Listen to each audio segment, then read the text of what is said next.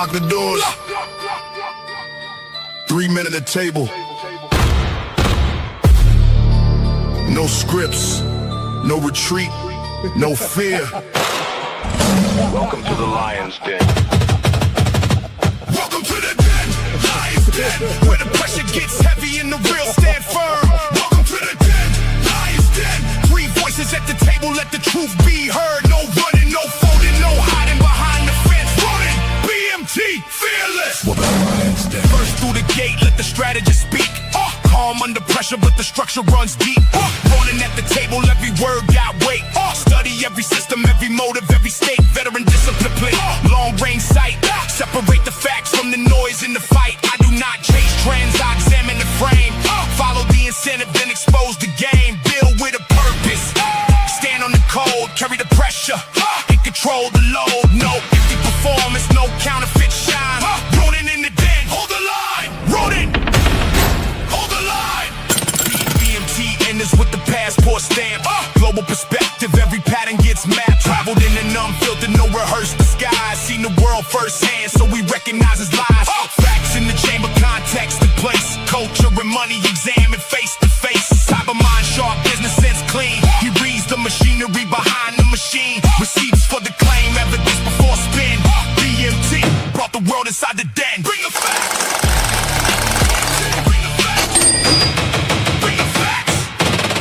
Steps forward, tighten your stance. Direct with the question, never dodging the chance.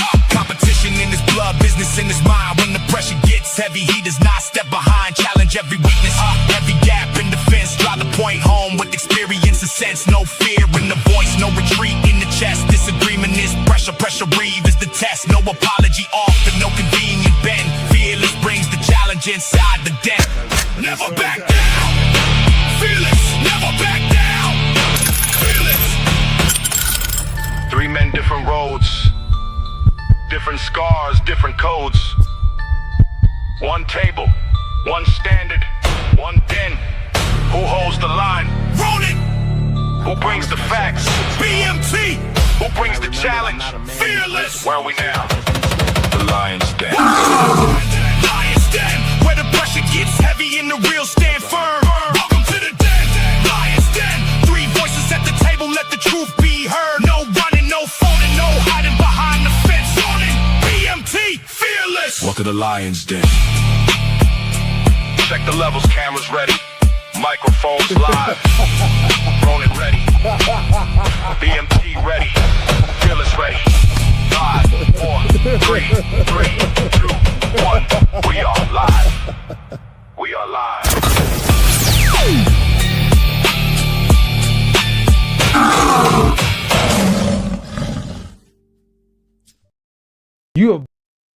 Hold on. You have blown your youth. You spent the years between 18 and 35 doing whatever the hell you chose to do. No heat, no judgment. But you blew your youth. When your counterparts who were looking to marry up and marry well were getting married their junior and senior year in college, the first and second year after college, they were married at 22 and 23, and you were laughing at those white girls and those Asian girls getting married at 22, 23. You get married after college, that's too young. We need to go on girls trips and having our best life and hot girl summer and all this other bullshit. Now they're 10 years into their marriage, 3 kids deep, and their husband's a VP of marketing somewhere. And while you still got you and your cats are living in a loft downtown, driving your BMW in a middling career. You ain't on no career track. You blew your youth. You blew your youth. You can't get that back. You don't have time to play any more games. You don't have another 10 years to try to figure this shit out. You'll be 50. You don't have time to keep playing games. Yo. What's going on, hey, man? That's wisdom from the grave right there. You know what I'm saying? But he's absolutely right. Yeah. That's what we're going to talk about today. We're talking about men and women hitting the wall. Who's getting it worse? Who's got it worse? You know, who's going through it and how much hate is getting thrown out to the other side. You know, these are the questions we're going to address. We got plenty of videos to go through. Welcome to the official Lion's Den. Yes, we are missing one person, and he's actually on a plane headed back to the DR to get the wife and kid. and he's got until the end of August. Really, he's on vacation. So if we can nail him down, we'll get him back on the show. But we're announcing this is the first Lions Den episode, even with our brother Fearless being missing. All right, Black Man Travels, you kind of inspired this conversation. What made you bring it up? You know what, man? I've gotten tired of just hearing about women hitting the wall. And it's just like, I look around, I see men hitting the wall. Yeah. I see a lot of men, particularly a lot of black men hitting the wall. So I felt like, you know what? Hey, let me hit up Roland and Fearless. Like, hey guys, this should be an interesting topic, because we so focused on the women that we forget about the men that hit the wall. So definitely, I want to have this conversation or this argument on whether or not do men hit the wall harder than women. Because we have this thing that, okay, as long as we're making money, we could go out there and just pick anybody. That's not always the case. And especially not overseas, because I see a lot of guys walking around overseas, out of shape, not in great health, are not doing anything productive with themselves, going to the bar, just drinking their life away, getting heart attacks, dying overseas. Are they actually winning? So yeah, let's talk about men hitting the wall, because we're so focused on women hitting the wall. What about the men? What about the men? So I have a poll going on right now and say who's getting it worse, men or women. So it sounds like you're a little with the men hitting the wall worse. Yeah. You think so? I mean, are a lot of men taking the time to work on themselves? No. A lot of men are taking the time to rebrand themselves? No. At what age group, though, are we talking? We talking in general, the 50s and 60s? We're men 35 and up. Let's okay. That's our age group, 35 and up. Okay. A lot of men are not taking care of themselves. A lot of men are not pursuing the dreams and careers that they really want. They just settling. A lot of men are settling in life, period. So when you settle in life, is that hitting the wall? Okay. All right. Before we start going into everybody's opinion, I went and did a little infographic, just one today. I'm not going to do a whole lesson plan on it. I want people to speak. All right. But there is one thing you have to look at and be conscious of. Okay. The perceived dating marketplace value by age. If you see the bottom of the chart goes up to 60. On the right, it's just men against the women. And we all know at the younger ages, women are what? At the top of the mountain when it comes to their beauty, their highest area, right? And we know men, while they might be good-looking, young, strapping men, they don't have the resources or the assets in order to be an effective provider for those women. So part of this, as we get into who's hitting the wall, one side is shaming the other for doing anything to get or attract a younger person than them. You know, with the other side, they're celebrated for whichever way they go. You know, but at the end of the day, you can see men are more desirable as they get older because of their resources, their effectiveness to provide consistency, structure, and things like that. Women seek that power. They seek that knowledge. So at the end of the day, as we start listening to these people, keep this in mind, that depending on the age of the woman speaking, she might be in that role on the decline, trying to fight for her position, versus other men that have moved past looking for a woman's approval in their opinion, like myself at 58. I don't give a fuck. Okay. You can have your opinion and I'll keep on living my happy merry-go-round life. You get it? So I just want to get that in you guys' mind. We're not falling off of this, even though we're going to go down that rabbit hole. We're going to pull up a lot of different opinions, and that's what it is. It's not a doctoral or anything like that. No, these are opinions and videos of their point of view. Everybody has perspectives. Everybody has their points of view. But keep this in the back of your mind. And again, guys, I know how your audience tend to be a little slow sometimes. Wait a minute. My audience is very intelligent. Your audience tend to be a little bunch of sympathizers. No, they don't.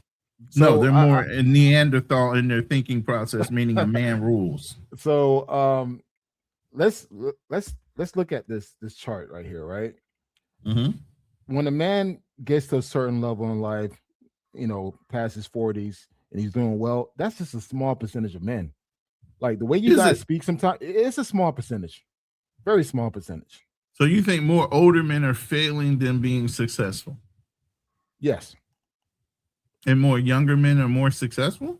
I think the tide is changing now because younger men now are making more money than we ever made in our 20s due to social media, due to all these side quest business that you can have online. A lot of younger men are in a far way better position now than we were because now they have the whole entire online universe to make money. You can make money through YouTube, social media, content creation, to online But you know what? businesses. Let me say this, and I understand exactly what you're saying. But at the end of the day, you still need to be a go-getter to Yeah. learn AI. You still need to be a go-getter and Agree. have drive in order to be successful.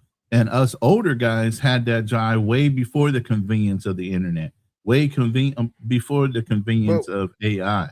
But So you either have it in you or you don't. I think you have a quicker access to a larger volume of money. Hey, we had the tech bubble back then. The internet was brand was it new. really the Technology tech was bubble? brand new. We Yeah. had the .com in the 2000s. Yeah, the .com era, But you even had, then, that was technology growing. That was still a small percentage of men that had access. But again, those guys that were visionaries that jump into the tech field or STEM. Roland, today, any kid could pick up a phone, create Absolutely. content, and become a millionaire. But they gotta they gotta have a personality. Yeah. They can't be a fucking closeted fucking incel where they're uncomfortable in front of the camera.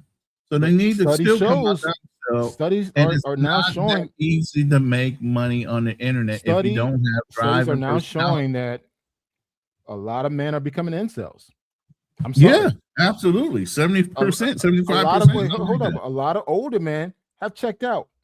And when I say checked out not as traveling and exploring their options. They just checked out and decided to stay the fuck home and not deal with anything. There's plenty of studies that showing that men have checked out. They have no desire to date a woman or even have sex with them. What you guys call monk mode, MGTOW? What kind of shit is that? Is that hitting the wall? All these people, all these shows online that talk shit, never cam up. What the fuck you look like? Have you hitting the wall? Right. You're that busted that you're not willing to cam up and talk your shit. Have you hitting the wall? I'm serious. Like that's the thing. We focus so much on the woman that we don't really take the time to look at other men. When I was traveling heavily, I haven't traveled in the past couple of years, but when I was, dude, the people that I used to see, guys traveling, were not the best of the best. I'm sorry. They traveled for a weekend, they did their thing, they came back home. If you tell them, hey, look, if you go to Latin America, you got to look a certain way. No, I'm just going to go to a brothel. I'm just going to pay for it because I don't want to put in the time and effort where I could better myself to get the type of person that I want or get the type of experience that I want to have. Fuck it, I'm just going to pay for it. Is that not hitting the wall?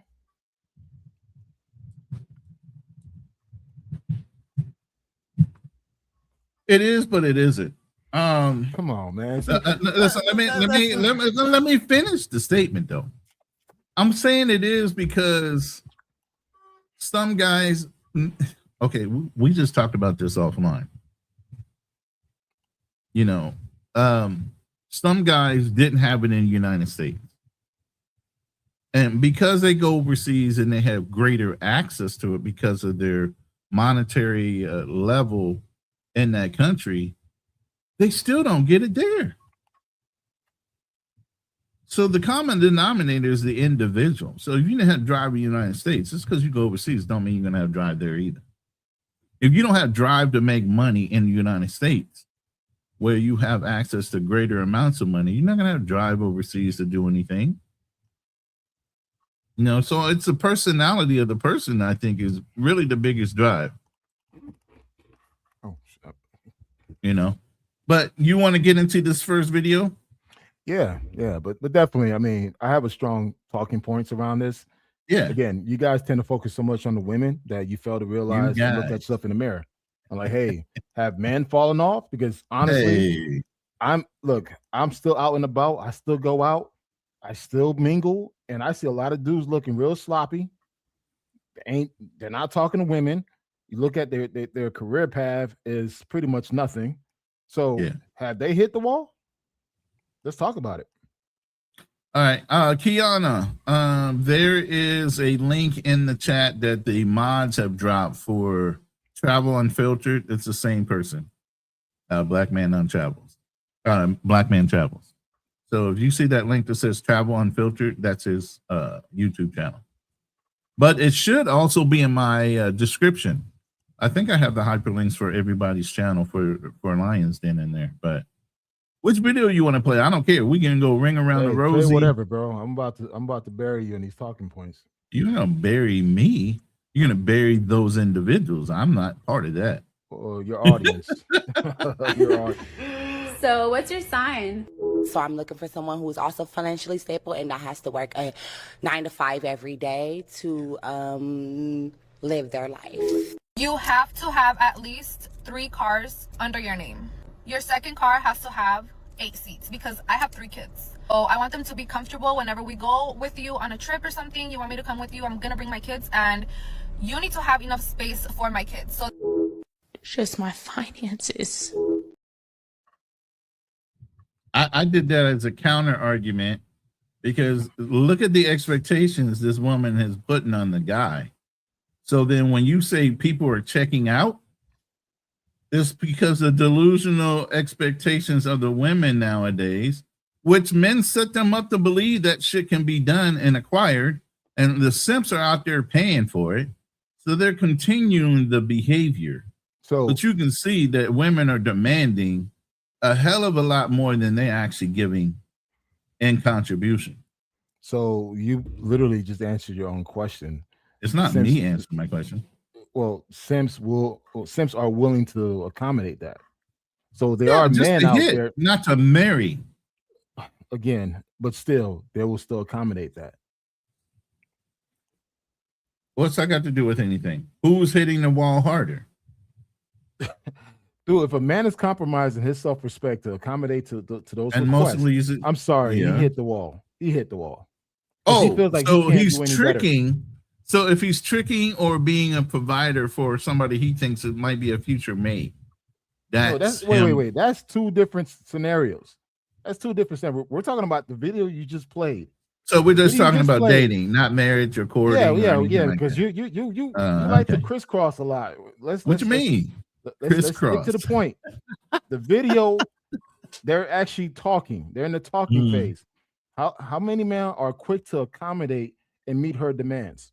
There's a lot of men that are willing to do those things. There's a lot of desperate men out there, period. They ain't part of Okay, that so if you're 20%. desperate, does that mean you hit the wall?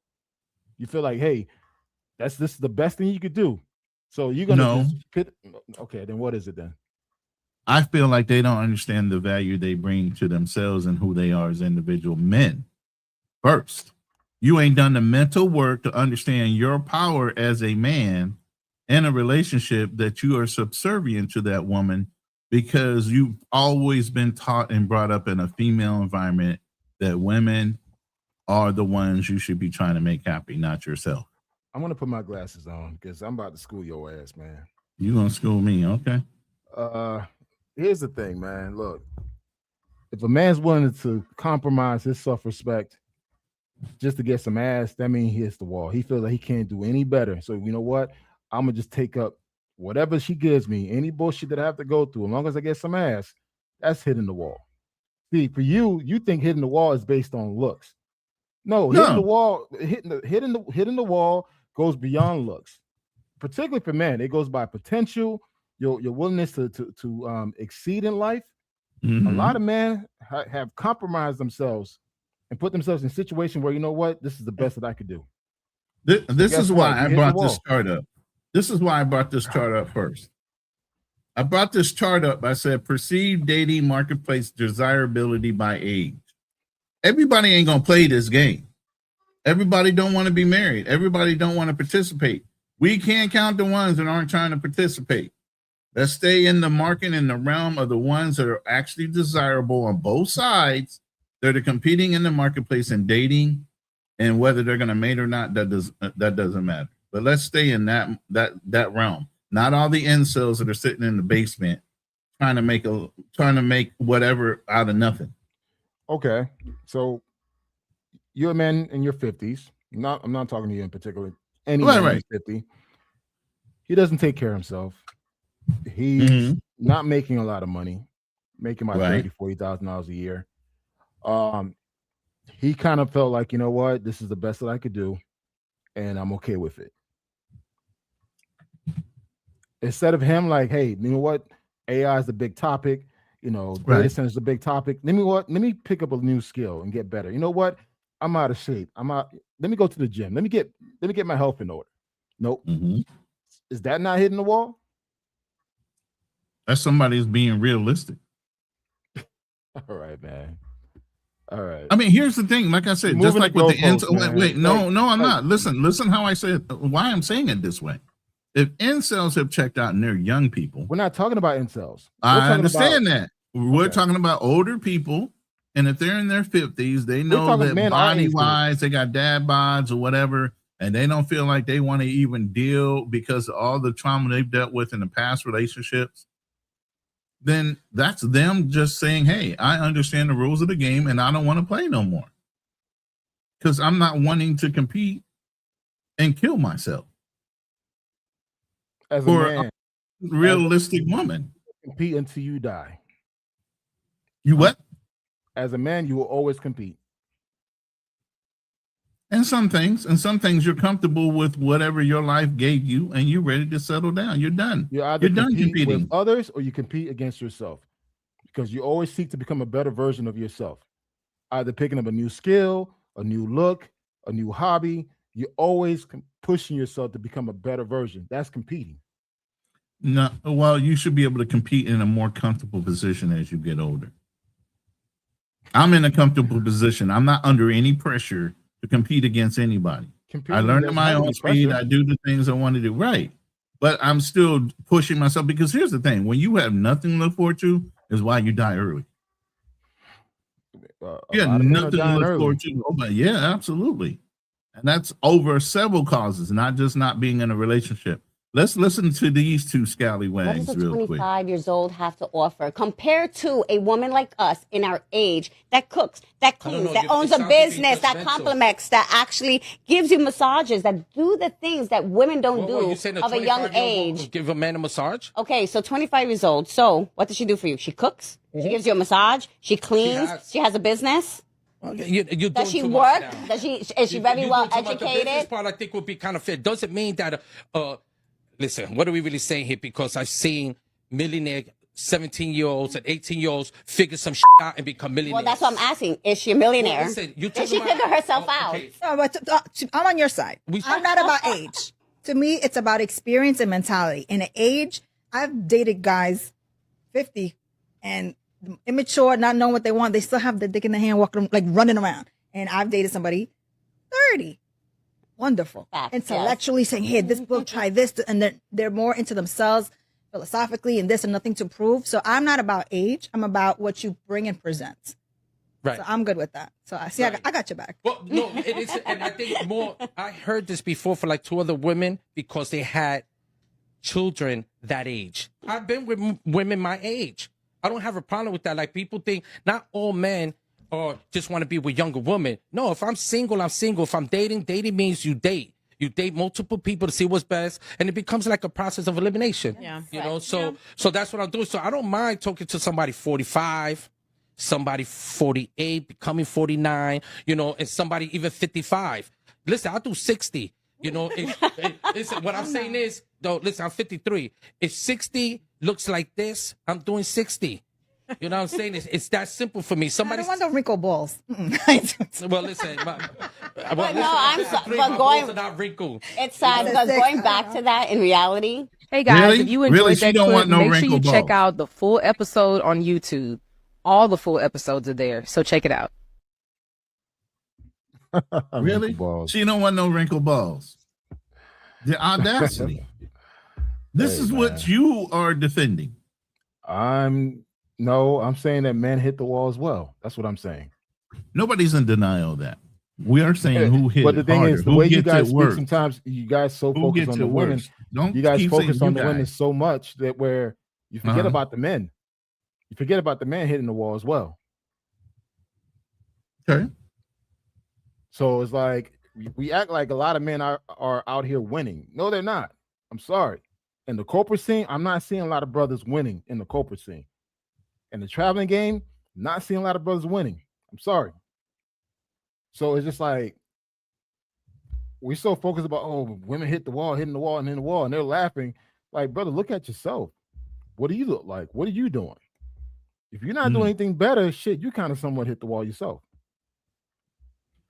Kiana, I appreciate your input, and I always like a female's point of view. And she goes, why can't men be grateful and content with their lives?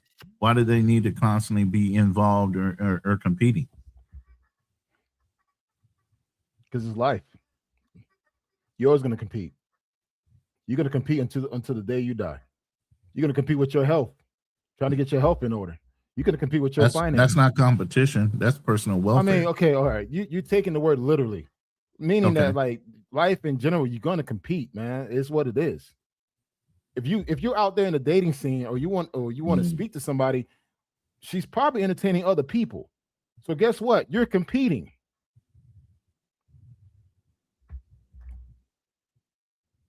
Do you disagree or you agree? Let me know.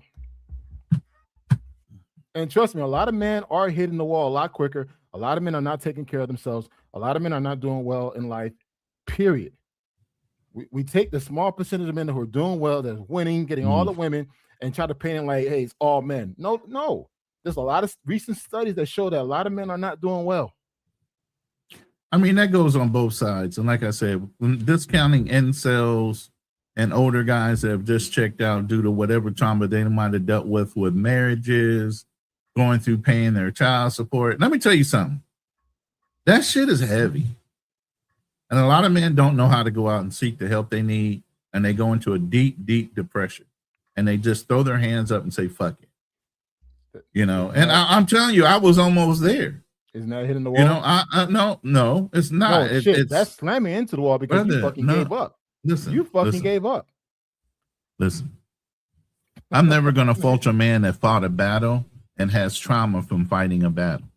Obviously, I've suffered from PTSD, and that's trauma from dealing in battle. Now, within life, you deal with your battles either at work, you deal with your battles at home, you get disconnected from things that are maybe your offsprings and legacy. There's so many things, especially with the government and the laws that are built to help women take advantage of the system more so than men, that a lot of men don't know how to do the cry for help, because you've always been told you can't go out and say shit to anybody without looking weak. That's bullshit. Okay. I'm sorry. You can say that's bullshit. Every day you wake but up. It's true. Every day you wake up, God has given you life to do better. You choose not to. So when someone cry, oh, PS, all this bullshit, look, deal with whatever issues you're going through in life, but you got to move the fuck on. It's what it is. Time does not wait for anybody. Who said they need to? There's a thing called contentment, but I'm saying there's a thing called contentment and enlightenment. And as you get enlightened, as you go through things, as you experience different things in life, you start to mellow out even as a man. And there's certain things that you just know you're destined to do or not to do as you get older and wiser. And putting pressure on yourself to achieve something you know you can't do just because of society saying you should do it, not what you're driven to do. And different cultures, as you know, you travel the world. There's different levels of success in different cultures. Here, it's about family, not money. The economy is so fucking low, they can barely make $500 a month in the Philippines. So it can't be about money. I'm not measuring your So, success by money. but what I'm not- saying is a man's desire to compete is based on what his culture dictates or society dictates is successful. And you're taking it that every man in the world wants to dictate themselves to what society or their family wants them to do. Some people rage against that shit. Everything you just said, you hit the wall. You hit Okay, the you wall. can say you, but here's the thing. Because everything you just said is basically you hitting the wall and you gave up. You know what? Fuck it, I'm not gonna climb this wall anymore. Gave up to whose standard is exactly why I'm saying it the way I'm saying it. Whose standard is he giving up to? Whatever standards he has, he decides to give up. Therefore, he hit the wall. Nobody can tell you your standard is wrong versus somebody else's standard. Come on, man. Seriously. Look, if you give I up, don't live my life by people dictating to me what I can and cannot do. Listen, now, if I whatever- sign up for rules or laws of a land and I don't agree with them, I can move on. That's my choice. But yeah, you got to conform in a company environment. You got to conform when it comes to state laws and federal laws. But other than that, they can't dictate to you what you feel like your success is. Let's That's take up a to step you. back. Let's take a step back here. We define hitting the wall based on women looks going away. That's how what most of you guys define hitting the wall, right? But yet for a No, man, I'm saying hitting the wall is somebody that basically has no ability to continue to move forward with what they're saying they want to do. A lot of women try to compare their beauty in their later years, and there's a lot of beautiful older women, let me tell you. I see But it all as the far time. as them competing against somebody younger, I don't think they want to that's compete with like the someone lady was just saying. You want somebody who's younger, and I already have a business, and I have a house, and you have all those things, and all those things belong to you. Women are hypergamous. It's in their nature. They will never get around it. So no matter what you do, if you're not earning more than her, you're not at a higher level or echelon than her, she is never going to pull you from down there to up to her level. Where a man could be a CEO and meet some chick at a freaking pizza joint, see the beauty in her and bring her along. but what that has to do with hitting the wall? Has everything to do with it. No, it doesn't. Because women get upset when they can't pull that same desirable man at their older age when they don't or can't do it. There's a comment by I Really Want to Know podcast. What Black Men Travel is saying has more to do with doing the work for men, more to the point, not doing the work. Incels haven't hit the wall if they're young. When I say incels, I'm speaking men in general. A lot of older men are incels. You'd be amazed how a lot of men in my age group, I'm 48 years old. A lot of men in my age group are incels. They say, you know what? I'm just gonna be online, pay OnlyFans, just talk shit, don't do nothing else. I'm gonna go to the liquor store, get my case of beer, my vodka, go back to the crib. A lot of men my age are doing that. When I go to the gym, I don't see guys my age. But then again, people think I'm a lot younger. But the older guys that I see in the gym, man, you could tell they got bad health. They're huge, walking issues. And I'm like, dude, how old are you? I'm 52. I'm 53. I'm like, shit. Is that not hitting the wall? No, some people legitimately got pains because of life. Well, let me tell you something. I'm going to say this is deadly, not towards you, but because I know my brothers in arms. A lot of military guys that were at their top echelon come back hurt, wounded, and mentally fucked up in the head. Okay? And then eventually they feel like they are not of anybody's service and they don't want to be a burden to somebody. And they wind up offing themselves instead of trying to be in that mode. Is it? Is it not? It's to them. It's a warrior's. Hold up. That's your perception. That's your perception. Because in their mind, listen.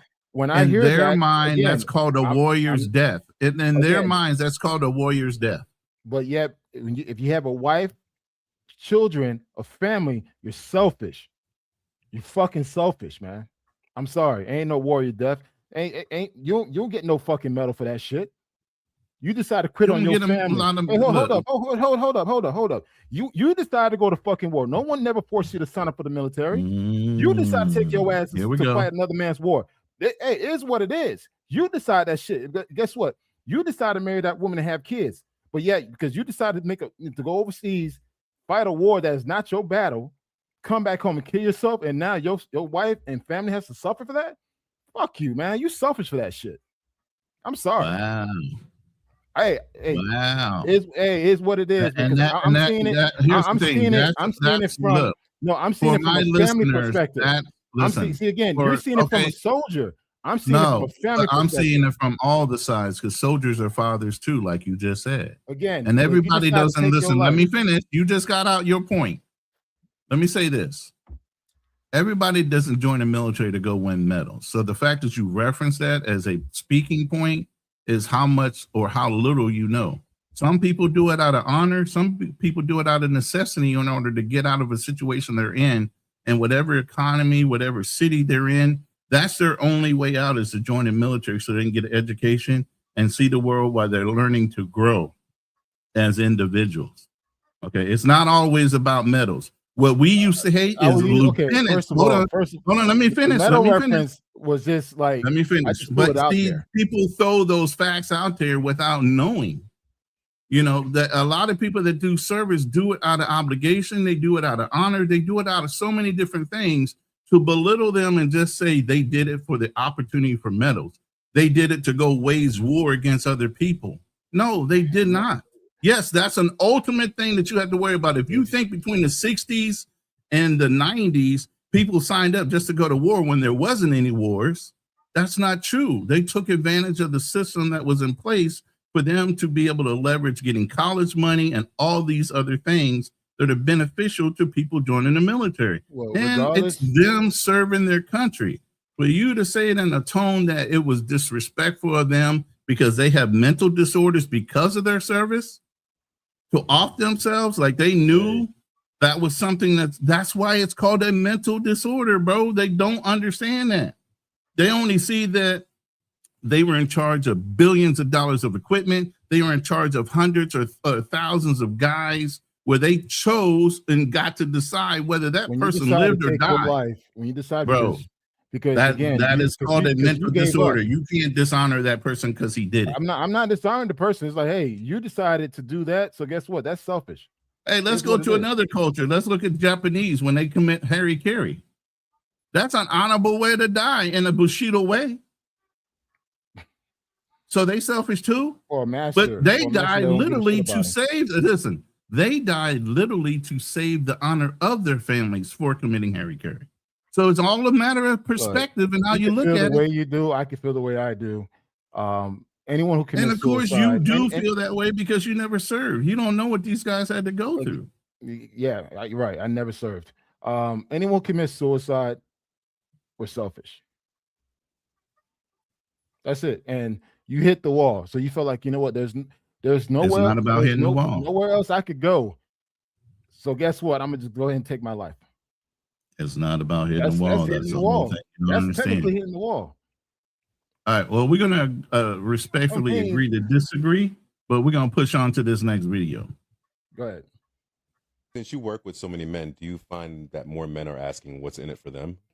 What men traditionally right now are saying, like what the popular things that men are saying is that, yeah, they feel like there's no point in being in a relationship because women have such a high demand, and because women are such in receiving mode that a man already knows exactly what he's supposed to do on the first date.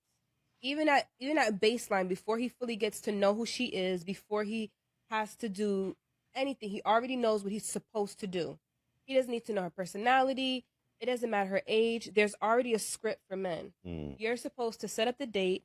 You're supposed to pick her up or make sure she gets to the location. You're supposed to select the location. You're supposed to do the research around what her favorite food is or what her favorite cuisine is so you can pick the best location. You're supposed to open the doors. You're supposed to ensure that she goes in first. You guys have a very solid script that's running in your mind that you're using.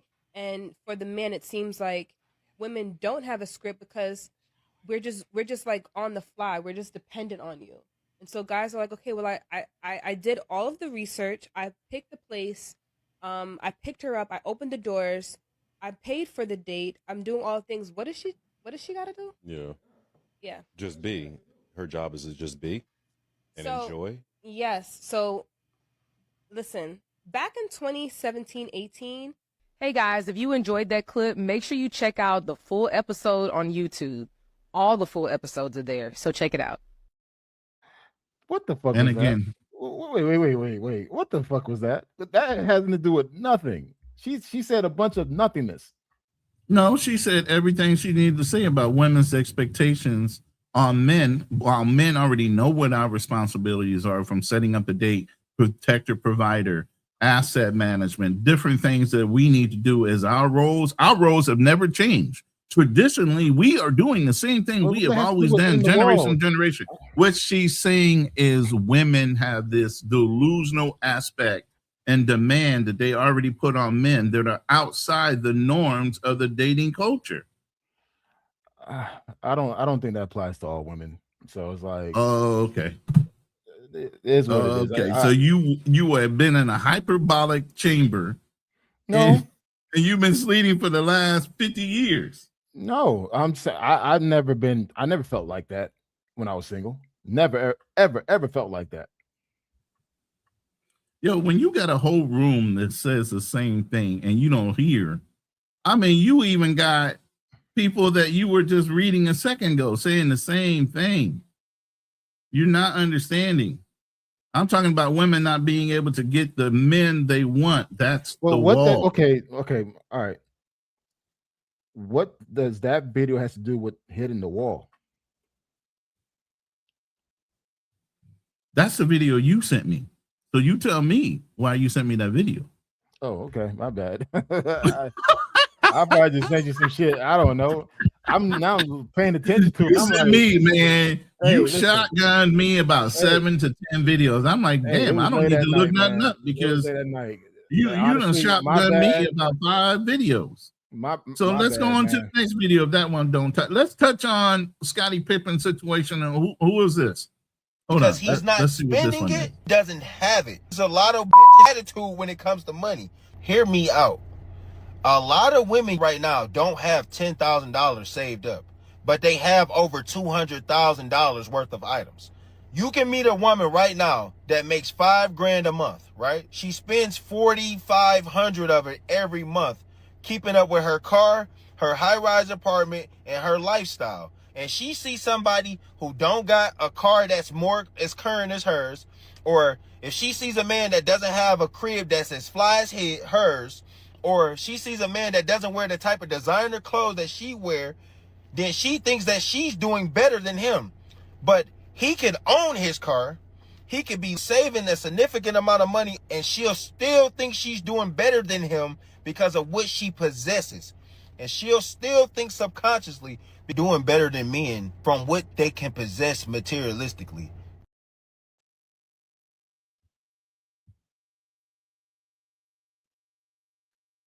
Nothing? Crickets? Am I getting crickets again? I mean, I don't understand what he's saying. Like, okay, Bruh, this is another video you sent me. So yeah, I probably sent you a lot of shit without paying attention to it. But the gist of this video is basically women are spenders, men are savers. Absolutely. And unrealistic as far as where they're placed. What is the number one thing? Most women that have college degrees are more in debt than men that did not go to college. But they'll say that I have a degree and you don't, so I'm at an upper echelon more than you are. And that's not necessarily true. There's plenty of guys out there running trades. There's plenty of guys out there driving trucks. They're making a shitload of money without a college degree and aren't in debt as much as the women trying to hold on to a car job. You know, so that's what they think. They think because they're earning a certain level of money, they're at a certain educational level, that any man that might approach them, like old girl said, Ebony K. Williams, she said, what? If he ain't owning the bus system, if he's just driving a bus, I don't want to deal with it. That's on them, man. So then when you're talking about a woman that wants somebody of stature because of hypergamy. She needs a man at least her age or older, typically, to be that high earner for her to look up to and feel wisdom. Because women want somebody that can teach them something, right? I mean, if we're speaking about most women don't want an older man. Let's just keep it honest. Like, especially here in the United States, maybe so then they're overseas, 'cause already that's losing. common. Wait, let me finish. Mhm. Most countries outside the U.S., women are more inclined to date older men, but here within the United States, probably just pretty much the Western world, they prefer to date men or within their age group.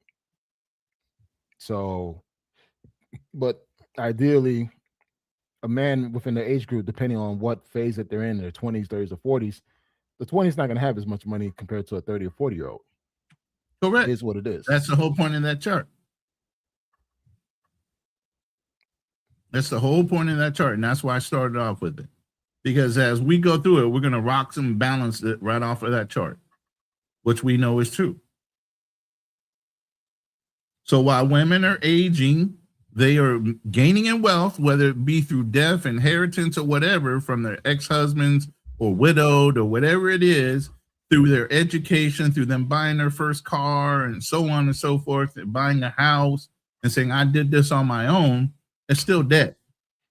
They accumulate so much debt by themselves that they are upside down, and then that's what you have to inherit. Now you go into the fact that not only they upside down with all the debt, but they might be a registered nurse running up the numbers as far as their income, but they owe so much more. Now they got 1 to 3 kids. So now you're on the power curve as far as you're not even second in the relationship. You're not first to her. You're third.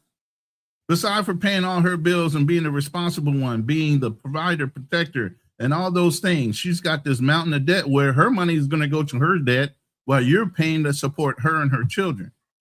Even though she's going to say, no, I get child support. You ain't never going to see none of that child support. Take it from the stepfather.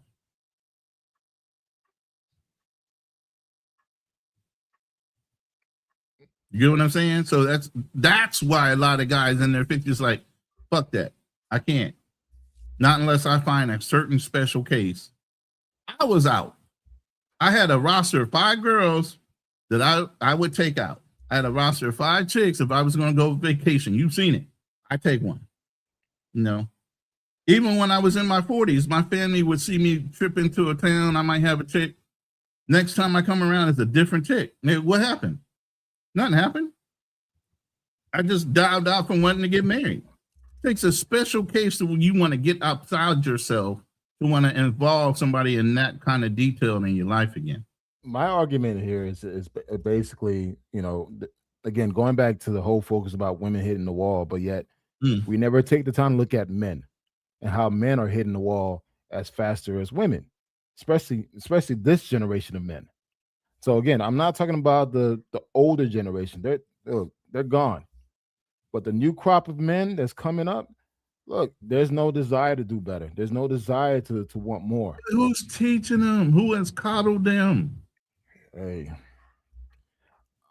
we talked about this last week, even with the dating thing. We talked about this last week. You get what I'm saying? Who is coddling these kids and raising them? Again, you know, but let me say what Kiana is saying. Women should not have to work. They should be at home raising the children. And guess what, Kiana?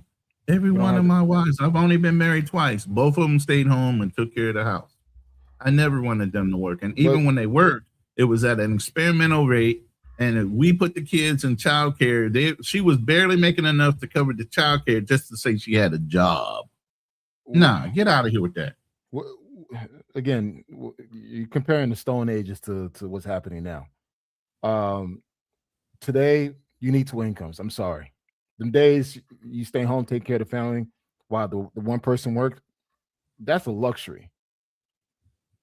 That's a luxury. Now, you could probably do it overseas if you're in a good position to do that, getting American dollars. But in the United States, with the cost of living going up, everything's getting expensive. There's no way in hell you could do that. It's really difficult. I mean, unless you're really making over $150K. If you say I'm making $90,000 a day, that's difficult under a single income.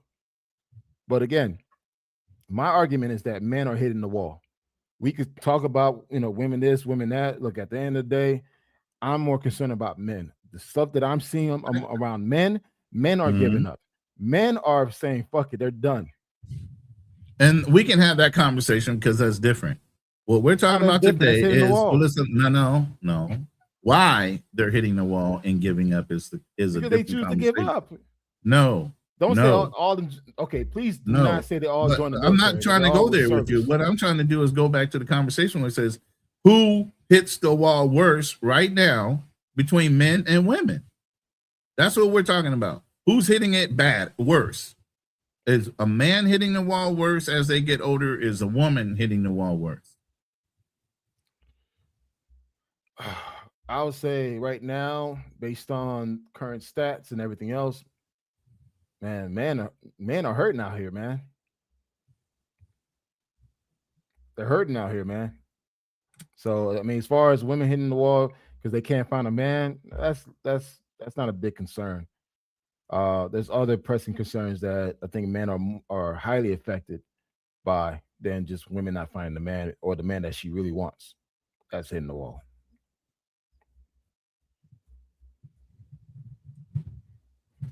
I'm searching something real quick. So if you want to address something to the chat, no, I mean, again, I just want to focus on men. I want to focus on men that are like, hey, listen, don't get caught up in this echo chamber where everything is bad. Everything a woman does is bad. But yet there's no one that willing to turn the mirror around and look at themselves and say, yo, do I have my shit together? Am I in the best position to win? Am I, doing the things that I need to do to take me to the next level? A lot of men are okay just being subpar. And that's the truth. That's hitting the wall. Then they think, hey, you know what? I got my passport. I'm going to go overseas and get a baddie. No, you're not. You're going to get the same woman that you're complaining about in the States overseas, but even worse. I'm sorry, man. Look, I see the shit. Again, I'm not stuck on these YouTube channels debating with other men on the same talking points. Like, I really see what's out there. And again, a lot of men are not so-called winning in these streets, especially men in our age group. They're not doing too well, man. All right. So somebody said, look up the definition of manosphere. Manosphere. Yeah. Well, no, I'm looking up something totally different. So it says romantic dating market dynamics, psychological, and long distance physical endurance.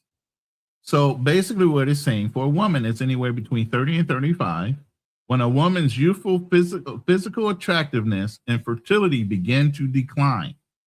For a woman, that's the marker when her value in the dating marketplace is starting to drop. For men, it's in their 30s or early 40s, late 30s, early 40s. Rather than sudden physical change, it's often described as a decline in high energy dating, flexibility, or the point of which previous unmarried or divorced men realize the pool of available childbearing age partners is shrinking.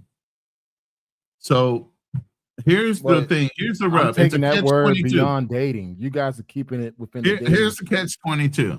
If a man is in his late 30s, early 40s, and he still hasn't had children, and at this point, now he's looking to have to date into the high value dating market when it comes to women that are in their 25s, the 30s. That is where the competition begins. Because you're an older man, you have more resources, but you're not as young as some of these other guys. And if they're successful, hell, they'll get the first pick and you'll get second. But the guys that aren't doing anything, those incels and everything else, are the ones that are going to be the problem.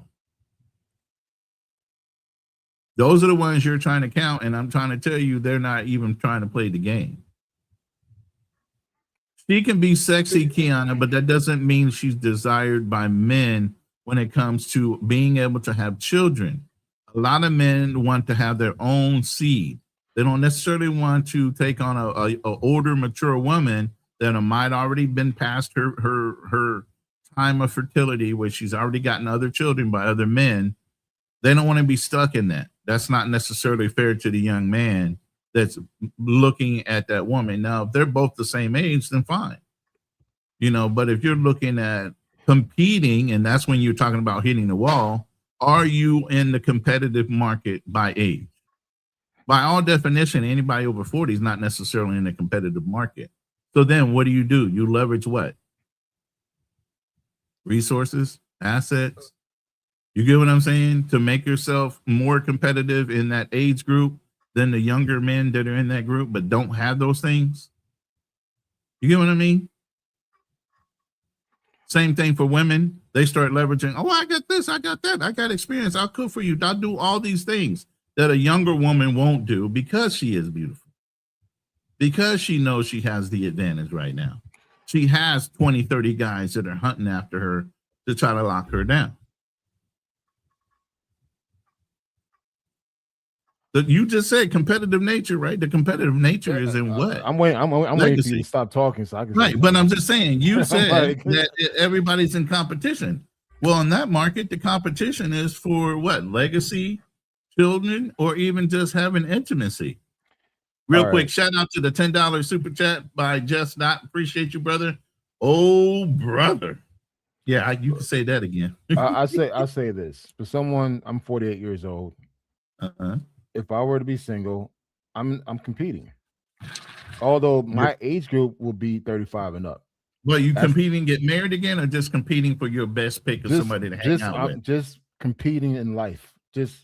I want to be the best version I am. I'm not gonna be one of these slouch old men that can't do nothing for. So I'll be still in the gym, hitting the bags, lifting weights, learning a new skill set. Yes, I'm competing. I'm still living. And if I'm single and actively dating, yes, I'm competing with the 35 and up. That's the age group that I want to date. So guess what? I have to make myself, perceive, doable. But if I was 48 years old with bad health, doesn't take pride in taking care of himself, looking presentable at all times, then yeah, I wouldn't even care. And that's hitting the wall to me. Okay. All right, let's move on to this next video. I can see, hey, we're going to open the chat. And Kiana, I hope you feel comfortable enough about hitting the link. You don't have to cam up, but we definitely love to have other people's points of view. So if you can hang out until we get to the point where we open up the chat, I would really love to hear from you. Just weeks ago, the internet was rallying behind Alicia Brown after horrific Ring camera footage surfaced, showing hip-hop legend Big Tigger allegedly assaulting her in their driveway. Tigger was slapped with handcuffs, and Alicia was granted a protective order and full custody of their kids. But in a plot twist nobody saw coming, Alicia is now the one behind bars. Late Monday night, Georgia state deputies executed a dramatic felony traffic stop on Interstate 85, boxing in Alicia's SUV. It turns out she was a wanted woman. Authorities revealed she was running from outstanding kidnapping warrants out of Maryland, warrants tied to the mysterious 2019 disappearance of a 10-year-old child.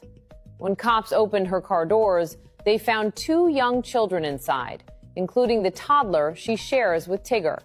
While the kids are now safe, Alicia is facing felony charges for interference with custody and is currently sitting in a Georgia jail cell waiting to be extradited. In a matter of days, this messy celebrity divorce has spiraled from a toxic domestic dispute into a multi-state criminal manhunt. What do you make of this insane escalation?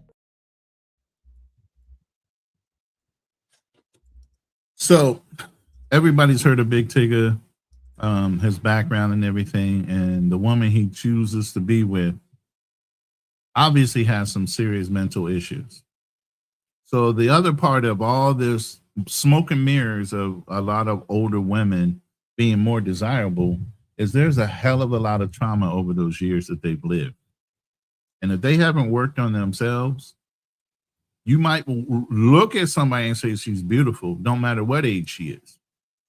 How much trauma is she bearing over her history of living? And how is that going to come back on you? And how is it going to surface itself on you?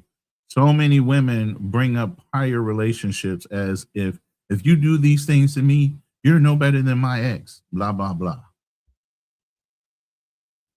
I know you guys have all had that kind of conversation at one point in time by a traumatized girlfriend or potential girl that you might be dating because she has trauma that she's carrying over from a prior relationship.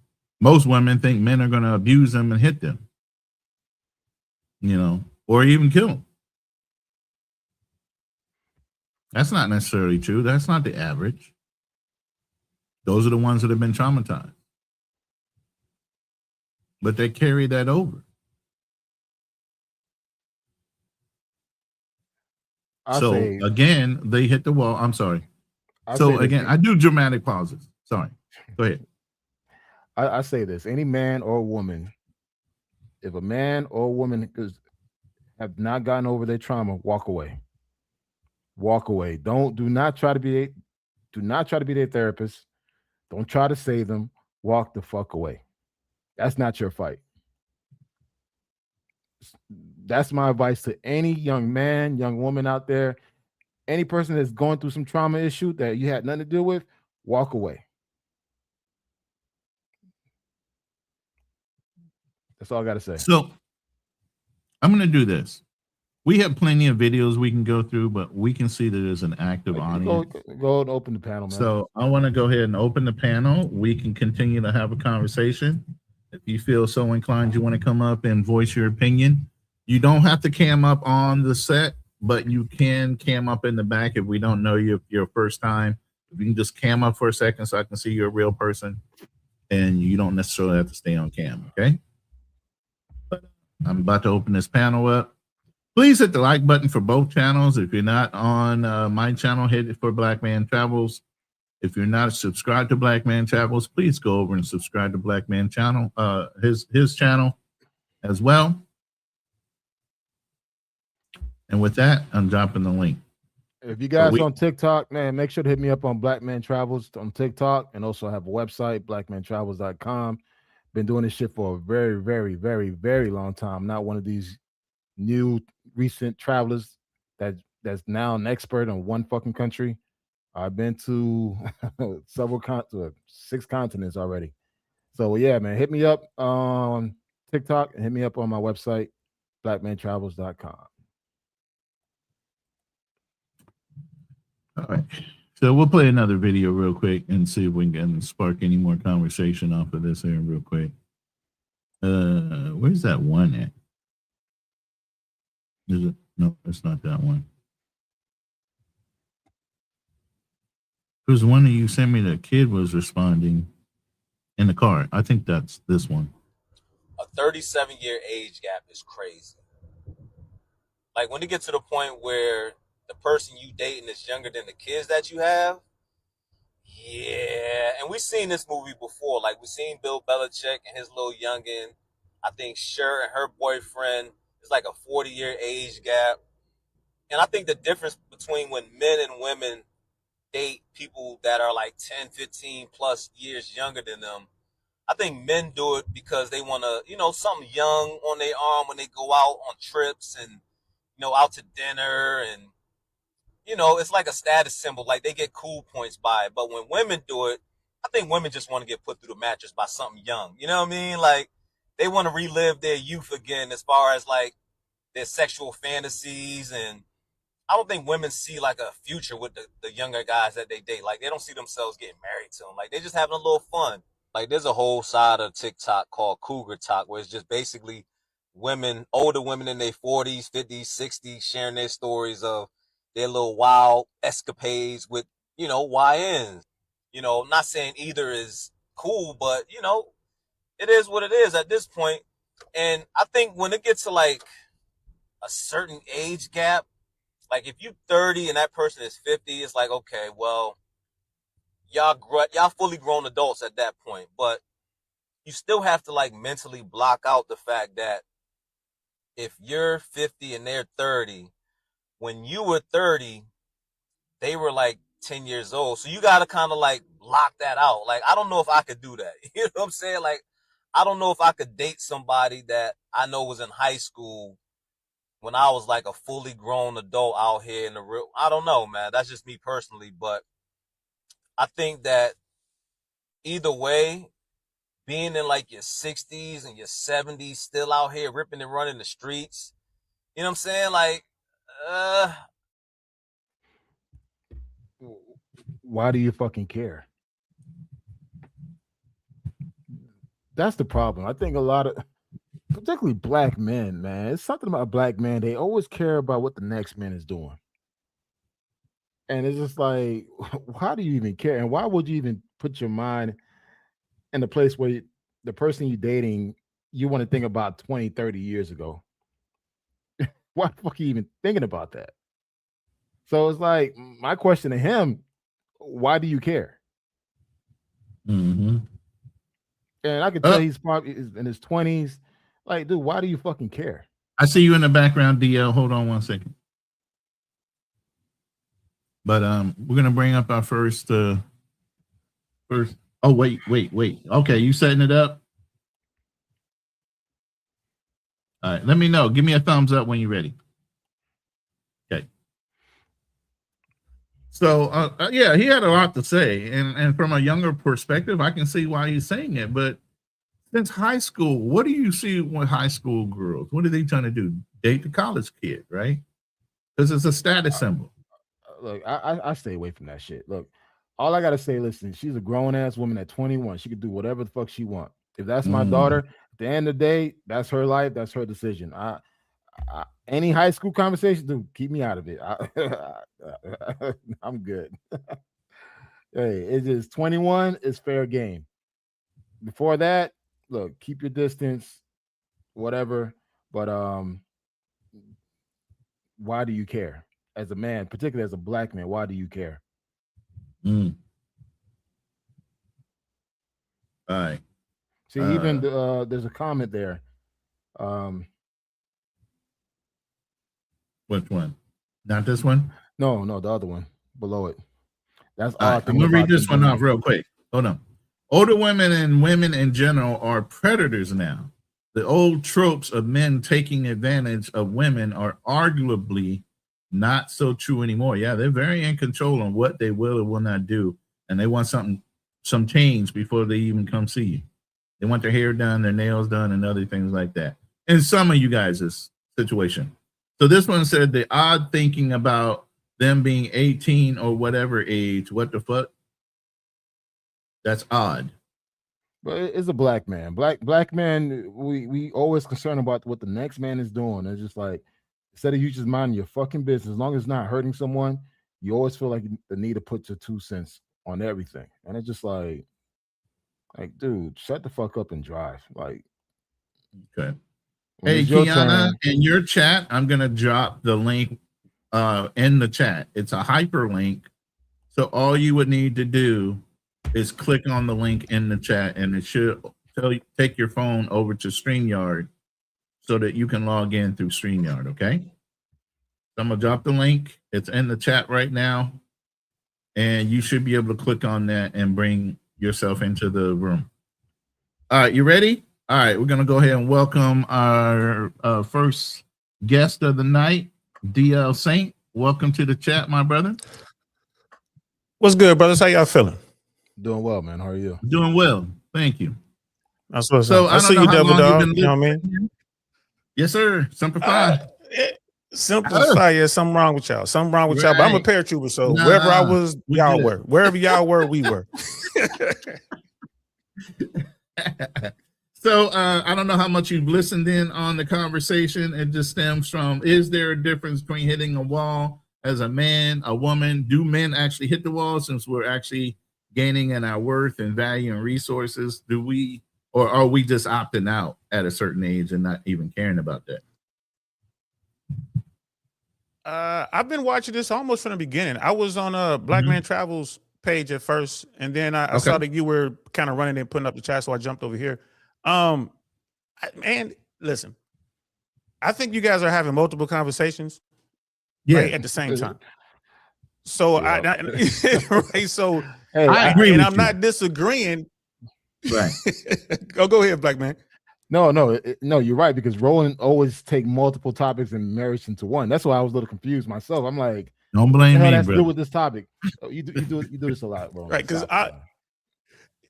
because I'm listening to you guys and I'm like, all right, so I saw the topic or whatever, and I'm like, okay, they're talking about hitting the wall. So just a little bit about me, man. I've been like YouTube been doing this thing since 2021.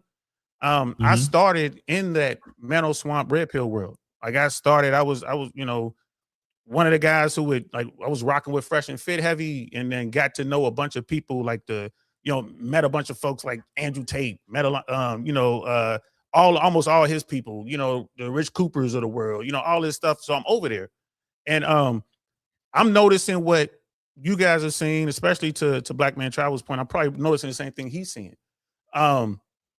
It's like this isn't about like the wall per se, because the wall is a very specific term in that world.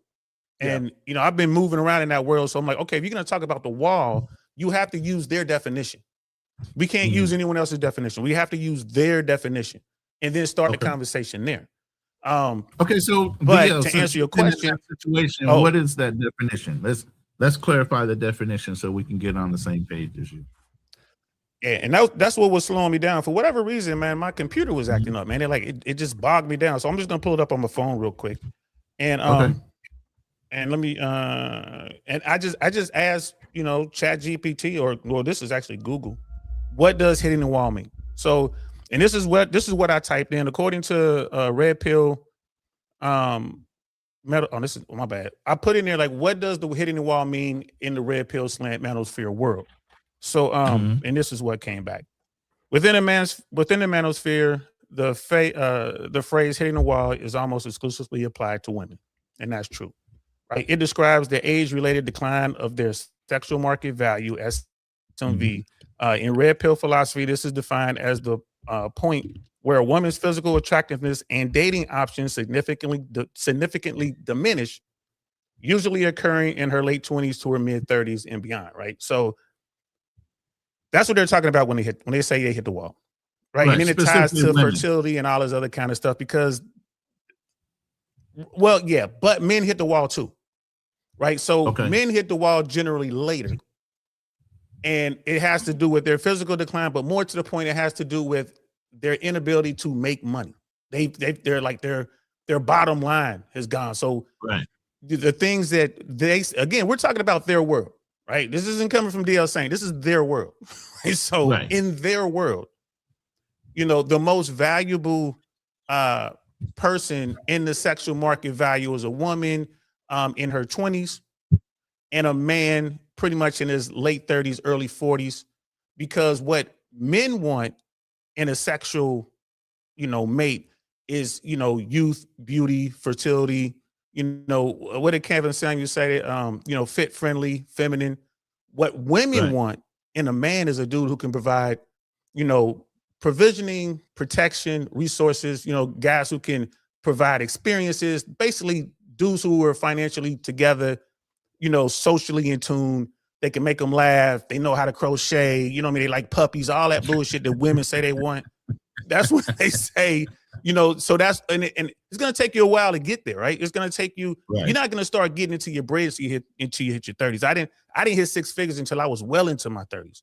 So that's what they're saying about hitting the wall, right? So men do hit the wall as well, but women will hit it first and they'll hit it harder. So if we're using that definition, then Brother Black Man Travels, what you're saying about these young dudes, the incels and whatnot, the weirdos, these silly, these black pillars, these looks maxers, you can't say they hit the wall because they can still turn around. I never imply that. For one, I was never talking about the younger guys. I was talking about guys our age. Okay. And then so when you're talking about guys our age, because I'm 55. So I can still go out, just like you say, I can go out, and what I'm seeing in these trenches is the young girls are gunning at me. Yeah, I'm just going out doing whatever I'm doing, and you look up and you it's way easier. Why is this the case? Because back to Black Man Travel's point, we have so many young men out here who aren't trying. They're just fucking quitters. right? They just quit. They just gave up. And they didn't hit the wall, brother. They just quit. You know what I mean? Old, young, middle, it doesn't matter. They fucking quit. And I kind of, my thing is, I have no data to support this, but I think it's more of the everyone gets a trophy, timeout, participation awards, all that bullshit has made it to where we have, generation after generation of, just losers. I can, it's okay to fail. They don't want to win. When I was in school, in elementary school, when they just tell us to line up, we were all raced to be number one in line. You know what I mean? Now, ain't kids like, whatever. So dating, getting out here and figuring this shit out takes work, and no one wants to do the work. And I think that's what's going on. So like I said, I think you guys are having, different conversations. And that's why I was I was in the chat like, wait, what are y'all talking about here? Like, let's define it before we keep going. But it's a great conversation, by the way. Thanks for having me up. I mean, oh, no problem. Even for me, like, I'm 6 feet, 260. I stay in the gym. I make sure I look good, smell good when I step outside. Yeah, I don't have a problem meeting women. But if I were to say, you know what, I'm gonna let myself go, not take care of myself, not continue to try to increase my salary or learn a new skill set, can I still compete if I was single? No, I would hit the wall. And I'll probably be happy to talk to a woman that has 3 kids. Not true. All right. Go ahead, Roland. You got it. Yeah, you got it. Go ahead. I mean, it's not my fault you can't see it. But let me put it this way. The problem is, let me put it this way. Hold on. You were just talking and then you stopped and said, go ahead. Okay, so what I'm going to say this, just like the brother just said, incels, whatever. Men always have the ability to get back up and thrive. You can fail so many times and still be successful in your later years. A lot of famous, wealthy people didn't start thriving until their mid 40s and up. Okay, so while they might be incels in their 20s and 30s and they're still trying to get it together and they're still mentally bound by what society dictates as successful and other things, they're listening to people like ourselves telling them you still have an option of getting up and still making a way out of no way because you're a man. Women can never fight back to get their beauty again. They're the ones on the declining scale. Yes, they can look pretty. They can't be fertile. They can't do certain things, and they come disagree. with death and other things. I disagree. Okay, no. Go ahead, Saint. Your ass, you're not going out, man. I'm sorry. So let me jump in. Yeah, let me jump in real quick. So using Black Man Travels example, you saying that you're 44 years old, you let yourself go, like, so now you're fat, you move back into your mom's basement, you lost all your money, right? And you just, at this point, you just gave up at 44 years old. I could say, all right, maybe you hit the wall, but here's the thing. At 50 years old, you can shake back, get all that shit back, get you a condo in South Beach. You know what I mean? You don't even need a Lambo, but get yourself like a nice BMW or Mercedes, right? And guess what? Your condo will be full every weekend with beautiful young women trying to holler at you. You see what I'm saying? Now, same thing for a woman at your age, right? And she doesn't have to lose her job because it doesn't matter about how much money she makes. She doesn't have to lose her social standing because men don't care about that sort of thing. All she has done is lost her youth and beauty. Where she's that 44-year-old, 55-year-old woman is always competing with a 22-year-old, 32-year-old version of herself. That woman has hit the wall, and they've used the term because she can't get the attention she used to get. Look at Vivica A. Fox, right? Look at Tyra Banks. I lived in LA for a long time. I live in Central Florida now, but I remember once I met Tyra Banks. I was at a poetry thing, a spoken word thing at her peak. Bro, and I'm used to being around beautiful women. I damn near fell down when I saw her. Well, I'm talking about she was beautiful, bro. I would have ran out and man, I'd have headbutted a semi-truck to holler at her. That's how fine she was, man. Right? Now today, you know what I'm saying? Would I do that today with Tyra Banks? Hell no. Hell no. So they say she hit the wall. Does that mean that she can't get sexual attraction or sexual attention or intimacy from men? Does that mean she can't get men who want her? Nah, that doesn't mean that at all. That means she can't get the 1% men that she was accustomed to being with. She can't get them. That's what they're talking about with the wall, and that's why I was saying, you know, we got use different terms. Because what Black Man Travels is talking about, I'm with what you're saying. I 100% agree. You got some lame, you know what I mean, from somewhere in America who on a scale of 0 to 10, I use 0 to 10 guys because 5 is the median. So on a scale of 0 to 10, that guy's a 3, but he can go to the Philippines, Thailand, he can go to Brazil or Colombia, and now he's like a 7 or 8 just because when the American dollar is strong, right? He's down there, you know, being with the baddest woman ever seen in his life, but he had to pay for it. Right, he's still a lame, right? He doesn't realize he can do the same thing if he had a little bit of game. He can go down there and not spend no money, like, you know, especially in Colombia women to take care of you, right? If you got game, if you know what you're doing. But if you want to go down there and just pay for it, okay, then why even leave? You can pay for it right here. Just go to the nearest little, you know, rub and tug. Go to the little, you know what I mean? So, massage parlor. My massage to take care of you. You know what I mean? So that's why I say you might have to define the terms a little better. But but to your point, no, in your example, you would not have hit the wall as a man because you still have time to turn it around. But if you were 80 years old, I would say it's over. Yeah, but if you were 80, then I'm like, yeah, it's over. So that's the wall. I still think, let's say a woman who's 45 years old, right? She may not get the man that she probably want, that top 1%, but she could still get a man. If she decide, you know what, I'm gonna go back to the gym, and I've been seeing a lot of transformation videos with older women. Oh my fucking God, man! I'm like, damn. But fam, she ain't even gotta go back to the gym. Come on now. How many 350-pound women you seen out here with all kind of dudes? Come on now. That's what I'm saying. Right. Yeah, right. But let's just keep it a buck, man. If a woman has a decent shape, even in her 40s and 50s, she's gonna get a lot of attention. Okay, but is she gonna get the attention from the men she want the attention from? That's the whole point of the wall. Well, it depends. Well, it depends on her outlook. If she still want that 1%, or she's now more reasonable, where, you know what, hey, I'm gonna find someone that makes decent amount of money, that treats me right with respect, and so forth. Not everyone desire that top 1% that we always like to refer to, man. It's like sometimes they just want just a regular dude, a damn electrician, plumber. Come on, man. But here's the thing. But he's right though. But they call that settling. If they go for anything less than what they feel like they demand, they use that word. I'm not going to settle. What's the percentage? Now you're 45, 50 years old, and you think you're settling. Who actually think like that? No.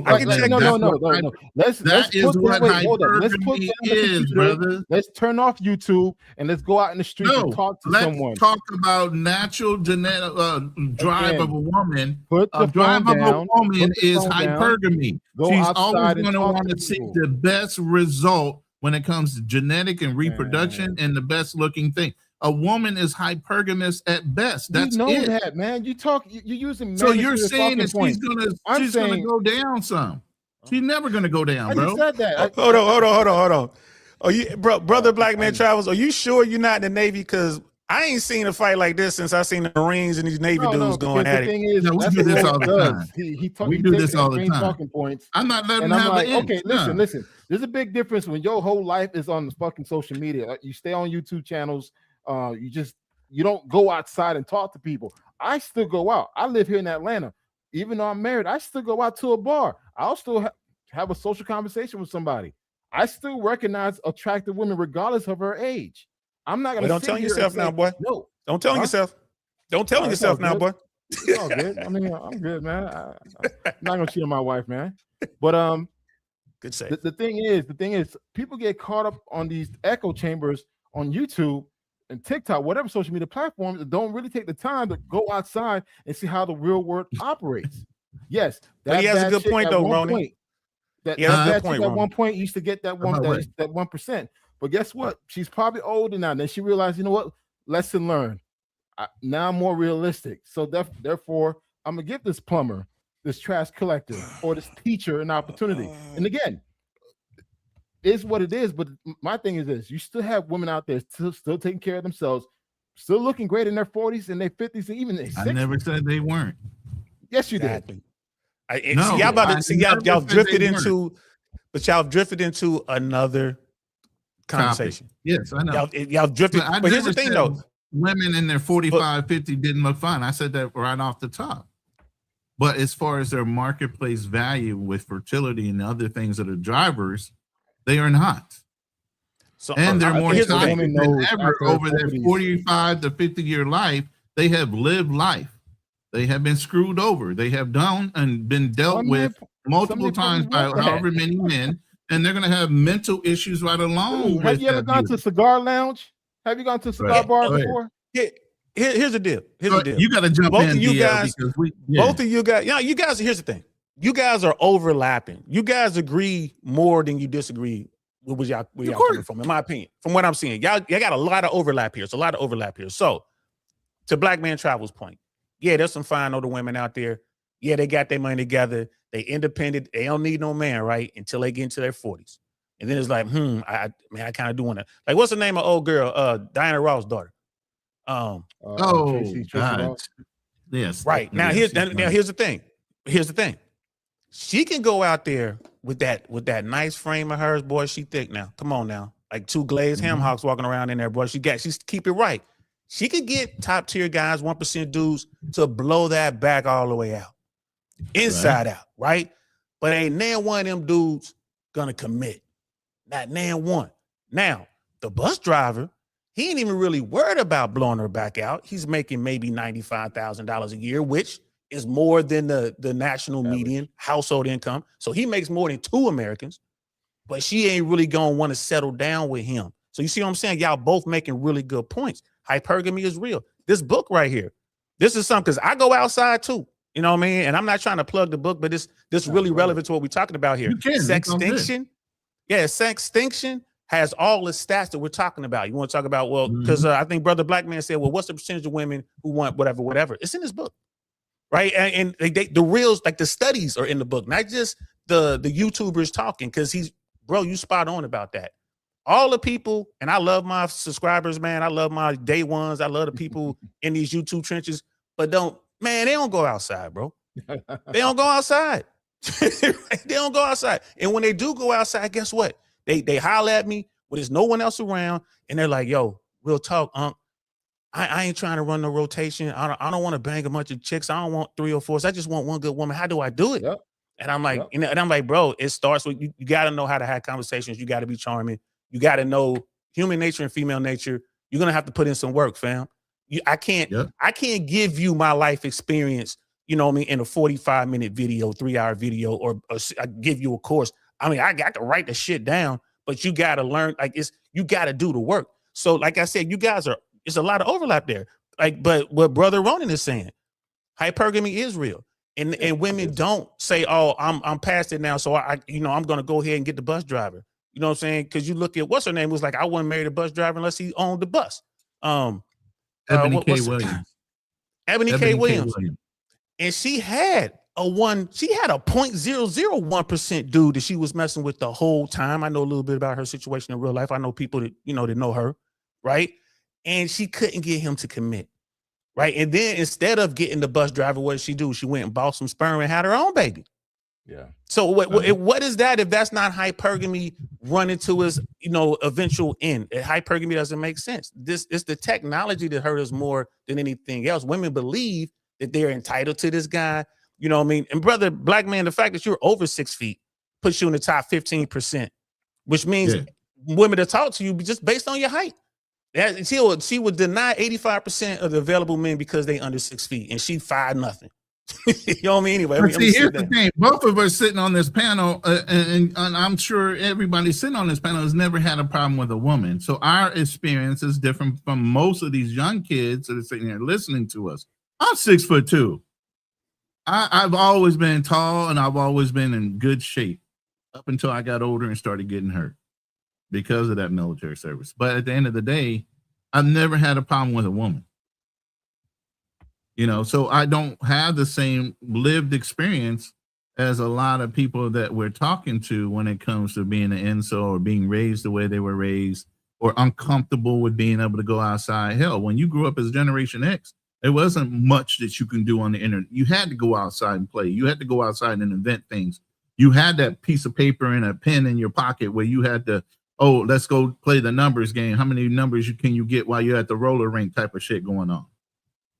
and you learned your craft. You learned how to talk. You learned how to be comfortable in uncomfortable situations, and you learned how to take no's as just, okay, it's a no, it's a numbers game. I'm going to keep pushing until I find yeses, and then I'm going to figure out what I said to get that yes, and that's going to make me get yeses a lot faster, just like sales. It's not personal. It's a numbers game. But that's not their experience. So I'm drawing from my experience at 58, and these guys at 20-something and 30-something don't have that same lived experience or life experience because things are way too convenient with the internet. It's now a global dating scene, not a local dating scene where you're only dealing with city and maybe county women. You're dealing with global. I have That's a question. big DL. difference. I have a question for DL Saint. Sir. When your clients talk to you about, hey, how can I do better to actually attract someone? Do you recommend, hey, there's certain things you probably need to change about yourself? Do you recommend those things, or do you try to like give them the high hopes that, hey, just go as you are and everything's gonna be easy? Just use these talking points. The first thing I say to them, the first thing I ask them is, what's your mission? That's the very first thing that comes out of my mouth. When they say something like that, okay, what's your mission? And they're like, huh? Because most people ain't been in the military. So I'm like, all right, what are you trying to do? Like you said, you didn't want to run a rotation. You didn't want the wild girls. You're trying to look for the quote unquote good girl. So what does that mean? What is the end game? And he's like, well, I'm trying to find someone I want a wife. I say, okay, that's what you want to do. Okay, I can help you do that. Wanting a wife and just want to go out here and smash chicks are two different missions, and they don't overlap much. Yeah. They're two different ways of doing business, right? So once they tell me that, then we get into the stuff that you're talking about, Brother Black Man. And no, I don't tell them, oh, just be yourself, go up and say hi. It's way more than that. Like it's like most of the time I gotta tell them up front. And this is a one-on-one conversation, maybe just a few of them. I'm like, hey, real talk, guys, y'all you weird as fuck, man. Like what you doing with your hair, bro? Like what you wearing? And they're like, well, I can't afford designer clothes. It ain't about designer clothes, man. So I'll do things like I'll take them to Burlington Coke Factory. I'm like, you got $200? Yeah, I got $200. We go in there, we're gonna come out of there with a suit, couple pair of jeans, some socks, you know what I mean, and match. I'm gonna start showing them how to. It's the shit that my people did for me when I was little. They didn't get that, bro. They didn't have an older brother, cousin, uncle, dad to show them how to do that. They went on the block. Right. They wasn't on the block listening to people talk shit. That's one of my acronyms, ABTS. Always be talking shit. If you getting some groceries, be talking, chat up the lady. I don't care if she's 90 years old. I don't care if she's 19. Just start talking shit. Be respectful, but work on your craft. Work on your game. They never got that. We was outside. You know what I mean? You had to go talk to shorty. You had to go holler at her. You know what I mean? Because your boys looking at you. They're going over there. They're going over there. Right? They didn't get that. So, and again, like the red pillars, most of the dudes in the red pillars are just pissed off because, they didn't get any traction. It is easier to be mad at the women. It's easier to be mad at society than it is to look in the mirror at the motherfucker looking back at you and be like, it's your fault. Right? Now I need to get better. And again, they don't know how to win. I'm a fucking winner. I'm airborne. I'm the best of the fucking best, above the best, right? That's how much shit we talk. Marines talk all that shit too. They devil dogs. You know what I mean? Air Force, Navy, everybody, football players. Nobody has that swag in these younger generations. Well, very few of them have that swag. Right? They don't understand the game. Like the PJ Washington dude, there's no way he should have got caught up with an old girl. No way. But he had nobody around him to tell him the game. Like, bro, Brittany Renner. Like, bro, you didn't see that video? I'd have been, if I knew him, I'm like, man, you didn't see that video when she was in the locker room, you know what I mean, at Jackson State or wherever she was, or Colorado, talking about I got more checks in my DMs than Nike. The fuck? You like, what are you doing? And here's the thing, there was no shame in her saying that she take money for like that. That there is no shame in the game of females when it comes to them taking money from men. They don't care. It's the not, game, baby. It's the game. Don't hate the players. Hate the game. But the whole thing is they have honored the ratchetness of the game so much. They made all these women delusional and believe that that's going to go on for everybody. Real quick, let me introduce Frontier, Financial Frontier. My brother, also a U.S. Marine. Oh, I'm outnumbered. What's good? Yeah, you surrounded there, Airborne. Hey, I got something for both you Marines right here. I got something for you. Y'all gonna love this. Hey! This is my rifle. Many like it, but this one is mine. Yes. Yes, sir. Hoorah, Super Fidelis. So what you got on this, Frontier? I know you're gonna turn it into money and who gives a fuck and all this shit, but what you got? Whoa. Don't put me in a box, my brother. It's cold-blooded. Hey. Nah, man. Black Man Travel was speaking the facts. He was vibranium. I want to know if he's from Wakanda. Like, he was definitely laying down the information. Most people go touch grass. It's not even also talking about grass. You got an advantage also being an internet individual. I mean, like you guys were saying, hey, we're outside. These guys are outside. Well, they should be thriving online then, because it's mad upside. You could talk to anyone from anywhere in the world. And there's a lot of girls, especially if you're coming from America. Yeah, a high value man almost in majority of countries, just because you just make more economically speaking, right? But you still need other characteristics to complement it. But so I don't want to hear about the girls being able to be on Instagram and talk to any guy. Most of the guys in the world are broke. Like, net worth is really concentrated in a select few. It gets worse when you go overseas. Those guys are allowed to have like 10 girls. And they all got like condos and penthouses.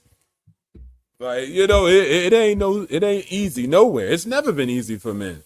So y'all sound like if it was easier beforehand, and it wasn't, it's never been.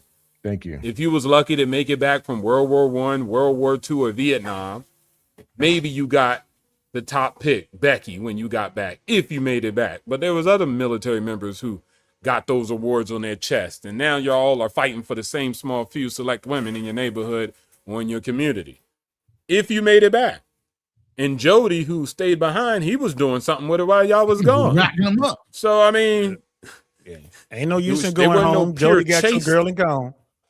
Exactly, right? So y'all got the same advantages. There's always this disadvantage. If you look around, there's more advantages.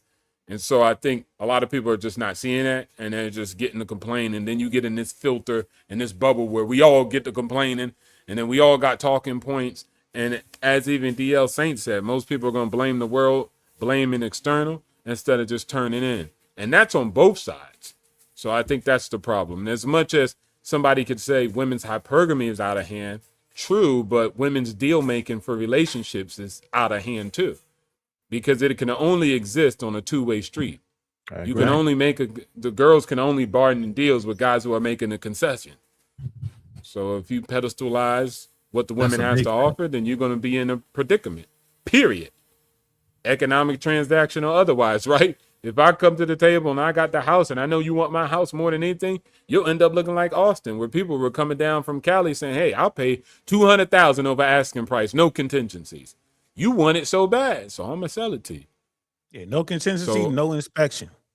No inspections, no appraisals, no nothing. Oh, nothing. And there was one thing where somebody said they'll name their firstborn child after the seller if they gave them the property. Yeah, back then, that was about 3-4 years ago. People were just 3-4 years ago, and guys sound like that in the dating market. That's crazy work. And how can you be that desperate to buy a house like that? Well, hey, guys are desperate like that in the dating market. I don't need no prenup. And guess what? I'll change my name to you, girl. Shoot, marry me. So men are almost the new women now. And that's just because they're poor at making deals. Doesn't mean that they still don't have the values, and they just don't value their own values. They don't value their own, value that they bring to the table in the deal. Yeah, I said that earlier. You got to have the understanding of who you are and the value you bring. And if you don't understand that, you're always going to be taken advantage of. But back to what I said initially, what really drove me to this conversation. This is a great conversation. I love everywhere it's going. But when we're talking about the wall, brother Black Man Travels, where are you now on do you agree that we're kind of, what you're talking about isn't the same as what they have termed the hitting the wall? Or do you still not see that part? Well, the thing is, I always knew what hitting the wall was based on manosphere talking points. I always understood that part. However, I try to take it and spin it towards us as men.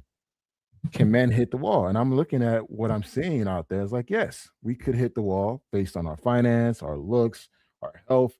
I mean, there are other factors that plays into it compared to what women will go through, but we still hit the wall. Some of us hit the wall a lot sooner than later. But to say that, hitting the walls just only applies to women, I disagree. I think that men hit the wall as well. Once you start losing ambition, you decide to let yourself go, and you decide not to do nothing with yourself, you hit the wall. You kind of settle with yourself, like, hey, you know what? I'm done. I don't want to compete. I don't want to move. I don't want to do anything. So guess what? You hit the wall. And I think you should just call that something else because it's confusing. Yeah. Because men do hit the wall. I call that aging out. I call that aging out. You're just done with the game. No, I disagree. That's not even aging out. Again, because historically we take hitting the wall applying to women. Historically. However, I took it as like, okay, does this apply to men? Yes, but in a different way. So can men hit the wall? Yes, but not in the same way as a woman would based on her looks and her fertility. No, but it could be for men, it could be fucking low sperm count, prostate issues, whatever, health issues, finance, education, his looks. It could be other factors. But to say that is not hitting the wall, that's a medical condition. Again, I'm not taking the fucking term literally as hitting the wall, but can men hit the wall? Yes, in a different way.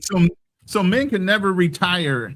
They got to go 100% up until the day they die. They don't never get the chance to step back and relax. I know a lot of men who are retired enjoy in their 50s, the wealth and all the prosperity they provided for everybody else. Men who are retired in their 50s are still pushing themselves.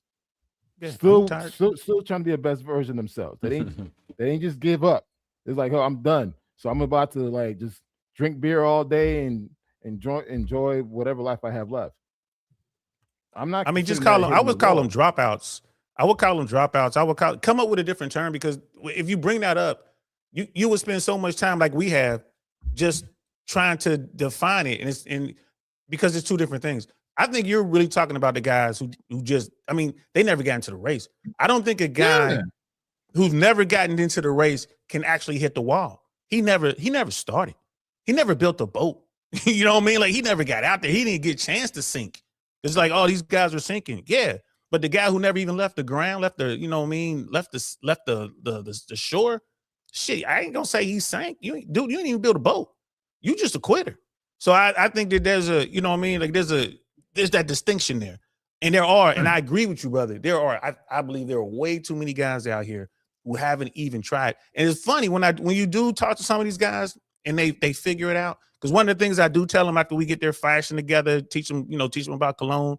You know what I mean? Teach them how to invest in themselves. And, you got to be smart. You got to be well-read. You got to be a whole bunch of other shit, right? One of the things I tell them, like, you got to be good at something, bro. And they're like, well, all I do is play video games. Like, are you good at it? They're like, well, I'm pretty good. I'm like, well, start getting into some tournaments. Start going around, and competing and winning shit with this video game thing. And they're like, why? I'm like, go to an event. Sponsorships, teams, all the other stuff. Even sponsorship teams, yeah. But more to the point, women. There are some beautiful, nerdy girls who game. Right? Beautiful. Go in there, now you can holler at them. Now you know how to talk, now you know how to be social. It ain't about getting your award, your trophy, your medal. It's there so you can holler at that beautiful chick right there. Right? It's teaching you different angles to get, again, your goal is to find you a good woman. You want to find a woman who's, you done found this nerdy chick who doesn't go out. She doesn't have an Instagram, thirst trapping and all that shit. She just into games. You love games. Man, y'all off and running. This is the this is what blows my mind. I'm like, y'all don't know this shit? I wish I could play video games, man. I'd be all, LA had one. I stumbled on the one once. I was just out at Staples Center and they had some national video game competition. They had like pro gamers and teams. Man, it was like being at a concert, bro. It was dimes everywhere. I was like, I need to be nothing like a good nerdy girl. Nothing like a good nerdy girl. Man. But this is what it means. So they're not hitting the wall, brother. I believe the guys you're talking about, they're not hitting the wall. They're just quitters. They just, you know what I mean? They're lames, they're losers, whatever you want to call them. You know what I mean? That's how I look at them. I kind of get what he's saying, and I would agree with Black Man Travels. I always think it's a two-way street, but You know, with the space, Black Man Travels, you're gonna have to learn every time you say anything and you're not talking to a talking point. Their minds can't go beyond the talking point. That's why They're like, wait, no, it don't apply. Hypergamy is only for women. Look up the definition. You prove that it's sexual capital also. Like fertility and youth. These things are hypergamous and men seek it from women, but they can't understand. It's only one way. That's all they heard, and that's what it is. They're going to die on that hill. So you got to just go talk to the ones that will listen. And I think hypergamy applies to both. You can mention it with a guy who gets married, and then he falls off. I was talking to one guy, and I was telling him, like, yeah, I'm going to the gym. I got the six-pack. And he's like, I don't need that. I got a wife. He hit the wall. Yep. Your wife don't like six-packs no more? No, she like my teddy bear body. Yeah, all right, you could think that. But once I walk past her, she going to look, and she going to feel something. She not going to cheat on you. She just appreciates it. But he's thinking, I don't have to do that. I got my girl. Yep. And so he hits the wall. And And so that's the what I wall meant. exists in many shape, forms, or fashion in both ways. And most guys just keep it low frequency. If you're talking about looks, where that's where they're usually saying, like, right, the girl gets ugly as she gets old and stuff. Yep.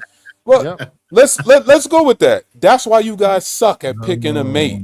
You so hyper focused on the looks with all human beings that you fail to look past the character. So that's why y'all busted and disgusted and distrusted in these relationships, because you keep prioritizing the looks over every single else. So you hit the wall in your selection. You can't even see nothing. That's why you get the results you get. And that's why I try to like really spin it. I mean, again, if you go based on the literate definition, then yeah, it doesn't really apply to men. But if you were to take a subjective approach to it, yes, men can hit the wall. And everything what Financial Frontier just said is basically what I was trying to convey. But again, we so stuck on the literal term that, oh, it doesn't apply to men. Yes, it does. Men decided to say, you know what? Fuck it, I'm done. You hit the wall. I call that gave up. failure. I don't call it hitting the wall. I just call it failure. I wouldn't even call that a failure. Because men Stop always, trying. like we were talking about earlier, have the ability Again, to you're get back. taking the literal term of and I what it just means. said I don't call it hitting the wall. I call it failure. Women can never recoup that age Wait. and that fertility and all the things you that don't- make that you go word back to the literal valuable.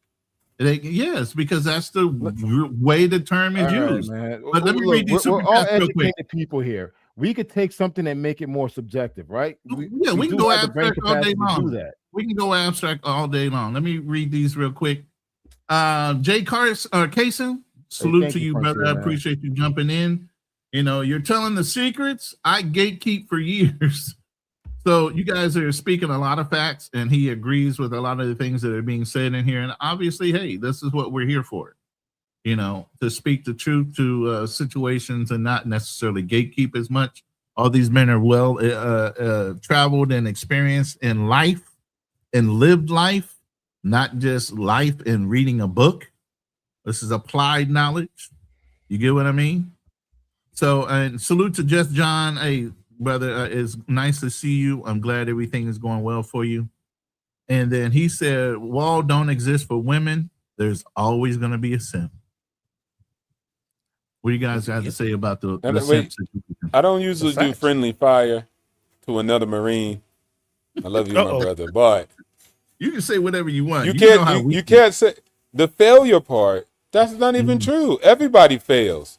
I fail a Right. business. That don't mean I hit the wall. I learn from my failures, and failures are part of the success. So you But can't Brother even Financial say Frontier. it's failure.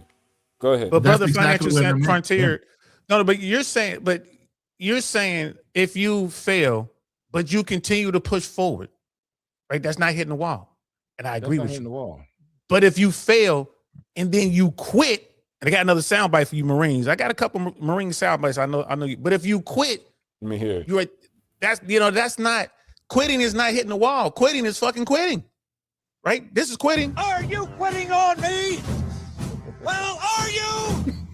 Then quit, you climbing fucking walrus fucking piece of shit! Get the fuck off of my obstacle! That's quitting. That's not hitting the wall. Private Powell did not hit the wall. He fucking quit, and they squared him away. Hoorah! You know what? You know what? Nah, he hit the wall. He deleted himself. So that's hitting the wall. But he made it. And majority He of made it. He the was a- majority he was of men are Marine. doing that. And majority of men are doing that. Financial Frontier. Thank you for saying that. Oh my God. Majority of men are homeless. Deleting yourself, I would argue that deleting yourself is quitting at the absolute highest level. You still quit. He made it. You don't think that's hitting the wall? I think that's the ultimate that's wall. Quitting. That's quitting. That's bigger. That's a bigger wall. That's not quitting. That's a bigger wall than goddamn women. That is quitting. That's my whole point. And that's I guess they can't give life no more. You can't live life no more. Those are two big different things. That's the ultimate wall. To overcome that one obstacle, so you decide to kill yourself.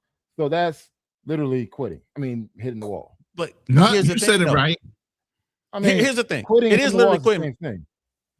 Wait, hold on, Ronan. If you quit, are you still alive? Yes. If you delete yourself, you're not alive. Come on, guys. I mean, come on. Like, let's not try to. But Financial Frontier, truly honest, you can't say any person of a reasonable mind would actually put or do whatever they need to do to kill themselves. There's a mental component that goes along with that, whether it be by trauma or something else. Not necessarily. Some men don't want to be burdens, so they decide to opt out than be a burden. But they become a ultimate wall. It's basically them saying they don't want to be a obligation to somebody else. Okay, you know what? So they sacrifice themselves. One second. Say somebody loses a limb. I'm going to tell you this. Real talk. Before you get this out. Real talk. I had a death pact in the Gulf War. If I got injured to a certain point, I had a death pact with my buddy. He had the same death pact with me.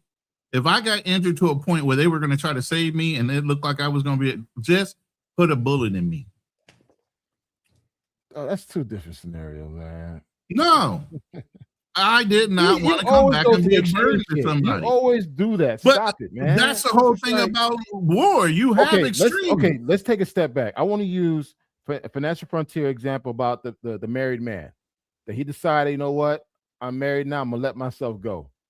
Fuck it. You know what? I'm not gonna go try to, I got fired. I'm not. Fuck it. I'm done. I'm not gonna be looking for another job.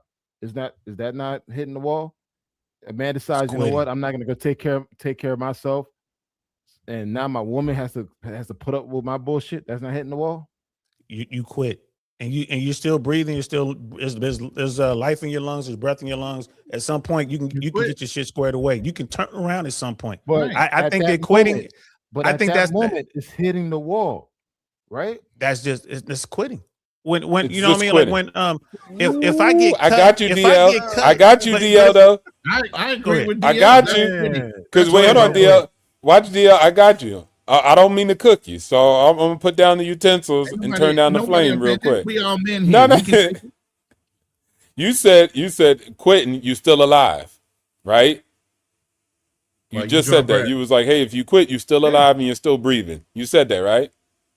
But then when I said death is the ultimate wall where you're not living and you're not still breathing, y'all said that's quitting still. Is there a difference between a massive heart attack and someone putting a bullet in their head? Is there a difference between dying of a massive heart attack and dying by your own hand? Yeah. Hell yeah, there's a big difference. And I there's a huge difference. There's a huge difference if someone killing you and you decide to put a gun in your head. Yeah, there's a big difference. Right. So again, quitting. Oh, go ahead, Ronnie. But that's hitting the wall. No, and I said this earlier. I don't know if you guys were here where I equated, committing harikiri was an honorable way to quit in Japan with honor versus, living in shame or shaming your moment. feelings. But at that very moment, when you decide to quit, you hit the wall. I hear what you're saying. I just don't agree with that assessment. And Jay Carson, yeah, bro, I know what you were talking about. You were saying you were gatekeeping the tournaments. That's one of the biggest secrets people ain't on, bro. When I was talking about going to those gaming tournaments and going to those cons, oh Lord. But anyway, back to this topic. I don't agree with your assessment. That's all. A quitter, right? If you delete yourself, right? That's not hitting the wall. Hitting the wall means no matter what I do, I can't continue to perform at the level I used to perform at. Right? That's how I take that meaning. Like for women, like again, Tyra Banks. I cannot compete with my younger self. I can't get the same results I were getting even though I'm trying like hell to do it. That's hitting the wall, right? That's how I look at it. As opposed to, like offering yourself, that's just the ultimate form of quitting. I'm such a piece of shit. I'm gonna kill myself. I'm trying not to use those words because I don't want to get, get in trouble with YouTube, but I'm gonna delete myself. To me, that's the ultimate way to quit. You feel me? Like just quit. Otherwise, you can stay, do the work, do what everybody on this panel was saying, do the work, and you can come back from that. You can shake back from that. You know what I mean? Like, you know what I mean? What's the name? Michael Vick went through that bullshit with the dogs. He didn't quit. You know what I mean? You know what I mean? He kept going and he came back. Right. So a lot of people will say, well, when they locked him up and kicked him out the NFL, he hit the wall. I won't say I don't think he hit the wall, bro. He had to deal with some bullshit, but he kept fighting. He didn't quit. He didn't stay there. He came back to finish his story, then came back to the league and did what he did. You know what I mean? I think there's a difference. Why couldn't Tyra Banks though? Why couldn't Tyra Banks come back? Let me tell you, she this. tried. This She tried to come back. She just couldn't get the dudes that she wanted. She was still getting dudes though. I mean, she was still getting guys. She was still getting exceptional men. She just couldn't get the ones she wanted. Let me add to that real quick, financial, before you follow up. Yeah, go ahead. I think hitting the wall to me is something that's unavoidable. For a woman, it's unavoidable. There's not much she can do to get around hitting her wall based on the definition. For men, you're quitting more than just there's no way for you to avoid hitting the wall. You just quit. You have a way out. You can go over, you can go under, you can go around the fucking wall. Women have no obstacle to go around that fucking wall. You're going to hit it. It's just a matter of time for a woman. Yeah, for a man, he has options to get around the wall. So in that respect, it's called quitting because you're choosing to hit the wall and allow that to affect your life and that stop. same woman that can no longer get that top 1%, she can get the 10%. She can. That's not what she wants. But and that's the whole point. That's not what she wants. Yes, you're right. She can. No, we're going on the premise that we're going on the premise. However, wait, did they say Lauren Sanchez? What did she get? Jeff Bezos? Lauren Sanchez? Yeah. They're always outliers. And and shout out to her. Shout out to Dirty Sanchez, man. She a real one. Shout out to her. Because Jeff Bezos is a fool, in my opinion. But he was in love. She got him. Good for her. I ain't mad at her, bro. And men do hit the wall, though. Men do hit the wall as well. But the thing is, how many average women do that? Oh, go ahead. Go ahead, no. Black Man. No. Financial Frontier, you made a point. How many average women are still able to at least get the top 20, 30% of men? And that we say, hey, they hit the wall, but yet they still may be able to still back that type of person. You just never know. Again, you got to understand, bro. Here's the deal. Almost every woman, from the 4s up to 10s, no matter what age they are, if they got that body and everything, they look like, that the Sister Ross or whatever, you know what I mean? They could get the dick, right? But they want the relationship. We're talking about getting a relationship. And to your point, she's like, okay, here's a woman who's a 5. Let's say she's a median, right? Half the women are finer than her and half the women aren't. Hypergamy says she wants the absolute best. Okay, so she wants, and you're saying, how do we know that? We're just going to accept that, right? Just for the sake of this argument. She wants the absolute best. She wants the 1%er, but she can't get the 1%er, but she gets a 10%er. Okay, is she going to be happy? Sure, she'll be happy with the 10%er, right? For a minute. But she'll still be happy with the 10%er. But honestly, she really should be down there with a 70%er because that's where she is, right? Because that 10%er going to get tired of her too. So she's going to wind up falling down to her level. And that's all that is. But men don't have that. It's different for men on the other side of that. But we speak as though women, a lot like a high percentage of women want the top the top 1% of men. That's not the case. There's a lot of studies out there. That's why I said sextinction, man. Don't take my word for it. The pros, this neurosurgeon here who wrote this book, and she studies, human sexuality. That's what they put. It's in there. Like the work, the stats are in there. They show their work. But here's the thing. I'm hypergamous as hell. Never in the history of ever have I gone to a car dealership and say, give me the most random, shittiest car you got. I want the best. Facts. Right? Never in the history of ever have I ever gone into a room full of women and start hollering at the bottom of the barrel. I spend the first 10, 15 minutes trying to figure out what the finest women are, and then I start there. I'm working my way down. I'm hypergamous as fuck. You know what I mean? So I don't have a problem with hypergamy. But the average person is not. The average person wants to go in, is like, you're gonna go into, the Ford and say, give me the shittiest car, and I'm gonna pay the highest price for it. I'm speaking. I'm not using the reference of car vehicles. I'm talking about women. The average male is okay in getting the average female. The average male will get whatever he can get. Men get what they can get. Women tend to get what they want until they hit the wall. That's the whole point of that concept. I still think they get what they want when they hit that wall. Yeah.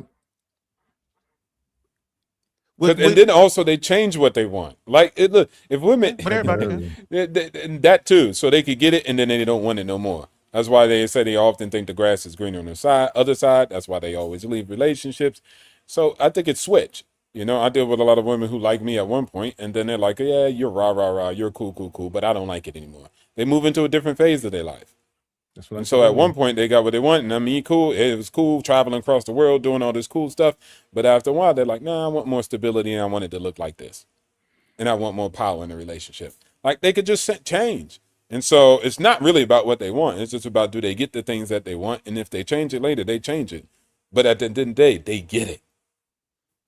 And they want something else. So I don't think they hit the wall. They just shift gears, go in different directions. Don't listen to what they say. Just watch what they do. We got to do that as well. But go ahead, bro. I got a video, and Joyce Myers put this out in her sermon, and it's called The Husband Store. Listen to the mentality of women. And women know this for a fact.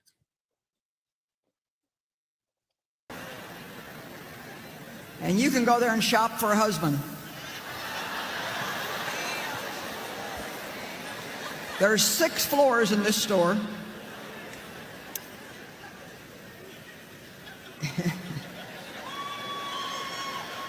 You can only visit each floor one time, though. And each floor you go up, the value increases. You may choose any item from any particular floor, but you can go up a floor, but you cannot go back down.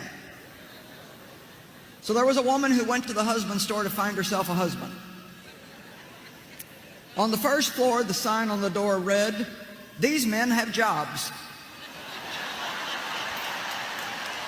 Hey. That sounded good. These men have jobs. Floor 2 says, "These men have jobs and love kids."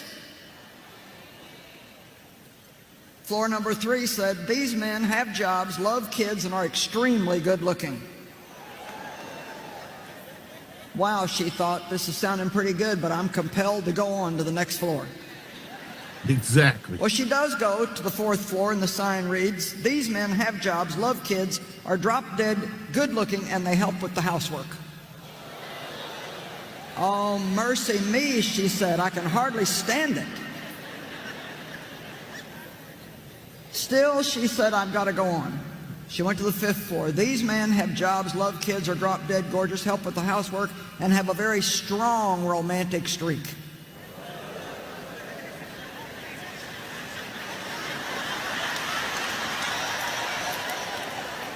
She's saying that politely. But she couldn't stand it. She decided she had to just find out what was on floor number 6. Jesus.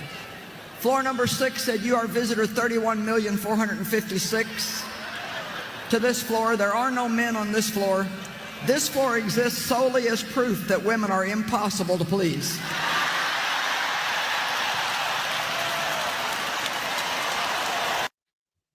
And I play that because women, after they get to a certain age, are going to be impossible based on their lived experiences and where they rate themselves as being in the hierarchy of life, going to be impossible to please.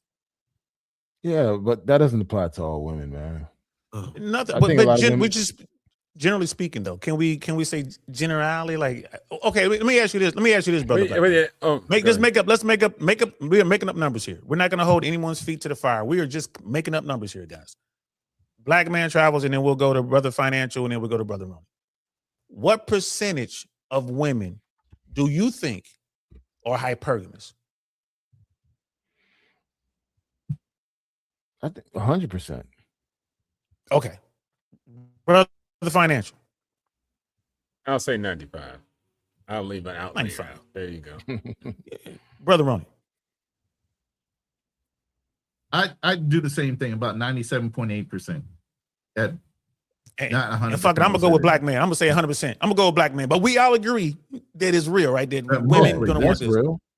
Right. Yeah. So we get so here's the thing. Like, especially with I wish the sister that told that story, I wish she had used the crowd before she went to the next floor, have the crowd say, hey, should we go up one more floor, and have them clap? So you can see all the women be screaming, yeah, go up, yeah. Just to let you know that women don't have hypergamy like that, right? And then I don't know if you guys ever heard the wife story. The wife store. Let me know. I'll tell you that if y'all ain't heard that. But my point is, I haven't heard that one. Okay, we'll go around. Don't let me forget to tell I'm you. gonna use that But, one. Yeah, I'm gonna use that but one. my point is this, right? Hypergamy is real, and left unchecked, women can hurt themselves. And when women get to that final floor, and it's like, you fucked up, ain't no more men, right? You know, or you get to that point where it's like, you didn't lock down the guy, the one that you really had. Now you hit the wall, you pass it, and these dudes them type dudes don't want you anymore, right? That's what they're talking about. That's the problem. And how do we fix that? I mean, I don't know, but I don't set the rules of the game. I just got to play it like everybody else. You know what I mean?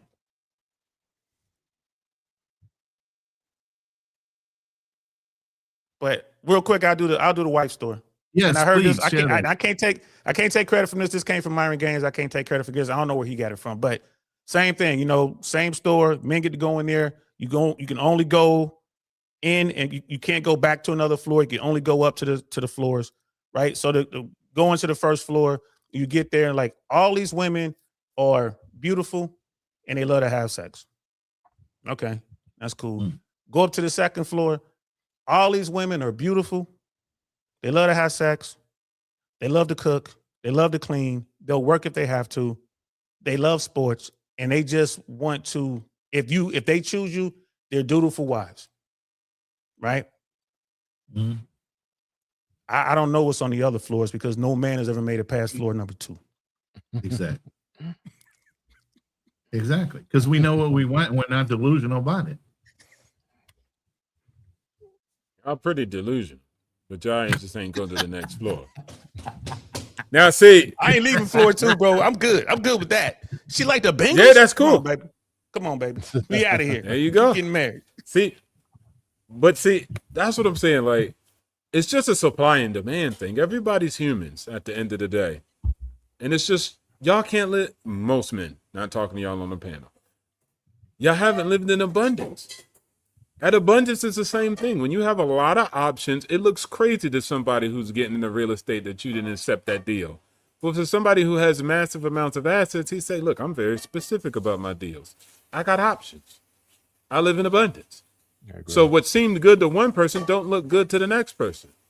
And women are in abundance like that. I don't know if y'all know what a girl's life is when she walk out that damn door. Men are thirsty. Highly thirsty. I'm talking excessively thirsty. Yeah. She hears everything. Man, she opened up a Tinder. She could be a 4. It's about to be 3,000 guys up on her swipe. Yep. That is the reality. It's not even hypergamous. It's called options. They got choices, and a lot of them. And so when you have so much choices, your criterion, your filter starts to stack. You're like, well, I don't like the way you wear that hat. Now it sounds crazy. Like, really? The way he wear a hat? You got so much options. It's like, bro, that's just my filter. I really just don't like it. So I think a lot of times it's not a conversation of supply and demand, and that needs to be understood when you're looking at that hypergamy or quote unquote women never being happy. They got so much options, man. It's ridiculous. And so what you see is a never ending thirst. You just ignoring it's literally the supply and demand. They have massive amounts of abundance. That's why they choose like the way they choose. Here's the thing, bro. And this is something I believe. Well, here's the thing. Go ahead. If you find a woman that is really into you, you know, all the red pill talk and all the blue pill talk and all this bullshit, whatever, don't mean nothing. You find a woman and she's like, yo, that's the guy for me. I want him. I don't care what height he is. I don't care how much money he make. Whatever it is, she's into that guy. And she gets that guy and they get married. That woman won't look at another man. That woman gets disgusted when men hit on her. I mean, she's, social and everything, but she's the first one to tell you, like, I have a husband, right? That's the woman that when y'all kids, she's practicing spelling your last name, her first name, your last name. That woman, she ain't worried about hypergamy because she's found her perfect guy. She has found her perfect hypergamous mate. And she won't look at another dude. And I talk about that in Red Pill Space. Like, no, that never happens. Like, bullshit. Y'all got to go outside. Y'all got to go outside. It happens all the time because women don't want to bounce on a whole bunch. They don't want to be on that dick carousel, bro. I don't care how many women tell you that. They don't want to be on that, man. That's why they lie about their body count. You know what I mean? Guys will go out here. Why do you think guys get so much praise for going out here? If you bang 5, 10, 100 chicks, dudes are like, man, you the man, right? A woman could go do that in a day. She could do that in a day. And she ain't got to be nowhere near pretty. She could be fat, nasty, disgusting. She get 100 dudes to run up in there. I know 100 Marines right now. If they could figure out how to get an angle on it, bro, they up in it. Well, DL saying that's your time when guys would say that's cool and they'll want to learn from you. But now they might call you a womanizer and say you the problem. So guys are the new women. They wouldn't support that for the most part. But I get it. And I often tell people, like who likes you. That's it. That's my requirement. But most men do the opposite. They like who don't like them. Then try to fight for the like. Then if they get the girl, quotations on that. If they get the girl, quotations on that again, then they say, stop, turn around. I'm the leader now. Follow me. It makes no sense. You can't be a leader if you don't even like who likes you, because that's not a paradigm. You had to convince her. You had to get her to like you. And like you said, when a woman really likes you and want to sniff your dirty drawers, that type of love, you can skip all the other talking points. I don't give a dang how broad look and all this other stuff and what she did. I want the girl who likes me and to smell my dirty drawers, because that's the woman that will go to war for you. And once you get that love, there ain't no makeup kit. It ain't nothing else that a woman can offer you that's actually valuable in comparison to that type of energy for a man and a woman when that woman has that love and that admiration for a man. I would say this: a man will probably experience that at least one time in his life, and it's up to him to recognize that type of woman. If he does not recognize that person and lose that woman, he'll never find that type of woman again. He gonna skip on her, Black, because she ain't got the fatty like he wanted, or she ain't like this, or she ain't like that. It's some reason. I'm not gonna just say it's looks only, right? But it's just some reason he ain't gonna look at that funny looking girl in the corner that's looking at him. He gonna worry about this other girl who ain't paying him no mind. That's the problem. So you always gonna end up in a situation, ain't nothing you could do. But if you get that girl who loves you and want to sniff your dirty drawers, there ain't none of this. Oh, she never happy. She happy because you is it in her eyes. Yep. I mean, yeah, I agree with you, but guys who truly understand the dating game, he's not gonna overlook the quiet girl in the corner. He's gonna holler at her. Now, if he goes over and says something to her, then she clams up, don't say anything, she doesn't give any choosing signals or anything like that. He'll just, she's not communicating. He'll walk away. You know what I mean? Like, I guess you ain't trying to. Sorry to bother you, love. I'm out. But again, let's make up some more numbers, and we'll start with Brother Financial this time. What percentage of dudes do you think women find attractive, generally speaking? 5. Yeah, 10. You say 5%? Yeah, 10? yeah. God damn. Below 10. Yeah. Yep. Below 10. Well, if it's All a right. 20, Brother if Ron? it's 20-80 rule, No, I would say at least 20% of the men. Okay. Nah, 10 of them just got something they want. So Hold on. attractive. Okay, so like I said, if it's 20-80, I would go 15%, and the other 5% are talking themselves in it or offering that chick something for her to want to go for. So I'll say 15%. Damn. When you say Okay. attractive, are you going based on looks alone or just based on the entire package? Just on not who women say they want, who women reward with sex. What percentage of men do women 5%. actually reward with sex? 5%. 5 to 10%. 5 to 10%. Right. So it's striking that no man on this panel said anything close to 50-50. No man on this panel said anything close to the We're not majority. delusional. Yeah. Right. And that's the thing. And when you go and you talk to people, just regular folks out there that they call them blue pill, whatever. I just call them citizens. When you just talk to people, people are like, oh no, it's like these big numbers. Like, no, most women like, oh man, it's like, nah, they don't. And then women will tell you what they're supposed to say, what they think you want to hear. But when you see who they're actually, have you guys ever seen those videos or talked to anybody who will show you like a dude who's like really good online or like, buff guy, they'll show you what women in the DMs are saying to him, like what he's saying to them and what they're saying. Like, I just want you to come over here and, bounce up and down on it. I want you to come over here and give me some dome. And these are just strangers that he did his own, Match or Hinge or Bumble or whatever. And these women are like, yeah, what's your address? Like, I'm on my way. It's not even set up. Like this. I got a buddy who's really good at that. And he was just like, yeah, man, we were having a conversation. He's like, yo, I'm about to set up. He's like, I just set up an account. The account was 15 minutes old. He had 50 women in there. And he was saying some of the crazy. He's like, what should I say? Like, I'll say anything you want me to say. I'm like, I'll say this. Tell her you want to put your pinky in her butt or something. She's like, okay, when are you free this week? I couldn't believe what I was reading, bro.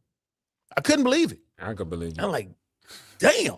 You know what I mean? And again, it's just eye-opening stuff. So like when you look into what women say and what women actually react to is two different things. Am I saying that's the average woman? Absolutely not. I don't think the average woman is wild like that. But I will say that there are more women who are wild like that today than there was like in 2026. I think there's more women who are wild like that than it was in 1996. I will say that. I think the number is bigger now. Nah. Yeah. They just kept it on the low. Yeah. Look, I'm from Miami, man. I used to have a field day when Freakniks. Wait, hold on. Freakniks. That's Atlanta. I was in Freaknik. That was the best Freaknik. But that was in the past. That was in the past, though. That was in the past. In that time frame, it was more crazy than what we got now. Freakniks. Oh heck, nah. That's wild. Freaknik was cool, but it was nothing like this. I ain't gonna lie to you, but it was nothing like the technology today and what women are doing today. Like they'll send me the link coming through and just bang. The access is just way too high now. Back then, like I said, it was city, county, maybe even state. Yeah, but that was technology, but the people were still freaky and wild. That's the purpose of it. Yeah, I mean, they've been wild since what was it, the 60s? Man, they've been wild since Eve. But yeah. Yeah. I tell women this and I tell guys this. I'm like, look, plausible deniability is important and it only works if there's no proof. Quit filming your shit.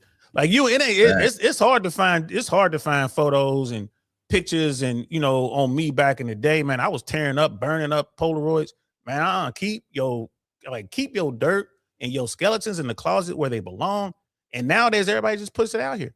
And it's like, and you think that's not gonna hurt you down the road? If you do find that 1% dude and he stumbles on your video or you know what I'm saying, busting it down with something. Why would we wait, hold on. Let's look at that. I wanted to be out. Why y'all trying to why y'all trying to bury the evidence? I want the evidence out. I want to know who I'm dealing with. I don't want to. Oh man, girls don't do this. If you a super freak, you a super freak. I don't want you to bury the evidence, because then what you gonna do? You setting up a guy that's quote unquote high value to match up with a girl because you done told her to bury the evidence. Now he's hitched to her and she's still a freak. Like, but there are other ways to determine. I want to know. I want to know. I want the transparent, easiest way to get access to. I don't want to have to dig and get a PI. I don't want to get a PI. No, why is that a problem? I'll get a PI and do that. I still learn the game. Nobody said don't do it. Nobody said don't do it. About. You just said it. Like, I don't want to do the work. I want the easiest way to do it. Right? You're gonna confront her with the evidence. But if you hit me up with the evidence, cool. But I'm just saying, you're gonna present this evidence, and then she's gonna hit you with, that was CGI. Why would I present the evidence? Why would I do that? I wouldn't do that. You just gonna move? Okay, that's cool. Like if you're just gonna bounce it, that's just fine. Yeah. Like what about 9 out of 10 times a liar's gonna lie to you? Like why would you confront them? All they're gonna do is gaslight you into believing them. Yeah, exactly. I know the game. But here's the thing: you know the game. And you're a Marine. Military guys have seen the worst of female nature. We've seen it. Like, I'm a Desert Storm guy too, right? So I remember the women sending videos. We're down range, and the guy like, oh, my wife sent me a video, and they pop it in, and bro, we sit back and watch this woman walk around in lingerie, talking about all this stuff. I miss you and all this. And then she gets to the bedroom. There's some dude laying down, you know what I'm saying, with his thing right up there. And she was start going to town on it, and then look at the camera and say, oh, by the way, I want a divorce, and go right back to it. And I'm sitting there like, we had to take his weapons, man. Like, we had to watch him. Suicide watch, right? Yeah. He lost everything. Feel bad for him. And people like, oh man, that's a myth. Like, nah, that shit happens all the time. All the time. So military guys have a different take. But these young dudes, they don't want to do the work. They just sit back and they're lazy about it. And I think that's a big problem. Now, military guys is lit too, because even if they see that, what they gonna say? Not my girl, though. Every guy sitting down there is thinking, not my girl. I think every guy who ever walked the plane said, not my girl. It wouldn't make any sense, guys. Go ahead. Not your unit. That sounds funny too. That's a new one. Yeah, not my guys, unit. The guys in our unit were like, nah, she could be. I won't put it past nobody. They were saying stuff like that. Like, I'm taking a chance. I love it. Right. I won't put it past anybody. I hope not. There's a lot of that. The brothers, the white guys were saying, not my girl. And we were laughing. Right. We were laughing. Like, oh, really? My thing was, look, I've never been the type of dude that hung on to a chick with both fists like I couldn't get another one. If you were home when I got home, then whatever the fuck you were doing, it wasn't strong enough for you to leave me. But if you left, you left. So say like Gary. You get what I'm saying? On your website, Ronin Travels, you got the T-shirt that say "Not my girl." Never that. I got too many stories. Shots. Hey, we got shots fired, bro. Get some. Right. Get some. Hey. I know the movie that came off of. Wasn't that all that's Full Metal Jacket. Come on now. Yeah. That's right. How do you shoot women and children? Easy, you don't lead them as much. Come on, that had to be one of the best lines in that movie. Some people are offended by that, though. They don't get our humor. That's their problem. I don't care, man. I'm airborne. I got PTSD. It ain't my fault. Go ask the VA. It ain't my fault. I can say it. I got to pass. Brother Black Man Travels, man. What say you on the overall topic, man, like hitting the wall? Like, I mean, you still locked in. I get you. Like, you're saying guys hit the wall. I'm saying it's a different term, but I agree with you. These dudes ain't trying. But it does make it easier for the old heads and for the guys who are actually doing the work that, 20, 15, 10, 2%, whatever number that is. Because it is easier today, in my opinion, dating wise than it was back in the 90s and in the early 2000s. What's your take on that? I mean, for me, it's like I don't like dating sites. I'm not really a big photogenic person. So for me, I'm more the out in the field, being in marketing, sales. I talk to people. I talk to everybody. So once I'm in front of someone, I'm speaking to them. They see my personality. They see my size. They see me in person. It's not that hard. But also too, it's like that doesn't apply to everyone. But I always say water seeks its own level. Like, I know for a fact that I will never get that bad chick that everyone wants. I have a certain type that I like, and that's what I shoot for. So I think men need to be more realistic, similar to what Financial Frontier said early. Dude, you like people who like you. If that person's showing interest, explore that. But if you're trying to chase someone that's like a bottle chick, a bottle model chick, whatever these girls are doing nowadays, yeah, more than likely she's not going to talk to you because she's surrounded by dudes that make more money than you. But if you're around other geek heads, like like you said, you're a gamer, or you're into books, or you're into like festivals, go meet those type of women. You probably have a higher success rate compared to you trying to want someone that you see on Instagram.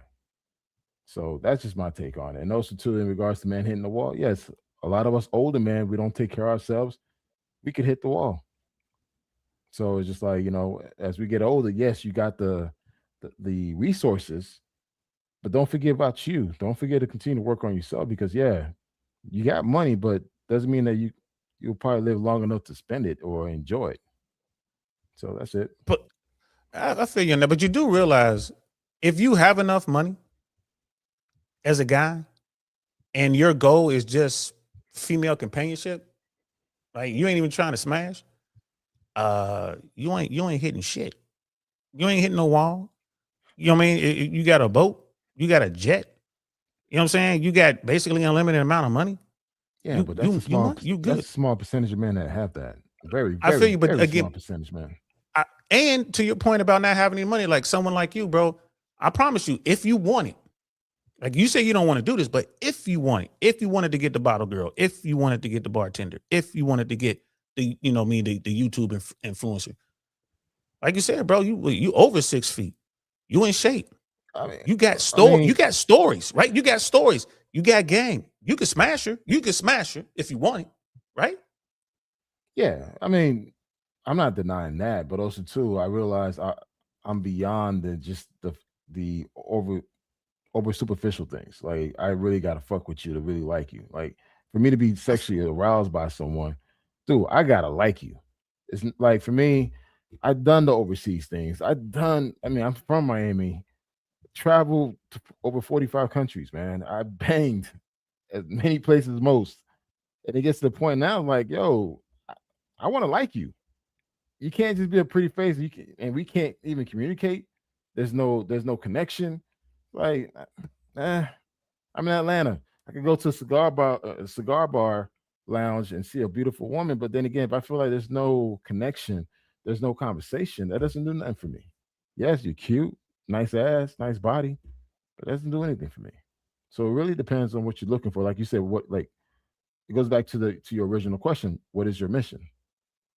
At this point in my life, man, listen, I look for connection. I look for someone that I can have a conversation with. And lucky for me, I found that. But if I were to be single again, I'll probably be looking for the same exact thing. Because I've been there, done that, smashed around here and there, had all type of exoticals.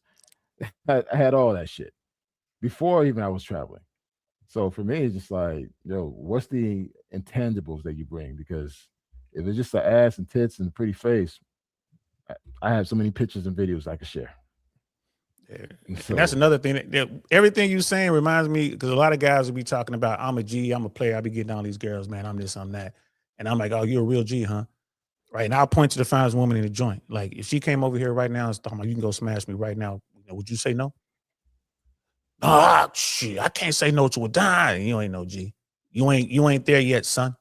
You know what I mean? Keep working on it, young Jedi. You'll get there. You'll get there, young Jedi. And then they realize, it's like, when they, later on down the road, they're like, damn, I see what you mean. I see what you mean now. Because you got to get there first. You got to do the work. And it's like what Black Man Travel says, like, I've been there. You know what I mean? I didn't talk to women all over the world. Beautiful, exotic women. All right, been there, did that. Now I'm looking for something specific. And that's where I want the average guy to get. I want that 80-20 rule or that 95-5 rule. I want every dude in that 5%. I want every dude in that 20%, that 15% or whatever it is. And you can get there. That number is just a metaphor. I tell dudes all the time, like, you can get there, but you got to do the fucking work. And it's hard. And it don't stop tomorrow. I agree.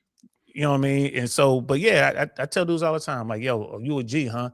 Because they'll see me. I'll go over and have a great conversation with a woman. Like, damn, man, she a baddie. You gonna take her home? Like, nah. Why not? And I don't feel like dealing with that. But you was talking to her. Yeah, it was an okay conversation, but I ain't trying to fuck with that. Right? It is what it is. I see the problems. You go ahead. You want to meet her? Come here. Yeah. Come here. Hey, Sharika. Bring your, you know what I mean? Yeah, this is Jimmy. Not Sharika. Really? Hell no. Not the Sharika. Okay, Amy. Okay, my bad. Hey, Amy. Yeah, there we go. There you go. Hey, shout out to the $5 super chat coming in from Alpha, the first one. He says, men do not have a wall. I live in SoCal. I see guys 60 plus with 18 to 25-year-old. Women hit the wall harder. What say you guys? Shout out to Alpha, the first one. They do have a wall though, bro. But hey, Hugh Hefner never hit the wall. Thank you. Right. So you get that, but there is a wall for most people. Pacino, I mean, it's still a wall. It's you got the outlier. You got the outliers, but still, he's paying $30,000 a month. Yeah, that was what he wanted. That's what he wanted. That was what the judge didn't order that. He was like, oh, I'm gonna give you $30,000 a month. My goodness, she won. Hey, when you have that kind of wealth, you don't care. It's going to your legacy. Right. So let you know what I'm saying? Let what's her name do it? Tyra Banks or the other one? What was it? Vivica Fox. I don't care what Vivica Fox paying me, bro. I don't care what. What's the big girl that's on Ozempic? You know what I mean? The musician. What's her name? Lizzo. I don't care how much Lizzo talking about. That's that to brother finance point, man. That's one negotiation I'm gonna break. I ain't trying to do nothing with you, Lizzo. You know how drunk. You know how much Hennessy. Come on, you can't get motivated for the money. Oh, you can't get motivated for the money. Pop a couple blue pills. Alcohol poisoning. Close your eyes. What do we? I would die of alcohol poisoning. We you used can't to call find them, it. Look, no. What did we call them back in the day? One baggers. If you were just that hard up, put a bag That's over a Marine Corps thing. That is a Marine Corps thing. We ain't do that shit in the Airborne Army. I don't know what you talking about, son. Now don't put that on the Marine Corps. That's a Roman. That ain't a wrong. Like I say, bro, that's what they call them. I ain't never had to go there, but they was one baggers. See, oh my God. I get it. Everyone can't be a home run, but I'm sorry, she can't fit in my closet. That's it. You gotta be able to fit in the closet, bro. I can't smash that. I can't smash. I don't care how much money. Hey, I appreciate the show. It's 1 o'clock my time, and I gotta be up at 6. So take your old ass to bed, man. Hey, we don't we not shutting it down. Oh man, wait. You hit the wall. Come on, man. He hits the wall. I hit the wall. I hit the wall so I can get up. No, he did. He just quit. Get up and try again.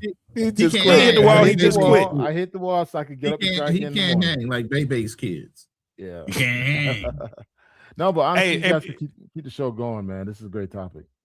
And before you go, brother, I would love to have all of you guys on my platform. And you know what I mean? I'm on Instagram. I really want to know podcast, all one word, bro. I would love to keep this going, man, because I like having discussions. Damn the debate, that's bullshit. I like having real discussions, man. Like, because we're brothers, we're leaders, and you know, I'm sick of the crazy YouTube shit, man. So I would love to have you guys on the platform, man. I'll be reaching out to you. I'll find y'all. Yeah, if you can hit me up on Instagram or TikTok, if you're on TikTok or whatever. You can hit me up on my website, blackmanchallenge.com. I'm more than happy to come on your show as a guest, man. Please feel free to reach out to me. Yes, sir. I will appreciate it. All right, guys. Same thing. Oh, yeah, all my stuff is on my bio, so you can hit me up on anything. I don't hide who I am. Hell yeah, I'm gonna hit you up. And Black Man Finance, I want to holler at you too, man. We can talk. That's what we really need to be talking about is finance. What to do with this little money when you get it. You know what I'm saying? And especially since I believe there's a massive recession, maybe small D depression coming. I would love to talk to you about it, but not here. We're talking about 304. Yeah. Well, no. See, I got a channel for that too. It's called Legacy Walks, Wealth Talk. So I have another channel that deals with that. I've been in the retirement and financial planning industry for almost 20 years. Bro, that's why I'm sitting in the Philippines right now. I got definitely talk to you. But yeah, they say Vietnam's the spot. I give Financial Frontier all his flowers, man, for being younger than me and being in the position he is now, you know, where he can do whatever he needs to do and still grow. He hasn't stopped, like quit. He just keeps pushing forward and looking at innovative I ain't hit the ideas. wall yet. But a lot of us don't. I always say I work smarter, not harder. You know, and I work to the beat of my own drum. I don't have to worry about somebody telling me I have to do something and clock in and clock out. I've been independent for almost 15 years, you know, where I'm 1099 of anything. You know, you're not taking my clients from me. When I leave, I take them with me, you know, so. But yeah, man, we can continue the conversation. I've told the chat several times. The link is in the chat. It is an open panel, and we'll keep this running a little bit longer. We're at about 2 hours and 33 minutes, which ain't nowhere close to. We've done marathons of 8 hours, bro. Oh, I won't be doing that, but damn, that's crazy. Damn, my man G Complex, he's in Texas, and he's definitely a finance guy. Like he's out here working with these dudes. We're like in the same spaces, and he's out here working. So Casa hollered at me about the whole social thing. Yeah, there's a lot of us. Yeah. But it all works in tandem, and that's another thing too, man. And I don't call myself a coach, although there's coaches out there. I just like to try to help if I can. And I tell guys all the time, like, well, if I just make a lot of money, I'm gonna be able to get baddies. I'm like, money helps, being tall helps, being fit helps, right? All those other things that they talk about in the red pill world, that shit helps, but it's not an end all to be all. I tell guys all the time, I'm like, bro, first of all, when I was young and I was at my peak, with womanizing, I was broke. I was what these kids call a brokey. You know what I mean? But I had mad women, tons of women. I had women all over the place. Didn't know what to do with them. Right? I didn't start having problems until I made 6 figures. Once I started making 6 figures, it changed. Right? You got It's like you get reckless become with it. not just being reckless, but you kind of become a target. Because there's some women out there who they know what they're looking for. And I moved from Cincinnati to LA, so it was like a whole different kind of world. I'm out there doing that. And I'm like, yo, I'm in Hollywood with the cool kids. I thought I had a little bit of money. I'm sitting there with my little 150,000, whatever I was making. I'm sitting there next to a dude who made 150 million last month. It's like, damn. Like, yo, how you do that? There are levels. Absolutely. Oh, man. So many levels. So I tell dudes all the time, like, you got to really work on a bunch of things. But I would say the number one thing for what we're talking about, you want to meet women, you're trying to get out there, you got to get your social skills together. You got to look the part. And, you know, you want to be charming. You want to be charming, right? And that takes work, bro, because most of the guys in the red pill space, man, they don't have those tools. And that hurts them. Yeah, it does. But yeah, man, like oh, go ahead. You getting no, old, no, man. go ahead. But yeah, so I ain't gonna lie about it. So the talk about, you know, men hitting the wall, women hitting the wall, but you start talking about hypergamy. There's a lot of stuff that I agree with you there, but there was some things there that I'm like, it's not. I was like, I don't know about that part. You were saying some things. So give me your take on that, like the whole thing with your take on the wall. Now that, you know, Black Man Travels is gone, let's hear your take on that and your take on, you know, hypergamy and stuff like that, and like dating in America or the West for that matter. Yeah. I always say global because I've been living overseas for all time, and people just think it's strictly to the West, and actually it gets a little bit more fierce and aggressive when you go over to the East, depending on it. Southeast Asia, you'll be all right, but we're talking about China and developed countries, you're going to be dealing with some issues there that are more intense and fierce, what you got in America. So when I was just talking about hypergamy, I mean, if you just look up the definition, we could talk about looks, we could talk about fertility, and these things is what a man seeks from a woman sometimes, right? They're looking for fertility and youth. And that's hypergamous because they could be 60 and then they're looking for a girl that's younger, right? And that's the definition of hypergamy. It's sexual capital, it's money, it runs across all segments of life. And so both groups can do it. And also, if you just look historically, men have also required dowries from females, meaning capital money invested. It's not only to the women, it's also to the man in different societies, different times, right? Julius Caesar, he married a woman of wealth and of power, not just some girl who worked at, let's say, the steel mill, you know, or somebody who was a bread keeper's daughter. He married into families that were equal or above. And so it goes both ways, but how it's practiced mostly today in the West, let's just say USA, right? It's mostly, yes, women are the ones dating up and males are not. Now, of course, most situations are just a little bit up. It's not a dramatic increase because there's not so many available men that have all that wealth. But as women get more opportunities, economically speaking, right, now they start to kind of stabilize with the rest of men, right? They're making as much or just as much, not as much. So I think the deals that couples make get a little bit kind of hard to figure out at that point. It changes the paradigm. But when I was just saying hit the wall, I always like to apply things two-way and not just look at it as this only applies for women, because it could always go the other direction. And I think hitting the wall does have its, it has its standard and requirement for men. We just haven't created it. We just usually apply that word to only women. I think we should apply it to men too and figure out what that would look like. That's called expanding the space. Yeah, but I'm with you on that. I'm with you 100%. It could be a different word too if you want to do that. I'm cool with that too. I'm not like, no, it has to be the same word. Like, it could be a different word, but we just need to figure out what that looks like because it exists and it's a two-way street at all times. I mean, you could ask Rollo Tomasi if men hit the wall and he'll say yes. And then he'll say, but it's different. And he'll go ahead and describe what they mean by that. But no, the red pill guys they've acknowledged and accepted the men hit the wall too, especially if you don't do the work. You brought up dowries. Do you follow This Is Shaw by chance? Yeah, that's my homie, the gold pill. Shout out to the big homie. Hey, Yeah. because when you said dowry, I'm like, this motherfucker been talking this show. Like that's my I homie. kind That of is the understood it before him, but I'll give him his credit and say he actually helped increase it. But it all originates from Peter Wright, which is really out of the loop, and nobody sees him. He's almost the source. But yeah, historical sense. And then it just didn't make sense to me. I'm like, what? I could have swore Julius Caesar and all these guys in Pompey, they made sure that their marriages correlated with wealth and status. They just didn't marry who, whatever. They had concubines and they had fun with other women, but they married at their class or above because they were ambitious men. Well, At one point, Julius Caesar just had name. He didn't have wealth to go with it. So he had to go find a woman with wealth in order to get himself insulated in wealth, and on top of that, his story, which he came from tradition.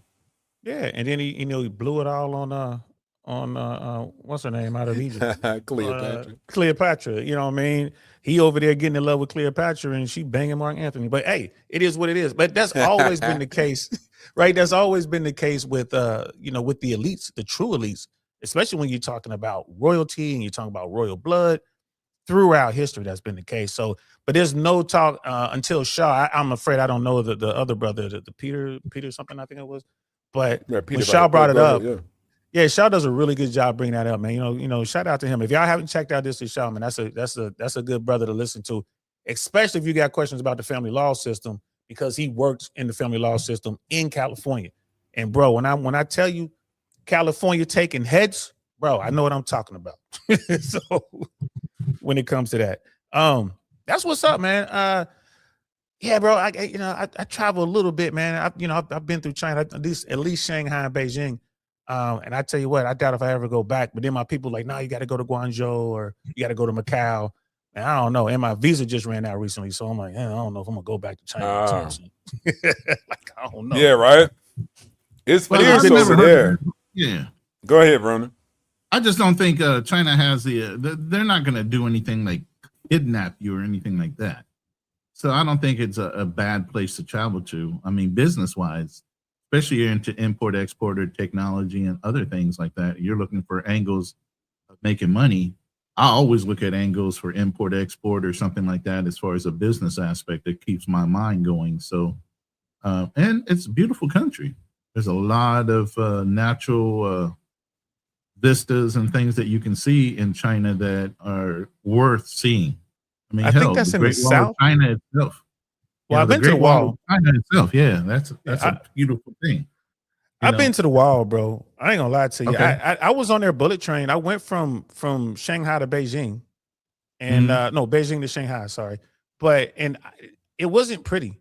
I ain't gonna lie to you. Like the country, what I saw on that train ride, the bullet train was better than the Japanese bullet train. But it wasn't pretty. Like the stuff that I saw, I'm like, this looks like communism. This is a god awful country. But I haven't been to the South yet. I haven't been to the South. I love it.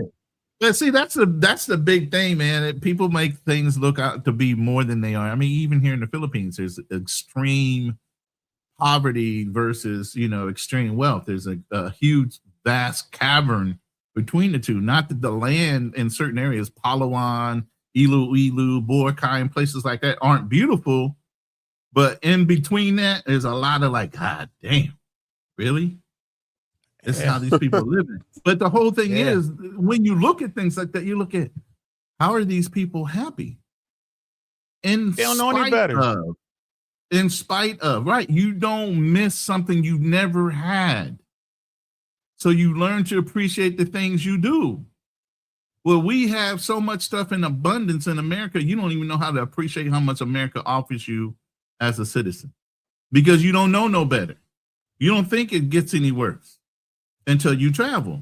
And that's why I say when people travel, they get more enlightened, they get more worldly when it comes to advantages and disadvantages from looking at different cultures to being in America. I think it gives people a greater appreciation of what they do have in America. And you still decide to leave, you leave, but you're never going to say that America doesn't give you options more so than some others. America's a beautiful country, bro. And like to your point, like a lot of Americans take it for granted. Most Americans haven't even traveled America. Like, if you go, exactly. I challenge people like, man, drive the 10 from the East Coast to the West Coast. and give yourself a lot of time just to kind of stop in different places. Like Texas is beautiful. Louisiana is great. You know what I mean? It's hot, sticky.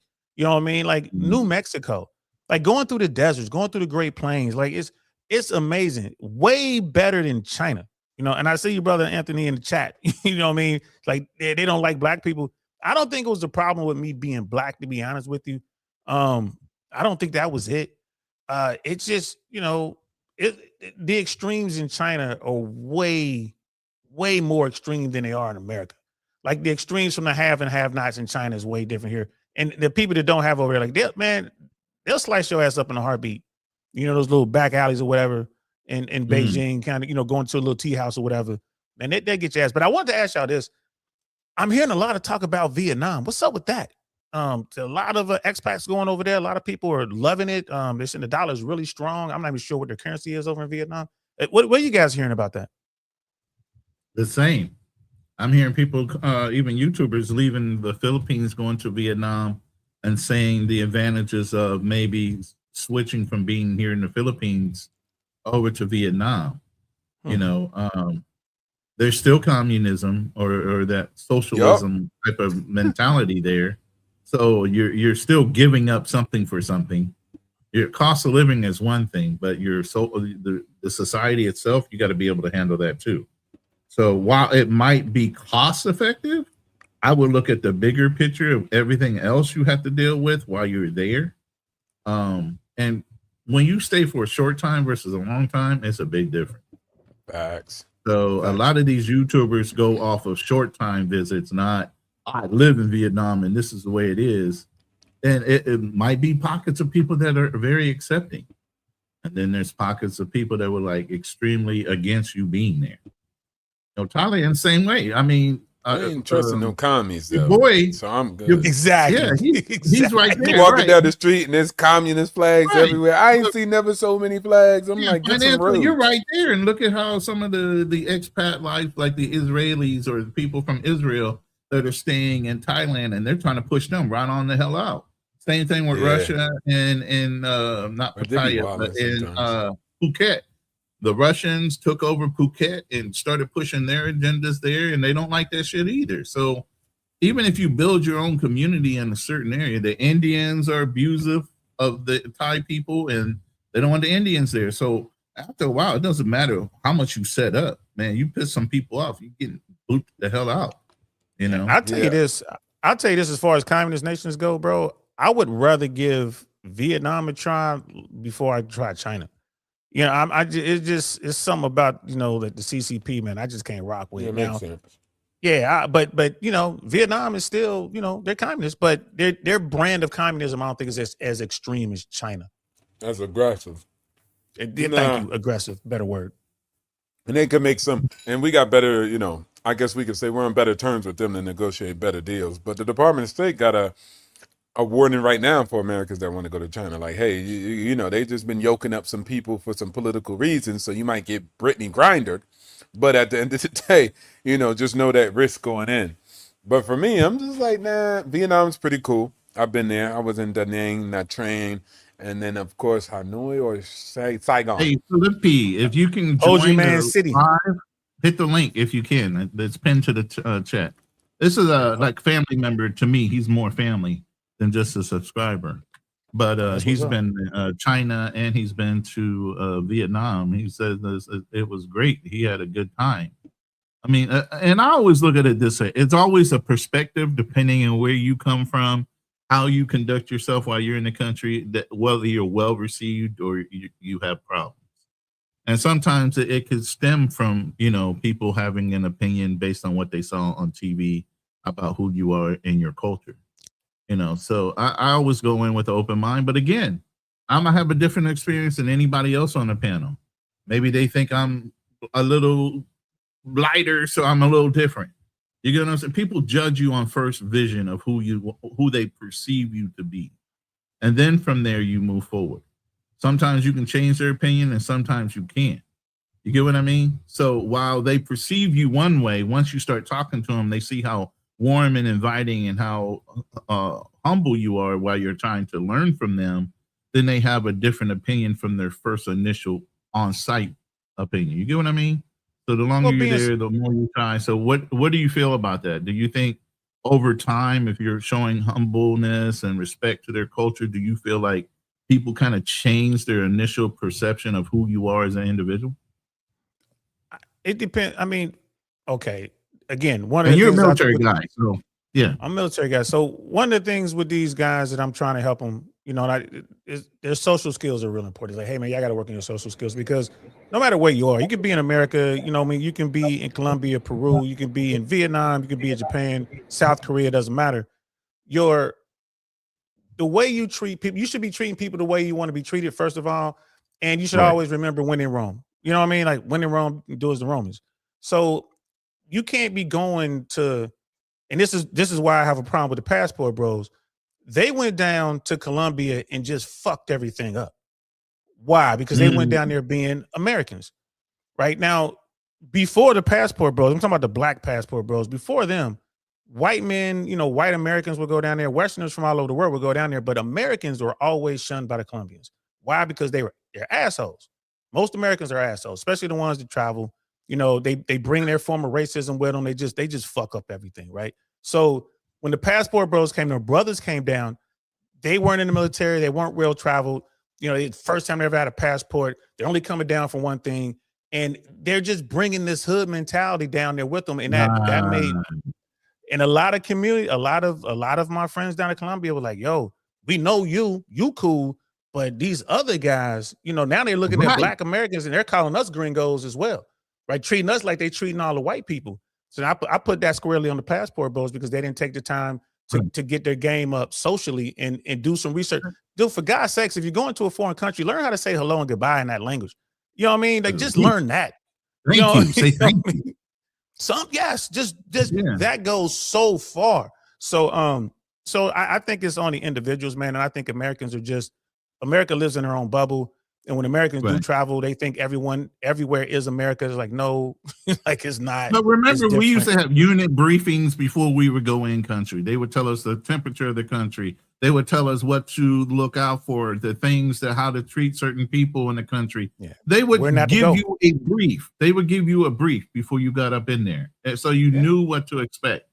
And a lot of these kids that are traveling now don't even take the time to understand the culture, the people, or anything like we used to get when we would step off a boat, a plane, or out of the base wherever we landed.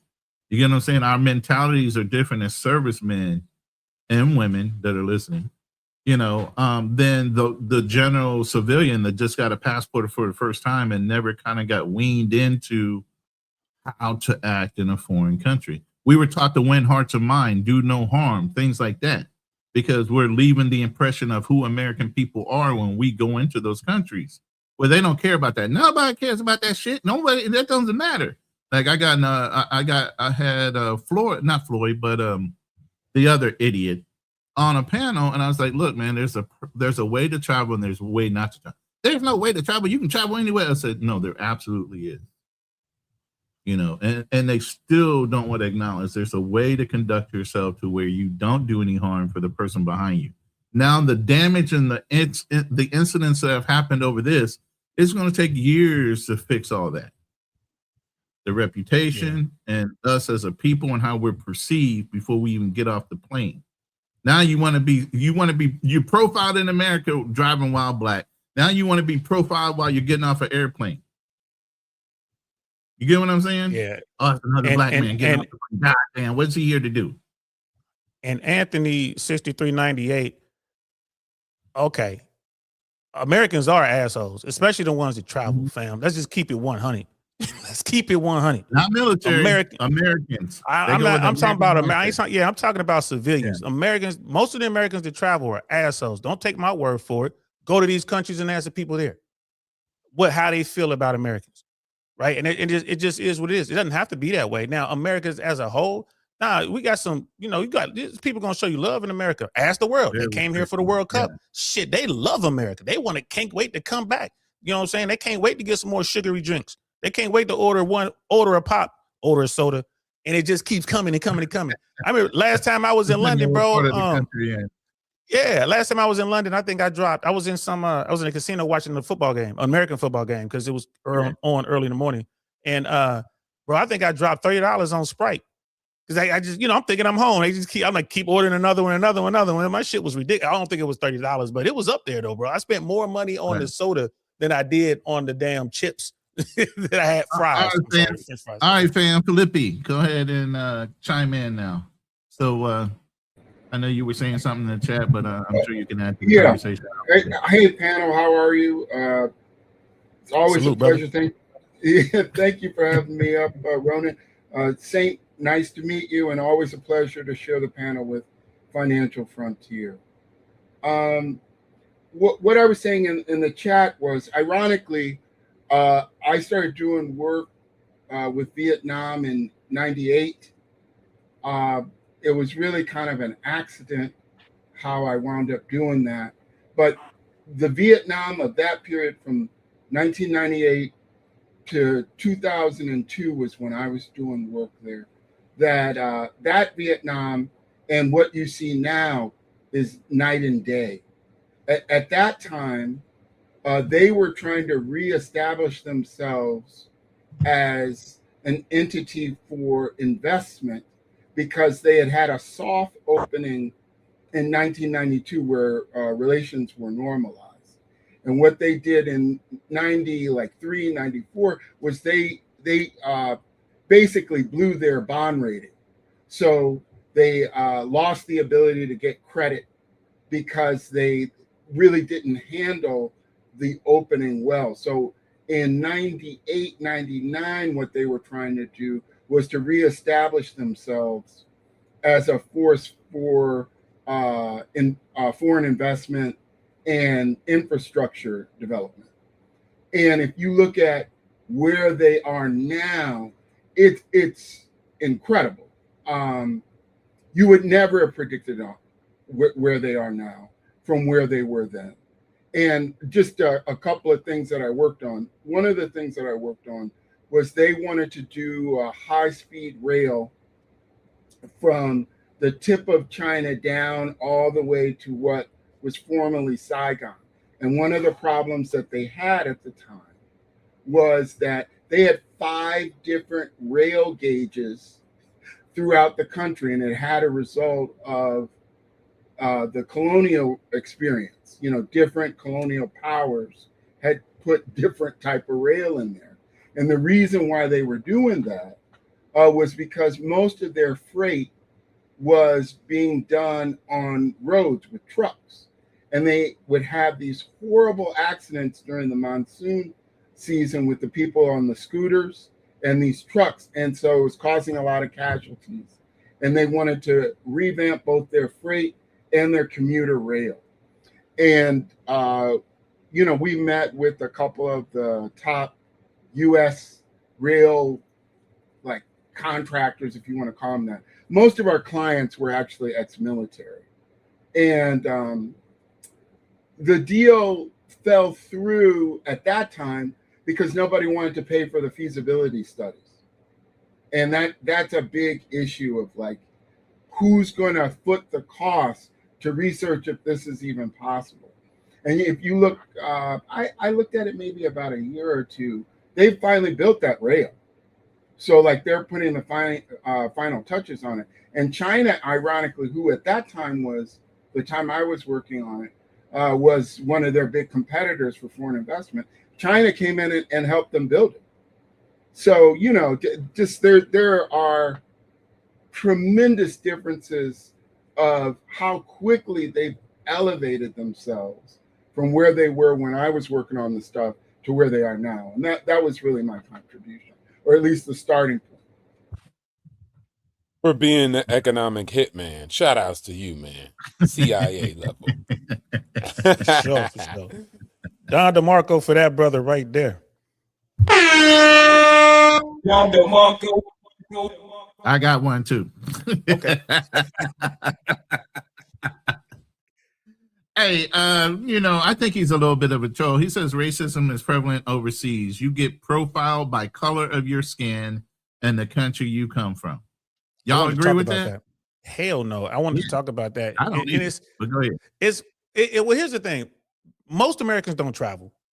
So when people talk about racism, they don't realize that Americans' version of racism is unique to America, to the United States of America. Our form of racism is unlike any other place you're gonna go to. Do other countries have racism? Yeah, but most of theirs is like steeped in caste systems and stuff like that. And most of it is they're mad because of immigration, right?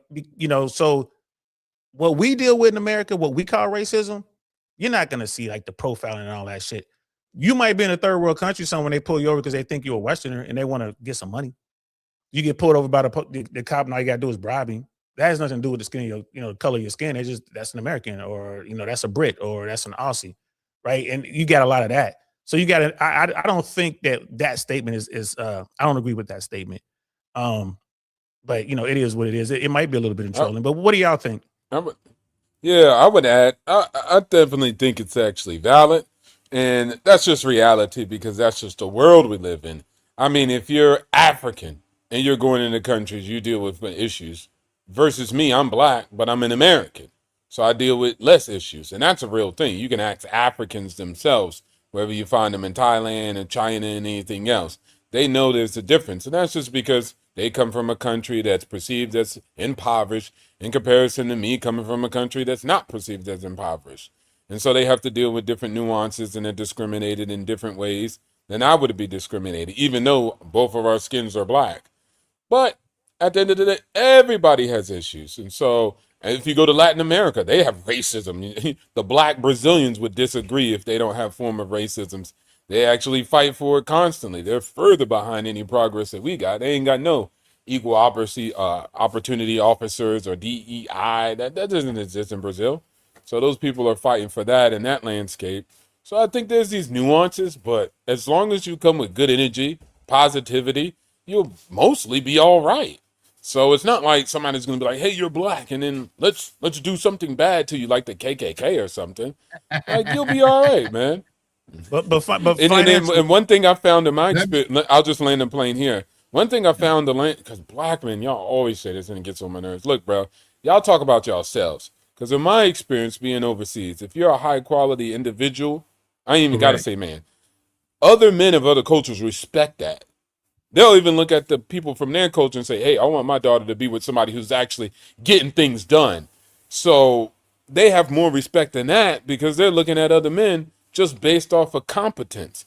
And so you got to take that into account, but just move accordingly and live your life. I think that's way less of an issue than what you're making it out to be. Go ahead. Quick, Brother Financial, are you saying that there's no distinction between America's version of racism and Colombia, Brazil, South America, Vietnam? You saying it's all the same? In a place like Brazil, do you know the history of Brazil? Brazil has My point is, are you saying that if I'm in Brazil, I'm gonna get followed by the police and called the N-word, and you know what I mean? I don't agree with that. Even if you're in Argentina, I don't think it's the same as. I don't think it's the same as America. I'm not saying that they don't have their issues. I lived in those countries. Form of racism. I lived in those countries. I don't think it's the same. And those Brazilians would say that. Brazilians would say that. Brazilians say that. If you go down to Salvador, Bahia, they say our connection. That's what they're saying. So they say our struggle and our connection is similar to yours. They deal with racism. They deal with people calling them names because they're specifically black. It's actually pretty worse, the plantations in Brazil compared to the plantations in actually America. Here's the thing. We have different histories and nuance. Yeah. You're saying they're similar, and I'm saying they're not. American racism. I found they're American not racism carbon to be copy the same. Nothing is carbon copied the same. No. But my point is the American version of racism I have found to be very unique to the United States of America. Not even North America. Like, it's very unique to the United States of America. I'm not saying that the Brazilians, and watch this. The racism in Brazil is very unique to South America. Okay, Right. cool. But it's all racism. People getting hung up, people being discriminated, and people getting blasted based off of their skin color. That's a real Let thing. me ask you this, because I want to say, is there a distinction between our kind of racism and just learned colorism based on colonization of these other countries? Because my girl here, from the same. Let me follow up with this. My girl here has been bullied all her life because she was born with curly hair. Still Spanish descent and all the things that Filipinos are, but she had loosely curled hair, and they made fun of her for that. And she had darker skin. So then it was a classism thing or a colorism thing, saying that if you worked out in the fields versus being in the homes, similar to Black Americans when it comes to the darker versus the light skinned people. Oh, you're a house nigga versus the ones that worked out in the field and did the real work. It's the same type of thing even here, but the Spanish colonized them. So over the period of generations of being colonized, not only by the Spanish, dealing with the Chinese, and then you had Americans that owned the Philippines. Okay, their own cultural people have discriminations based on the skin tone of their own people. And you have the Eta people here. The Eta people are dark skinned with curly hair. Some of the original Aboriginal type people that live here are even, their genetics is even more Aboriginal than the ones that are sitting in Australia. And they're dark skinned hill people. They just stay in the hills, they grow their own food and all that stuff. So you actually have dark skinned melanated Filipinos all the way to, and from Melanesian descent, I think is what is called the different tribes and the different cultures that came out of Asia and all these islands are Melanesians. But go ahead, Financial. Can I throw something there? Yeah, go ahead, Lindsay. The group discussion that the different colonial powers had different systems of which they integrated the indigenous and other groups that were imported. So the big distinction I want to make is between the English colonies and all of the Latin countries. The English colonies, the colonists brought their wives, whereas in almost all of the Latin colonies that they did not bring their wives. So the structure of the system that was set up was completely different. Also, with regard to the English colonies, like the America Project, that you had a distinct group of people, the Puritans, that affected the way that their economic and slavery system was rolled out. As opposed, like there are only two colonial powers I can think of that have Puritans, which was the English and the Dutch. So you see different things in those colonies than what you saw in the Latin colonies. And what I'm specifically talking about is that the Latin colonies, all of them had some form of what they call las castas laws. And what this was a pyramid structure where the Spanish or the French or the Portuguese were the top group. And then all of the other groups, if you look this up, there are these different pyramids of groups where at the bottom of that is going to be the indigenous and the Africans. And so the way that social mobility was implemented was through the various mixtures of these groups.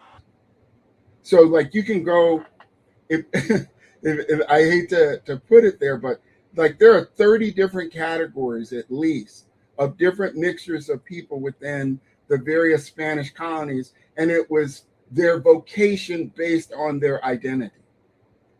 And so that's a completely different system. And here's the real brain twist. Where do you guys think that they got that system from? Europeans, I would think. Maybe India. Arabs. Frontier, what do you think? Arabs, original slave owners. Ronan? I would have to say Africa, somewhere in Africa, like Egyptians or something like that. It's really interesting. The Moors. Oh shit! The Moors there you go. Yeah, I wouldn't even think about that. The system. The Moors. Awesome. You guys were all kind of touching around it, but yes, the Moors, because they too were a mixed group. Some of them were from the Middle East, some of them were from North Africa, and they basically created a system where your identity was your vocation. You can look it up. Las Castas for the Moors. You'll see that the system is almost identical. What the Spanish did when they defeated the Moors and kicked them out was they just reversed the system and put themselves on top. And then they Brother rolled Lindsay, that out. I am not smart enough to be talking with you, brother. Thanks for enlightening me, man, because that's fire. I'm definitely gonna look it up, man. I appreciate you, brother. It's all about the love, brother.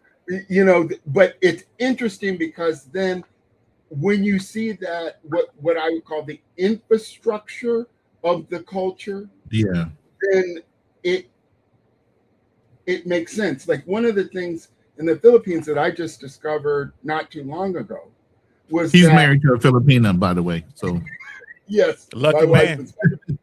My wife is Filipina. That the Spanish did not mix at the levels that they did in their Latin colonies. So they do have a mestiza or mestizo group, but it's not the prevalent mixture. And actually, what was really interesting was, my wife and I took DNA tests when we first got married. I'm going to do that to my lady too. I can't wait to do it. Do it because you're going to find that. And what we did, I suggest this, is we wrote down what we thought we were before we took the test, and then we compared it to what it actually was. And what it turned out, I mean, if you saw my wife, but my wife is like 20% Chinese and 8% Vietnamese, and the rest is Filipino. And it makes sense because one of the first visitors to the Philippines beyond the group that they came from in Taiwan was the Chinese. The Chinese, I think, come or show up in the 10th century. And then later the Indians come in the south of the Philippines. But the bottom line is that the Filipinos are not that mixed racially with the Spanish as a group. They're more mixed with Chinese and with the Indians. And so or Melanesians, whatever they want to call Melanesians, exactly. So it's an interesting thing that how they implemented Las Castas there. And also interesting with the Filipinos is that a lot of the Spanish that came there were actually in New Spain, which is now Mexico. So you have colonies of Mexicans that were brought to the Philippines and Filipinos that are in Mexico. It was this thing called the galleon trade. And so there's this crazy mix of stuff that they have there. You know, like, well, I won't get into it. I'll let you guys bounce off. I just brought that up to have the topic. Yeah, I can't wait to get her tested as well, because her family has the Tagalog Spanish background, and I know her dad is Visayan, but they also part of the Igorot, which is the headhunters that were on the island. You know, so I'm real interested in seeing how they dilute that out. But go ahead, gentlemen. I don't want to, change the subject. We are on, basically hitting the wall. Oh man, I thought that was dead. You know what I'm saying? Once Black Man Travels left, I thought that was dead. You know, hey, it's like, hey, it is what it is. You're gonna age in, you're gonna age out. It's how you accept it. But I don't think we hit walls. We just opt out and say, hey, it's time for us to retire and slow down. I don't think I ever hit a wall because I'm always working on something. Even in early retirement. That's why I always say I'm semi-retired. I'm not retired. I don't think I would ever retire. I'll always be working at angles and growing. Yeah. Especially with this, but not to the level of not to the level of being so competitive that you're competing against a whole industry as an individual in retirement. That's the point of retirement, is to calm down a little bit, work smarter, not harder. You know what I mean? God, but even the competitive angle, I meant to bring that up when Black Man Travels was here. The competitive angle. I mean, I don't agree with the notion I'm going to be competing till you die. And even when you go out here, when you're talking about like getting women or whatever, dudes are like, yeah, man, I'm gonna get her from that. I'm gonna take her away from him, or I'm gonna do this. Like, they're competing with these dudes. I'm like, nah, man, like womanizing or being out here in the game trying to find you, trying to find your wife. It's like playing golf, bro. You keep your own score. You're not necessarily competing against me. right? Like my game is kind of like sitting at the blackjack table. Like what you do really doesn't affect what I'm doing mathematically. Right. So I don't see it as competition. But that's coming from a guy who does well. And even that's coming from a guy who has the confidence and the ability to go in and make something happen. I can go out and holler. So I tell dudes all the time, like, man, don't compare yourself to what I'm doing. Don't look at me and see I'm getting all these women and I'm getting these contacts and they're talking to me and you're seeing choosing signals and they're touching me and hugging me and all that. Bro, don't worry about me. Work on your game. Get to the point where you're happy doing whatever you're doing. Yeah, you got to be you. Yeah, it's not a But competition wait, thing. You know what I mean? And finance. I find it interesting. Go ahead, finance. I find it interesting that we can obviously see that the transition between the value of a man and him not able to hit the wall is, let's say, semi-retired, and he's always still working towards building himself. Nothing has to do with his ability to actually be able to have kids or be able to do something else that we can mention.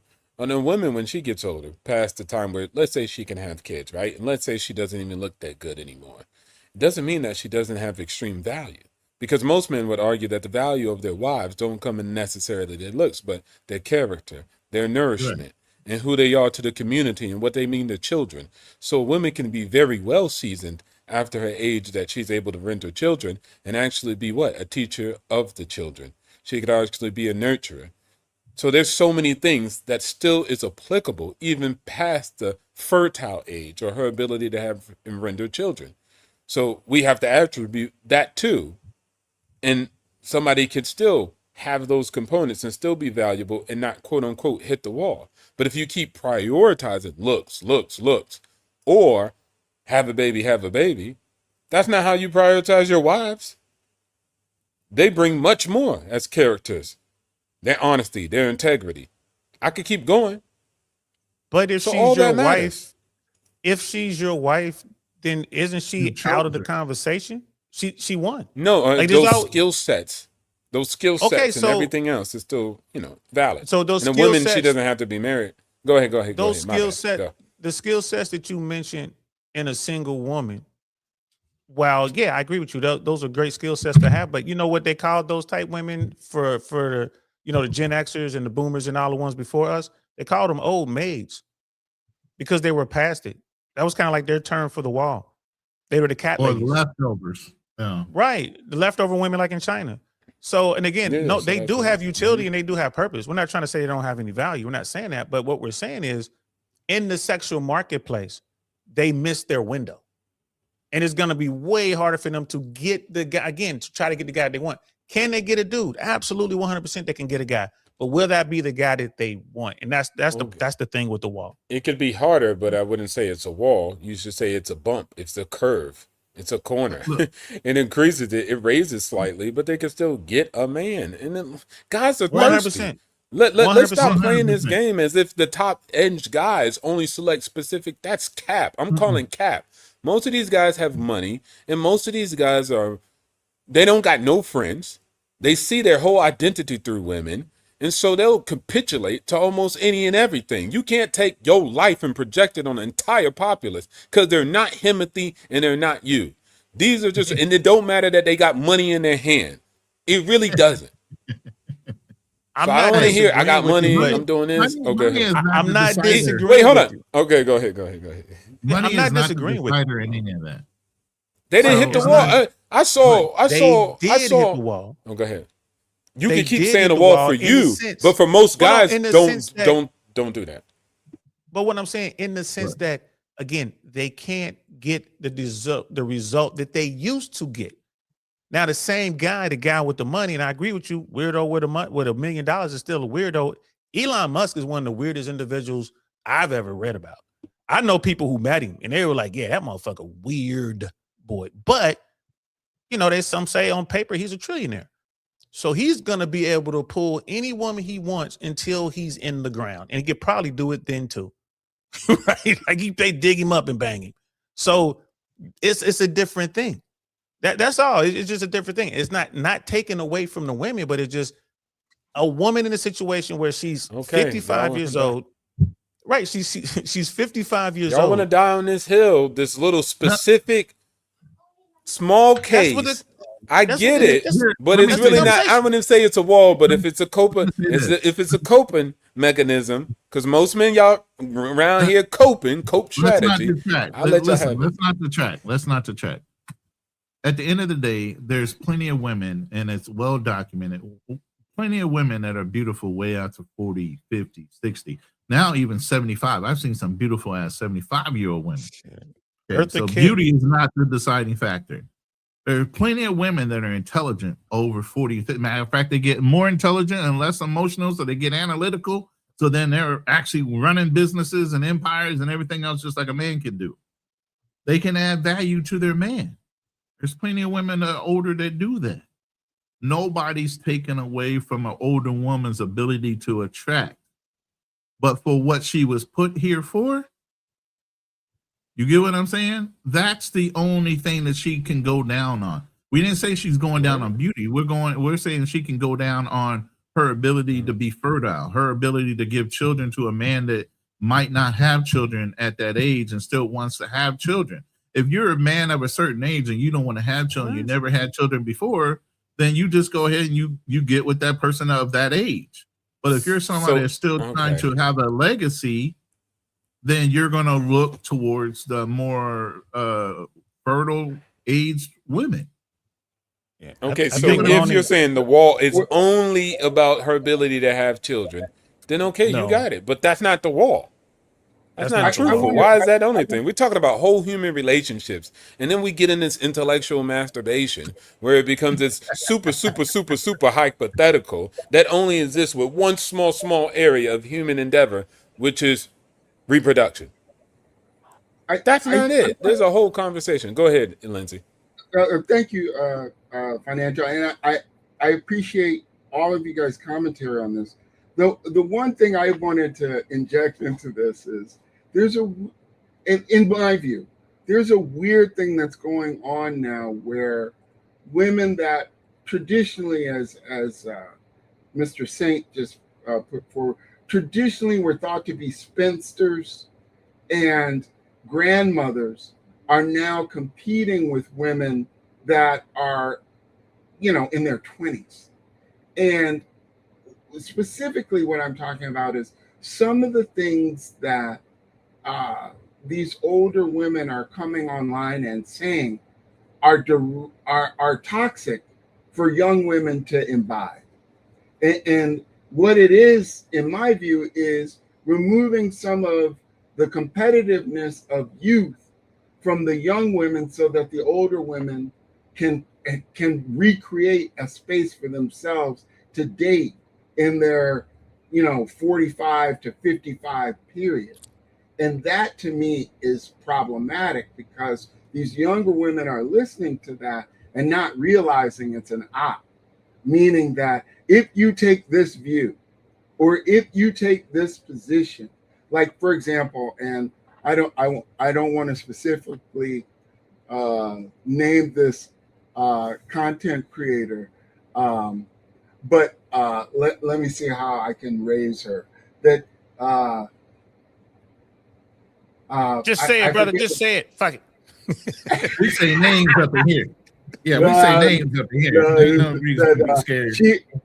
She has a commentary that sounds a lot like Brinkle Brinkle.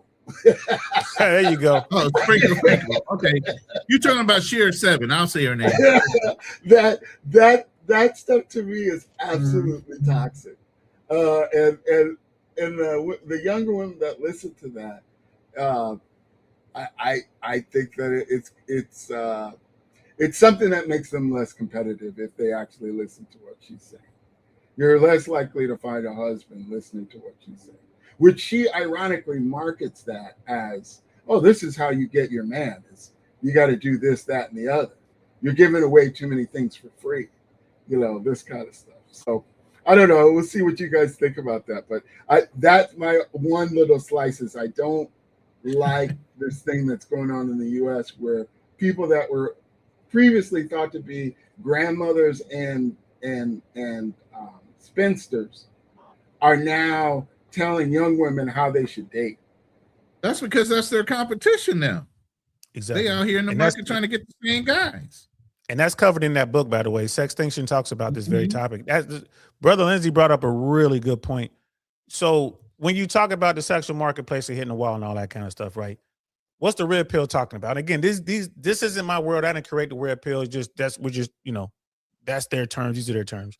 So you have if you want to be a woman who wants to be married and you want to have a family and all that, it is better for her to do that when she's young. The younger the better. She can get that done in her 20s. Outstanding. That'll be very conducive to having that type of lifestyle. Now, feminism and a lot of women today, modern women are saying, you ain't got to do that. You don't need a man.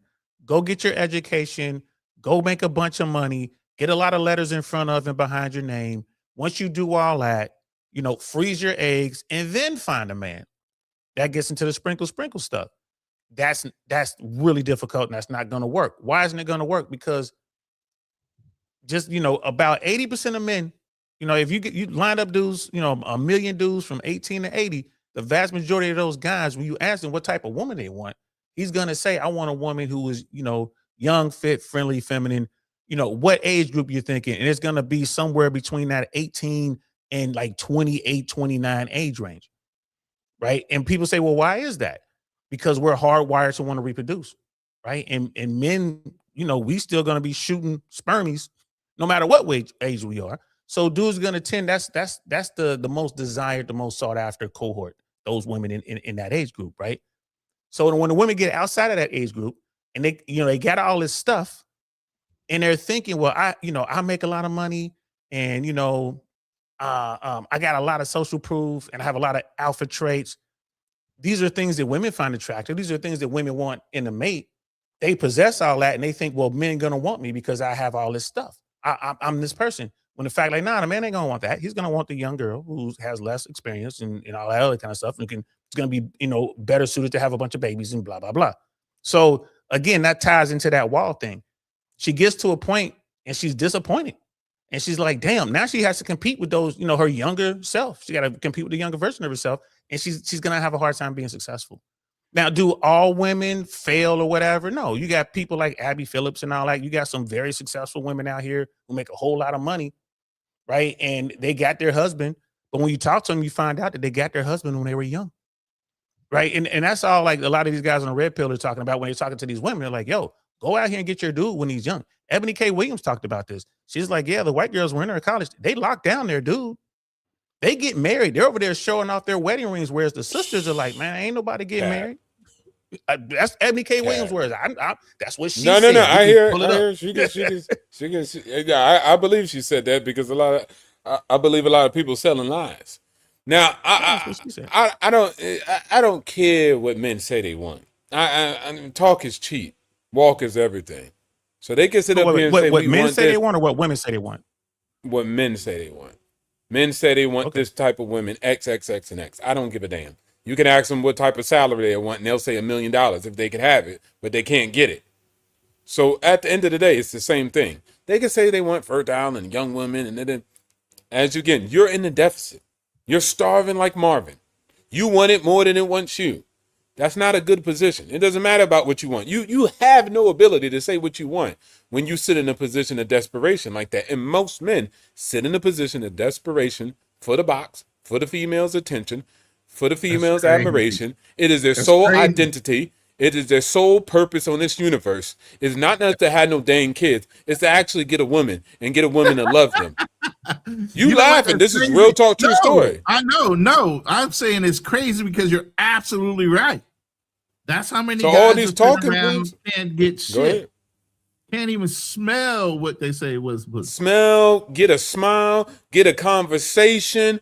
And so you got people who's teaching a bunch of other people and you come from abundance. Okay, you the Lion King, but you talking to hyenas and you don't know how desperate it get when that carcass is sitting there on the floor. Yeah, we all want to eat, but you as the lion, you say, hey, well, I want a fresh kill. The hyenas get what they can. That's me. Okay, so here I agree with you. I'm not disagreeing. Here's the thing. A lot of people, they had these discussions and it has to be one way or the other. I'm hearing what you're saying and I'm like, all right, yeah, I see that. I see that. The thing you said about the $1 million. A man, you ask a man, he's like, I want to make $1 million a year. All right. right? So I would say the difference between men and women today is that man will say, yeah, I want to make $1 million a year. Then I counter and say, I can't pay you $1 million, but I can pay you 300,000. Will you take that? Fuck yeah, I'll take that. They're taking that money. They're taking the 300. Bring the woman up. I'm a manifest $1 million a year. I'm supposed to have $1 million a year as my destiny. I can't pay you $1 million, but I can pay you 300,000. Will you take that? No. That's the difference. That's one of the things. Aspect. The compromise. Watch this, Ronan. Watch this, Ronan.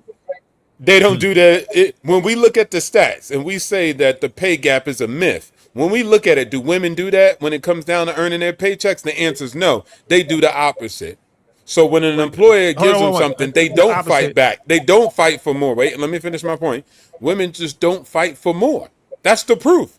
They have zero to no good ability to negotiate. Men ask for more. Men demand more when it comes down to that. So you see how that works when it comes down to economics? When men are sat down with employers and they say, hey, we're going to pay you about 60 grand. The employers are like, the men are like, nah, I'm worth about 80. And I'll tell you why. When they sit down with women and say, hey, we're going to pay you 60 grand, they say, okay. That's the stats. Why don't they do that with their dating and mate choosing? Because like I said, I'm not Because- disagreeing. And I come from Okay. my background's in government, right? My background's I'm a retired FAA air traffic controller, right?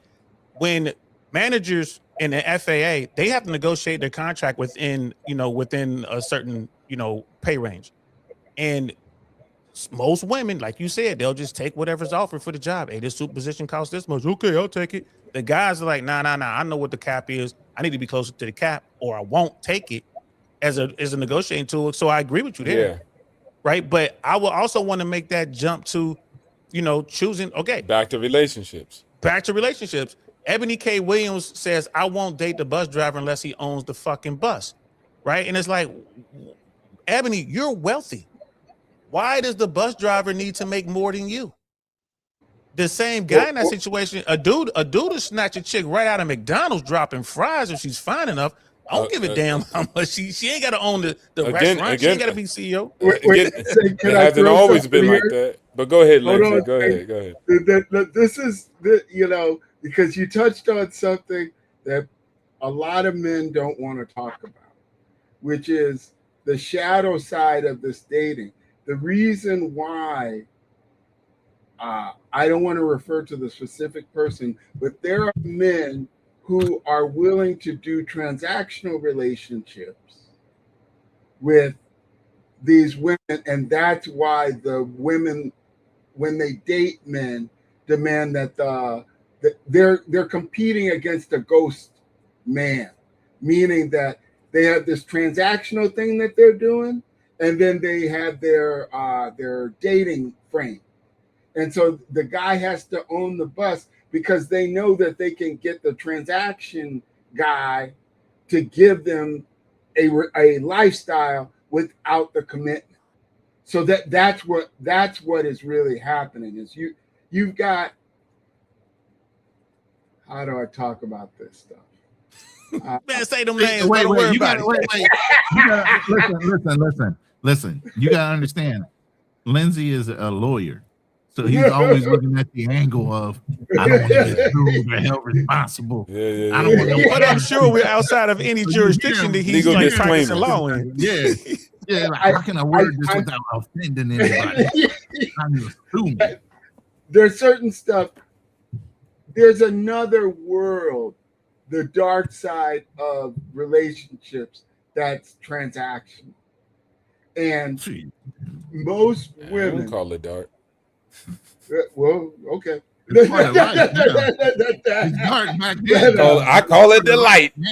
Yeah, that's part of life. Okay. Now. That's what they're doing.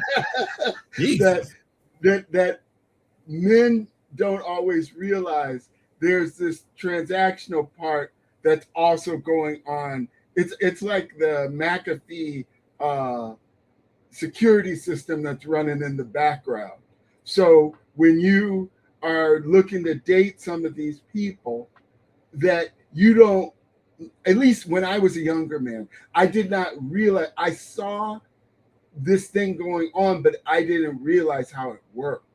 That the deal that's being offered to you as a young man with less resources is not the same deal, although it's the same woman at that same age that she's offering to somebody with resources.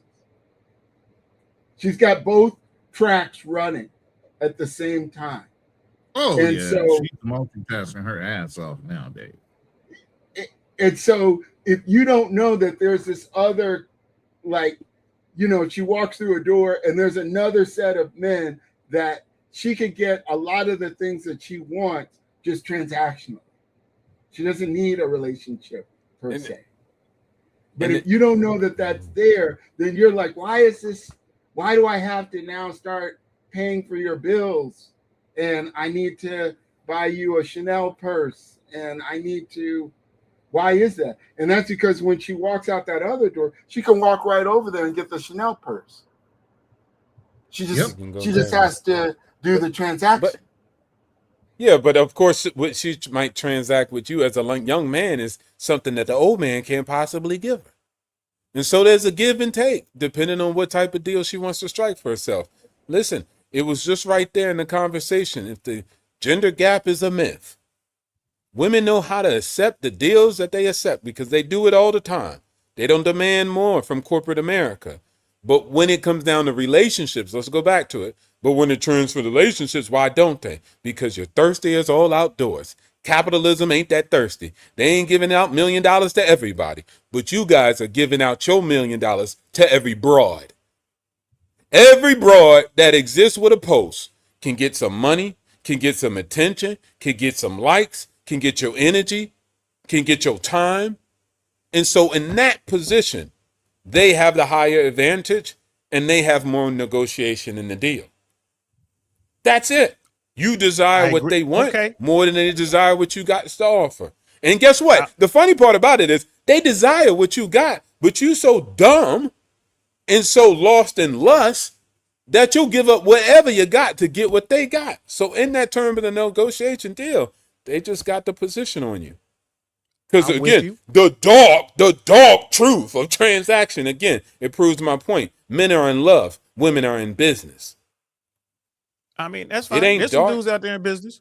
There are some dudes out there in business, but again, going back to the wall, the woman who was able to negotiate the absolute best deal for herself on her terms with the highest tier people gets to a certain point where she can't do that anymore. She can still give really good terms with people of a lower tier. She's not going to be alone. She can't get the Kellys, she can't get the Birkins, but she's still getting the Chanels, right? She's still getting good terms, but she's no longer getting the great terms that she used to get. That, my friend, this is how the wall. smart women are. This is how smart women are. No. Let me lay down some game on you. This is Western women specifically. They're smarter than a lot of other women. They lays the game on you so good. Let's say that guy that you're talking about getting, let's say he's level 10. Level 10 guy. She got the relationship being the early. best. Is that level 10 being the best? It's being the best, right? Now, let's say she gets, that's one girl. She got level 10 guys. She got it. She didn't, hit the wall necessarily, like you said, right? She's got the level 10 and she's locked in. Boom. Good. All right, she won. She ain't going to hit the wall. She got the guy. Then you got the girl who gets a level 5 guy. Right? And then she leaves him. Then gets another level 5 guy. She won too. Because 5 plus 5 equals 10. Let's go back. And both guys, let me just land the plane. Both guys are paying alimony or child support. And they got you. She won. What they say, 18 years. 18 years. Got one of your kids, got you for 18 years. And so they lock that in. Watch this. This is smart. They lock you in like that. And then they go to the young bulls. And they get knocked down by the young bulls. So they get the money from the guys. That really wasn't nothing that they wanted to be with in the first place, but they needed the cash, the revenue, and the children. So you paid for the kids, you paid for the lifestyle. Then she goes back, spin the block, go back to the market, and gets what she wants, which is the burning desire, the guy she really wanted, young, hot, and attractive young boy.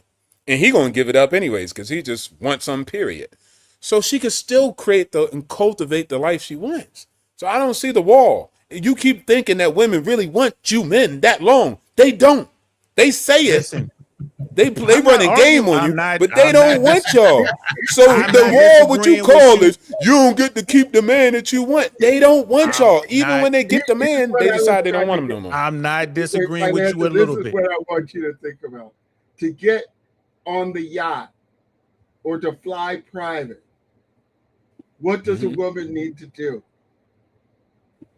I Just know what talk a to a man needs Makeup, to do, makeup.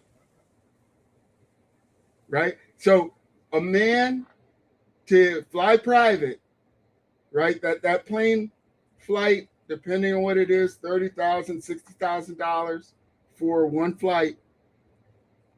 He is working day and night building. The woman that's on the flight with him, what did she have to do? Be pretty. Makeup. She don't even need to Right? makeup. She don't even No, need I to don't make think up. she got to be pretty. It's makeup. Because most girls don't look pretty. They just look better with makeup. We just had the Grand Prix in Monaco. To get on the yacht in Monaco, what does the woman need to do? I know what the man needs to do to be on the yacht. What's the woman need to do? Show up. And there it is. And Monaco, There- Monaco She ain't got to no put on the joke. makeup. She got to put on the makeup. I'm a F1 guy. Hey, Lindsay, I'm a F1 guy. And you know, that's on the bucket list. I want to do Monaco. You know what gets me every year with the Monaco thing? It's that damn helicopter flight. It's that damn helicopter flight. If you ain't pulling up in the yacht, you gotta fly in on a helicopter. And it's just like, I gotta go do what you're saying. I gotta go work really, really hard. But guess what? The woman gonna be in the helicopter with me. What's she gonna have to do? Sit there. Exactly. She ain't have to do Show shit. up. Show up. I'm only bringing this up. I was talking to one of my younger cousins, and he was telling me, you know, about he was dating this young woman who is an esthetician. And he said, he told me, because I had been telling him, hey, man, there's this other door that's going on. You got to know that that's there. And he said, girl, you know, she's got a fancy luxury car and she's got a fancy apartment and she just came back from Grand Prix. And he was like, wait a minute, how are you doing this as an esthetician job? And that's when he realized that the other door is there. But who cares? What are y'all talking about? Like, I wanna unless go you back were. to brother- Wait, Brother let me Financial, just say this. Let me say this before we move back to DL. Let's say that's true. Why would we even like the red space? Y'all be cracking me up. Y'all sound like y'all want to be Instagram broads. First of all, I know what the man has to do. That's why I be on the yacht. I'd rather be the owner than to be somebody who's just a guest. I don't care what the woman has to do. I don't care that I have to work. I own the yacht. And guess what? I can own other yachts. And guess what? I go on other ones. And guess what? You're not invited this time. So your future and whether your experience on a yacht or off the yacht is determined by me. And so I wouldn't want to be in that position in life. I'm just a man born as a male. I don't think about if I was born as a woman and her ability to just wear makeup and get on a yacht. I don't give a damn about that. I'm not focused on that. Like, you just a guest, homie. Like, don't get beside yourself. Name off the list. Security, hello. You ain't got to go home, but you got to get the heck up out of here. So why would I even worry about what women do and they get on the yachts? And that's some incel losers in the corner looking at girls on yachts and being like, they get to go on the yachts and I don't. Bro, get your money up. You could be on the yacht too, dummy. Because guess what? All high value men or other great men that know that man are on the yacht too. But just get your own yacht. The point I was making was that there is a wall to where you aren't getting on the yacht anymore as a woman. Oh no, they still getting on that yacht. No, Lindsay, you got it messed up. But okay, all right. No, okay. And brother Financial. All right. And brother all right, cool. Financial. Well, look. All right, you right. All right, believe that. Let me get in. Believe what you want to believe. Let me get in real quick. Brother Financial, hopefully you don't own the yacht because we all know if it flies, floats, or I'll rent fucks, it. you gotta lease it. We know that, right? Hopefully we all can agree on that. Don't buy a yacht or a I private. rent it, Don't but buy guess a what? The Gulfstream. difference, I invite who I want to. When you're rich, I you don't get you, think like a lower man who only worry about whether the girl look like this. Rich guys We're not don't even care, talking man. about that, Fat bro. women Like, be running up you're the on a money. tangent. We're not even disagreeing with you. We're not disagreeing with you. You're on Go a ahead. tangent. We're not there with you. Financial aspects of Yeah, we're not owning there a with you. depreciating I missed the asset. point. I always miss the point. Yes. Y'all never miss the point. So here's the but thing. I always Let's miss the go point. back Got to it. He's talking about owning a depreciating asset. Let's I go got back that. to Yeah, no, I he said I ran understands. it. No, he Stupid. understands that, brother Ronan. He understands that. Right. Let's go back to your example. You said the first woman was knocking, she was getting the 10s, the highest tier guy. And then you started talking about other women who were getting the 5s and running their game. And that was a good game. I ain't mad at them. The women doing that, who do that, I ain't mad at them. Never hate the Get it how player, you get hate the it. game. Right. But let's go back to the first woman. She was getting the top tier guy. She was on the yachts, private jets. She's in Monaco. She's in Milan, right? She's in Macau. How long can she do that? Not About having to 5, pay 10 for it years, herself. maybe. If she doesn't Right? get tied in before Right? then. Right? How long can she do that? In the moment she can no longer do that. She better That's have a hitting the man wall. lined up that's putting the ring on it. Exactly. But And guess the watch moment she this. can no Watch longer- this. And that's all we're saying. And that's all we're saying. That's all I'm we're about saying, to, bro. I'm about to lower the boom. I'm about to lower the boom. I'm about to lower the boom. How many of you men, hold on, I'm about to lower the boom. You hit the wall. How many of you men will never be on a yacht? And that's the realistic thing. So you can make fun of her from not being able to go back on a yacht because she's old. But your busted, dirty, recessed chin self have never been on a yacht. So you can make fun of somebody and say, hey, you hit the wall. But most of you guys will never be on the yacht also. Y'all will never But isn't that experience what that. we're talking about the wall, though, right? That's all we're talking about. We're Again, talking okay. about the So wall. again, if the man has never been on a yacht, he has hit the wall then. If the mark is getting on a yacht, she was able to get on a yacht. She's in her prime. And you say, well, she can't anymore. She ugly and old. She a hag. She can't get on a yacht. Okay, but your recessed chin self, you never got on the yacht. That dude, And has you'll not never hit the make wall money. because that dude was never at that level. The point is, never made when money. you were there, That guy was never. You were never there as a man. You were never there. so he doesn't count. He's not a part of that. He didn't hit the Exactly. wall. And that's most men. That's most men. Okay. You can say he didn't hit a wall. He didn't. It don't matter. Okay, guess what? Because no, wait, hold on. Wait, hold on. Now you're really just talking about a wall. This is the funny part. This is where thinking helps you guys evolve big time. Please, men, think. Use your brain. First principle. Elon might be weird, but he's right on one thing. It's called first principle. You creating this whole stupid term called the wall to explain, yeah, the girl could get on a yacht, but when she get old, she can't get on a yacht. Not realizing the whole time that your recessed chin never got on a yacht and will never get on a yacht. But you like, well, I ain't hit the wall. Okay, cool. You right. You never hit the wall. And you also never got on a yacht. And you also will never have that experience. Let's take So the yacht regardless away. of what you call it, the result is the same. Let's take Nah, don't try to take the yacht. Don't try to take the yacht away. Now that I got your head and I'm jamming you, now you want to take the yacht away. Okay, cool. I need to take the yacht away so you can understand the point. Look, move the goalpost. No, I'm not moving the goalpost. I'm not moving the goalpost. I'm trying to get you on the football field. You're playing baseball. I'm trying to get you on the football field. Right? Let's not just lose. Okay, now you stuck just on the change yacht. your names. Okay. No. Well, You stuck on- Forget the yacht. Do something Go ahead, else. Lindsay. I'm gonna hit you there. Do something else. The issue is that it's not a participation trophy game. Right. That the assumption is that it's only going to be the top 30% that are going to achieve anything. The 70% are going to have regular lives. And so it's moot to them about, to your point, financial, it's moot to them in general because they're never going to live that life. But for the men that are in the 30%,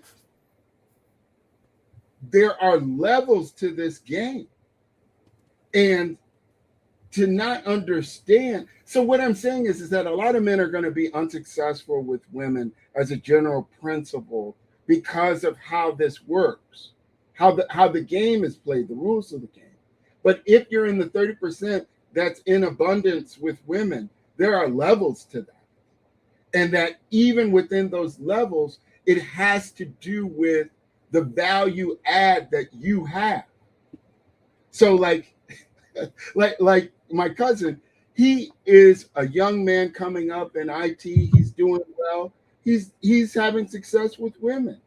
What he didn't realize was that an esthetician that was hot could go to Dubai and go to Grand Prix.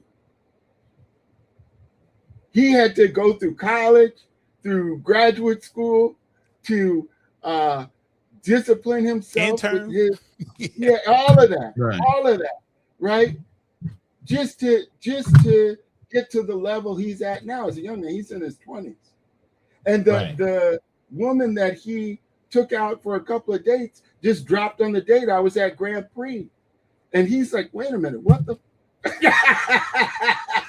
financial. Let me say this real quick. Let me say this before we dig any deeper in this. I just want to say this. In any conversation we have, it's for the general public. Nobody's attacking anybody on the panel. But my biggest thing is to the people that are listening is never envy anything you couldn't do yourself or achieve. Okay? And if you can't get it on your own, don't worry about what the next man can do and what she's taking advantage of. That's part of life. If you have that driving desire to want to go and get a yacht, then you figure out the pathway to go buy a fucking yacht. Other than that, if somebody else has an enjoyable time on a yacht, who gives a fuck? Live your life the best way you can. Extend yourself as far as you want to or not. Challenge yourself to do more. But sitting there pocket watching somebody else getting on this or doing this and the other thing, who really cares at the end of the day? Is it helping you enrich you? So that's the biggest thing. Well, we might have these conversations where we're talking about this, that, and the other. I don't really care because those are not goals that I have in my life. My ultimate achievement is not to do certain things, is to live my life to the fullest and enjoy every last moment of it. Because there's too many years where I've been focused on way too many other things, and not myself. But again, continue the conversation. So we're going to switch the yacht out with White Castles, right? We're going to switch out the yacht with White Castles. Not White Castles. White Castles, right? So, all right, you got a woman in town. She's the hottest of the hot, man. Everybody loves her. She's amazing. And whenever she goes to White Castles, no matter which White Castles it is in the whole state, she gets a free cheeseburger. Every time she pull up the White House, here you go, free cheeseburger. Here you go, baby. Here you go, free. One day, she's going to pull up to White Castles, and they're going to charge her the 35 cents or 55 cents or whatever. I don't even know how much they White Castles cost. I ain't had a White Castles in probably 50 years. I think you know what I'm saying? 55, 75 cents the last time I seen it in Vegas, but there you go. So, and she's going to pull up, and they're going to charge her. And she's gonna be, what is this? Like you always, that's how much it costs for your cheeseburger. But don't you know who I am? I'm the hottest of the hot. You ain't the hottest of the hot no more. Little Sarah is. So Sarah getting the free cheeseburgers. You gotta pay now. That's the wall. And that's all I'm saying. And I'm not saying it's right or wrong. Like I said, it's the game. I didn't make the game. Hell, I didn't make these terms. I didn't create the wear pill. I didn't create the man on swamp. Let me say mine. I gotta read this. I gotta read this because this is one of the hosts of the Lions Den. Even though he can't be here, he was flying back to the DR to meet up with the fam. He says Kim Kardashian got 4 kids, a sex tape, and a list of dudes, divorced millionaires, and she got to Monopoly with Lewis Hamilton. I don't get it. She getting banged. She getting banged by Lewis Hamilton. She getting banged by Lewis Hamilton. Monaco. All right, so Monaco. She's in Monaco. Let me tell you about the other story because I had to come on the screen for this, man. Let me tell you about the other side of this. Hold on. Salute to the setup, man. Salute to the studio, fam. It's looking good, trying to be like you one day when I grow up. Don't do that. So let me tell you about the man's wall, right? Now, there's 2 sides of this story. Let's not worry about the story that the brother just provided. That was a good story too about the woman, right? She showed up for the burgers a little bit later, and they said, "Hey, you're gonna have to pay." So that's the women's experience of the wall. Now, the man's experience is gonna be, he always got charged at that price from the jump, right? He never got the discount. But then one day he comes back in. He says, hey, can I get that burger? And they say, hold on, you got to pay. He said, no, I'm the owner. Now, for the men who don't do the work, what I call hitting the wall, your raggedy self, the price went up and you still paying. You'll pay all your life for the same burger, your whole life. Then you'll be crying about inflation. So you have a wall too. My brother. I'm not disagreeing with you. It's different from men. I'm not disagreeing with you at all. The vast majority of dudes will never know what it's like to have dinner at Carbone's or Mr. Chow. You know what I mean? Hell, they ain't never heard of these fucking places. The vast majority of men out there. Oh, bro, man. If listen, we'll talk. Maybe I'm I'm foodie, overseas. Bro. Maybe I'm overseas. Well, I mean, shit. You can go like. There's let me see, overseas. Mr. Chow. Mr. Chow's in London. They're in Bahrain. But yeah, I don't think it's anything in the East. I don't know where you at though. But anyway, I don't want to get off subject. My bad. Go ahead. It is hard. It is difficult for me to gotta do the work. That's one of the things, like in the red pill world, when I'm over there, I'm like, hey man, y'all gotta do the work. I tell them, like, I don't want to talk to you guys who just over here talking shit because you ain't never had pussy since you came out of pussy, and you're gonna sit here and dunk on these women on Fresh and Fit, right? And on the whatever podcast, you're gonna sit here and dunk on these women, talk all this shit to these women, then you're gonna turn around and you're gonna take your last $100 and DM it to these chicks. I ain't got no respect for you. You're a fucking quitter. They didn't hit the wall, bro, because they didn't even get into the game. You gotta be out there first before you can even talk about hitting the wall. Hitting the wall means you can't do it like you used to. I mean, who's the GOAT? Best quarterback ever, right? Tom Brady, bro, he hit the wall. Brady want to keep playing. He just can't do it. He hit the fucking wall. He didn't quit. The skill set ain't there no more. He's still the GOAT though, but he did hit the fucking wall. Otherwise, he'd still be out there, right? That's all we're talking. That's all I'm saying. I agree with you about these dudes. Yeah, that is the wall. But he didn't quit. You said he never got in the, or let's say the guys. You say the guys never got in the game. Yes, they did. There's no guy alive. Let me lay my plane. There's no guy alive that's alive and not trying to make his way. He has to.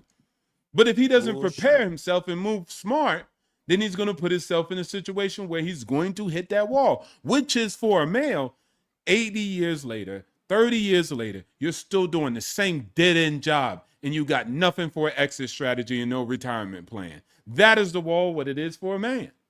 So men know what it is. He's in the game. He's in the game every day. This is where Brother Financial, no man that's out here that's not working at all. There's no man out here that's just not working at all. Most men are actively working. We got smoke now. But we finally got something we disagree on. We finally got something we disagree on, Brother Financial.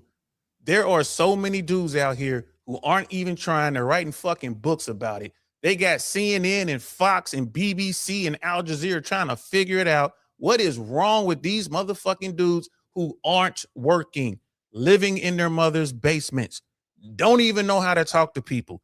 This is the thing now today. When we grew up, it wasn't a thing. Everybody was in the game.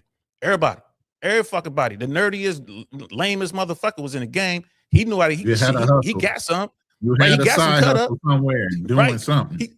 Doing something. But today, that's no longer the case. So now I disagree with you completely. There are guys that I'm seeing them. Anecdotally speaking, I'm seeing them, and the numbers bear it out. The scientists are seeing it. I just want to add to your point, saying they also have these guys in Asia.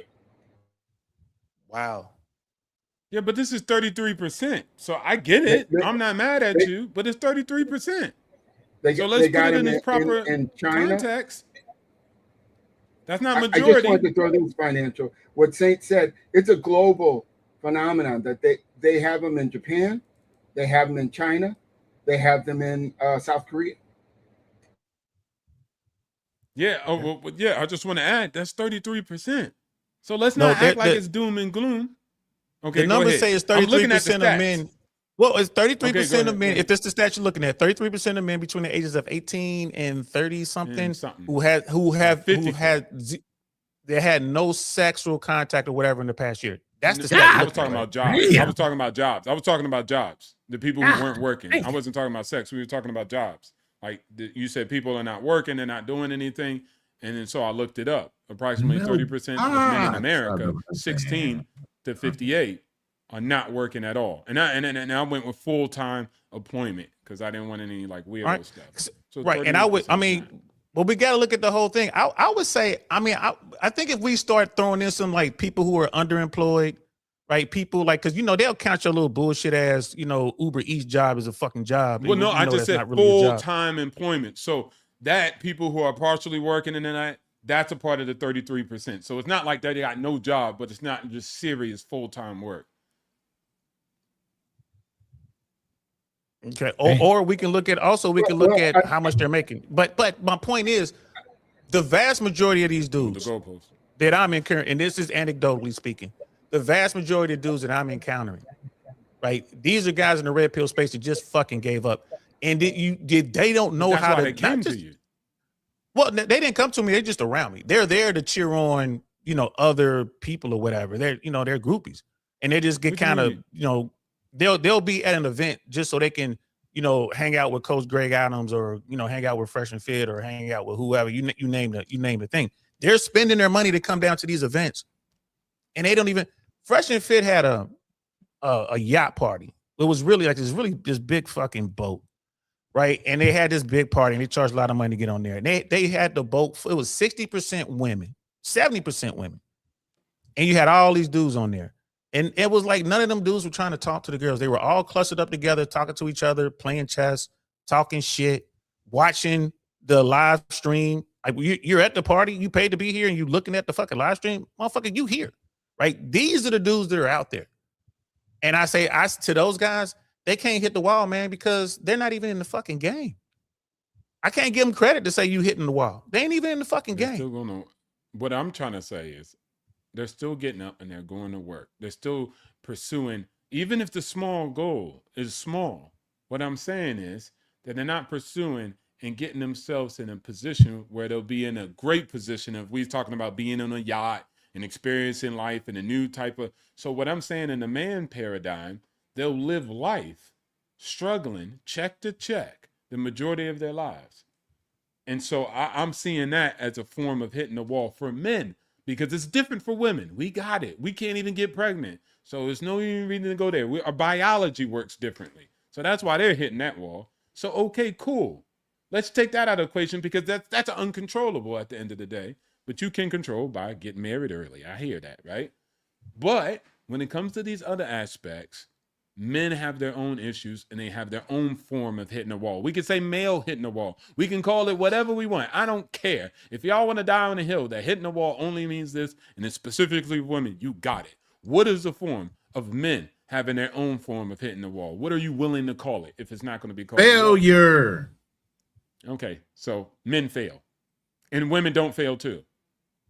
No, I would say this. I would say they fail different. I would say there's only, I would just making up numbers here, guys. I'm just making these numbers up. There's no stats on this. I would say of all the men that are out there, only 20% of those dudes qualify to hit the wall. There's only 20% of the dudes out there, normally the dudes that women want. Those are the guys who even qualify to be able to say that they hit the wall at some point. I would say the rest of the 80% of them dudes, they're fucking quitters, bro. It's this shit right here. You want to quit? Are fucking you quit. on me? Well, are you? Then quit. That's why I look at them off. They're fucking quitters. So we got overlap here. Cool. We got overlap here. I look at it as motherfucker on the team. Like, I don't give a fuck that the water boy hit the wall. Like, you trying to say, well, the water boy hit the wall. Fuck the water boy. He ain't a fucking football player. The only motherfuckers that can hit the wall is the motherfuckers who made the team. Right? That's how I look at it.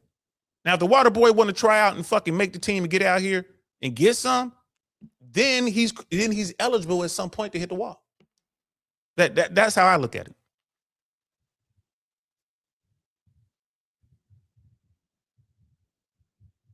Is Vernon frozen or is that just me? I'm frozen. My camera be freezing. Hit the wall. sometimes. Yeah, he froze. Yeah, my camera hit the wall a long time ago.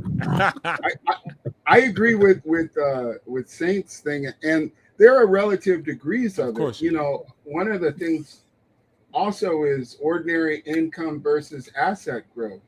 You know, that if you're an ordinary income person, that's a different game than the people that are living off of assets. So, you know, it's an interesting discussion, but I kind of agree with what Financial was saying in the sense that, you know, a lot of people are not going to, a lot of people that are critical of women are not in the game the same as describing. And I think that it's actually like a psychological reaction. Like they know they're not in the game same. So then their whole thing is, I want to pull you down with me on bullshit.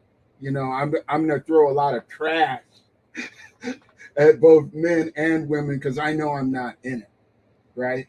And I've given up. Facts. But Facts. I think Speak on it, Lindsay. Facts. You're speaking vibranium now. That's what it is. Well, I mean, I think it's interesting because what Saint was saying, I don't think about those guys at all. They're spectators. They're not. Exactly. They're not actually in the competition of life, really.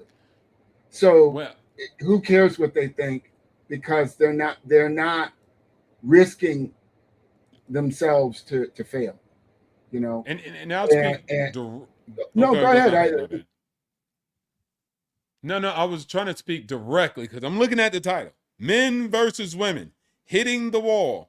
Who really has it worse? Now, let me just hyper focus on who really has it worse. Listen, you can listen to everybody on the internet, but this is what I'll tell men, and I know this is real. You got it the worst. Because society ain't going to look to help you when you're homeless. Society ain't going to care when you want to delete it. I'm telling you. There's too many institutions that are here to protect and provide for women. So they good. They don't want to be a mama? No problem. They're brave for giving up the baby. You don't want to be a daddy? You're a deadbeat. They don't care. You got it worse. So you can sit around and say you're going to die alone with a cat, or you're going to hit the wall, nobody wants you. As Lindsay would kind of allude, it's a coping mechanism, guys. If you don't really get on your stuff and get in the game at least, don't quit. Let me go to what DL says. Don't quit then, right? And get in the game. You're going to have it the worst. And you can name anybody, whatever you want to on the internet, but real life talk, true story, you will live the worst amongst anybody and nobody will care. I don't even care. I'm going to double down on that. So. Yeah. My man Cody is king. Go ahead. Yeah, my man Cody is king. That's one of the cats from MySpace, man. Shout out to you, bro. You know, like his chat right there. That one right there. You know what I mean? Okay. Like, I think now we're all in line. When I read the title, you know, men versus women hitting the wall. It was a trick title. I already know men had it worse, but I was waiting for you guys to say it. Well, but here's the thing. When I read that title, men versus women hitting the wall, who has it worse? I'm thinking after you hitting the wall, who does it, you know, who has it worse hitting the wall, not in life? Of course, men have it worse. It's hard. It's just hard to be a man. That's whatever. But I would argue when a woman hits the wall, especially, you know, like the women we were naming earlier today, you know, when Tyra Banks hit the wall, I would say that was worse for her than, you know, when some dude, like some rich dude hit the wall or some former, you know, one day Brad Pitt will hit the wall.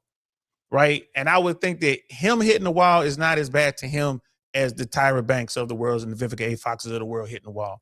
Because as a man, you kind of know, like, the fucking shoe is going to fall at some point, bro. Like, you kind of know, like, this shit ain't going to last forever. You know what I mean? Like, but women, shit, since they were fucking 8, 13 years old, they're getting so much attention and all this shit. And then all of a sudden it stops. That would fuck my head up, bro. I ain't going to lie to you. Yeah. It fucks up their ego. Well, the big thing that has changed is that the marketplace has become. I had to global. dodge bullets. I had to come back alive from PTSD. I don't give a damn what they feel. I'm looking at reality. Just because it's kind of like perspective. Their perspective is weak. But there's other women who've been through more hard struggles and would see that as a joke. They're like, I don't care if my looks are gone because they've been through real life, real talk, true story. So they can have perspective. But you can't make an argument to me that me losing my buddy in combat is the same as you losing your hamster at the age of 5. Get out of my face with that. So I don't care how your perspective is and what's worse or not, right? But the thing I did say about it being worse for men, but here's the one thing I didn't say. The upside is much better. Please believe it. If you do the work. You can Agreed. always Brother Lindsay was Greater saying than something. any woman who looks good and marries the girls, it don't matter. There's nothing greater than being a man on this earth. Even watch this. Feminists even say that. Feminists is on my side when it comes to this, right? Because they say men are high value. Men got all the things and they could do whatever they want. They could sleep with all these women. Men could make all the money and they make all the money. She's chatting stuff. What she's saying is a small segment of men are living life on super, super great. The vast majority of men are moving garbage. They don't have nothing to do with no dang, what is it called? Patriarch. They ain't got no chips. They ain't got no power. So they're talking about a specific small group of men that are living this life on excellent. And if you put in the work, you can live life on excellent. Yeah. So it could be worse or it could be the best. And men often, if you guys know, right, we know this, men sit on the extremes of both. We're the most geniuses and allegedly we have the most doofuses. Now you're going to have to ask your question, which side of the paradigm do you want to live on? But you can make it happen. Brother Lindsay was trying to say I don't give something. a damn if she's on a yacht. Go ahead. Well, I don't, I agree with what everybody is saying, and we're kind of all saying the same thing, different parts of the same story. I think it's really important for people to give themselves their best chance to win. And some of that is limited by your where you're stationed in life, and some of it is your mindset, and what you want to do is wherever you are in that station in life to get a little better each day. And if you can do that, then you will see changes. But it's not easy to do. If it was easy to do, then everybody would do it and everybody would get a participation trophy. And that's unfortunately not the way that life works. That people get more or less what they put out. And there are exceptions to this. There are other reasons why it might not play that way, but those are the caveats. Those are not the rules, And so it's an interesting query that you put forth, Ronan, because it makes the reader think. Yeah, what because yeah. The biggest thing here, you got to say it's not level set. There are different expectations based on sexuality. Women have a different expectation to level set what they consider, them hitting a wall versus a man, where he has to continue to be a provider, protector. He has to rank up. It's so much more than a man is expected to do than a woman. So the fall is harder on men, and there are less resources to help that man up. He's got to want to get up and do it on his own, because nobody's going to help him up. Where if a woman falls, there's all kind of reinforcement and help and systems and things that are in place for that woman to take advantage of. So it's a faster route of recovery for a woman, I would say, more than a man. So the man is going to actually take the hit harder, but we're expected to. But yeah, like we've all been saying, a man can always get back up and excel. You just don't give up. And that's what we kept on amplifying in this conversation, is the man that gives up is the failure. Yes. And I would say this. I would say this too, with respect to men getting help, especially, military cats, get people who play sports and all that. Mm-hmm. A man does get help if he builds the right team, if he builds the right tribe, the right gang, the right whatever you want to call it. You guys know as Marines, and I know as a paratrooper, if I go down, my people gonna pick me up and run me out of there, right? But you got a band of brothers. We don't have, right? It's gonna be men who pick you up and run out of there. No woman can pick you up and run out of there. She can try to drag you out of there, but y'all both probably gonna get KIA, and that's fine if she tries it. And I'm not trying to throw shade on women, but normally when men go forward and fight, we're with other men, and we're gonna get help, and we got to continue to keep that band of brothers and help one another. But you're right, we don't have. I mean, there's no male abuse shelters. Could you imagine? You know, you go to the police, tell the police that your wife who's 5 feet, 5 feet 1, exactly. So, but I want to hurt your feelings. I want to build on something Saint said because it was really important. And one of the most important, I shouldn't say most important, one of the things that I think can help get your framing right is that women kind of look at relationships as jobs, whereas men look at them as like a loving commitment. And so the love that a woman may feel towards your relationship is kind of like that job she always wanted. And when she first got it, she was very excited about that job and, told everybody and prayed on it and all this kind of stuff. But at another point, maybe 10 years into the job, she doesn't see it the same. Maybe she still likes that job, but it's not the same job as when she first got it. And men think, well, I did this and I did that, and where's the loyalty and whatever. And they just don't have that same frame about it that men do. And so that's where they get surprised, is where they're like, I really thought you were into this thing. And it's like, no, I've been looking at some other positions I've gone on. What is the job site? I forget what. Indeed. Yeah, I'm on LinkedIn. I'm on Indeed. Yeah, something came up. Yeah, fellas, I hate this.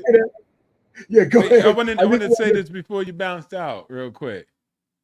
Look, and just tell me what you think about it. But I know we talk about that, and we talked about like the women on the yachts and all this other stuff. I've never been, and then again, I'm just helping. This is my prescription. It ain't right for everybody, but I've never been a man who was just like worried about that. You know why? Because when I seen other men, I'm like, well, they put in the work. They deserve it, and I'm happy for them. I'm going to get my time. I'm in the trenches doing what I'm supposed to do, building up my skill set and having a future for myself. So I really wasn't like hung up like, oh man, the girl at my ages, they fly to Dubai. I was like, okay, yeah, and so what? And sometimes they're going to come and get me with me before they go see that guy on the Dubai. Like, so if it is, and I really don't matter. But one thing I would say, I saw the chats, and Cody is King said this. He said, what was it called? Women hitting the wall is devastating. Listen here, guys. Let me tell you what's devastating. I got it right here on my phone. I tell you what, this is why y'all need to go touch grass. This is my brother right here, Combat in Arms. He passed away not too long ago. That brother would die for me. That love that I had for that brother is greater than anything else that you're talking about. That's a devastation. Meeting the man that you don't know from Adam and Eve, meeting your blood brother, not by mother, not by the womb, by a covenant of brotherhood that would die for you and do anything for you. And that type of love is greater than anything else you guys can bring up here on the stage and talk about some devastation from a woman because she's no longer wanted. You understand what he meant by that, though, happens right? when you're out here. Go ahead. You understand what he meant by that? It's devastating. I understand what he means, but it's devastating to her. No, I get it's it. devastating to her. I don't Okay, care. It's not a real okay, thing. I'm just saying. I get it. But what I'm saying, that's not a real thing. If I say it's a devastation to me because my hamster died, you're not going to put it on the same pedestal as a human life. I'm not even going to say that. I'm going to be like, all right, man, you're a little bit overboard right now. I don't care if it's devastating to you. Anybody can have that perspective in life. Again, you keep falling into her frame. I'm not listening to that. I don't care if it's really devastating for her or not. And it's probably not. She's just playing games on you. So at the end of the day, just focus on what you got going on, young brothers, and how you move on to the forward. Don't worry about what other girls are doing on yachts in Dubai. You'll get your opportunity. Life has always been like that. You would have died in a ditch in the past. So be happy you got your lot that you have today, which is 10 times better than anything from the past. So I'll end on that. I'll land my the biggest thing is, here's the thing. While we might have empathy for women, it's built into us. Those women don't have the same empathy for you. You sitting here talking about how devastating it is for her to have loss.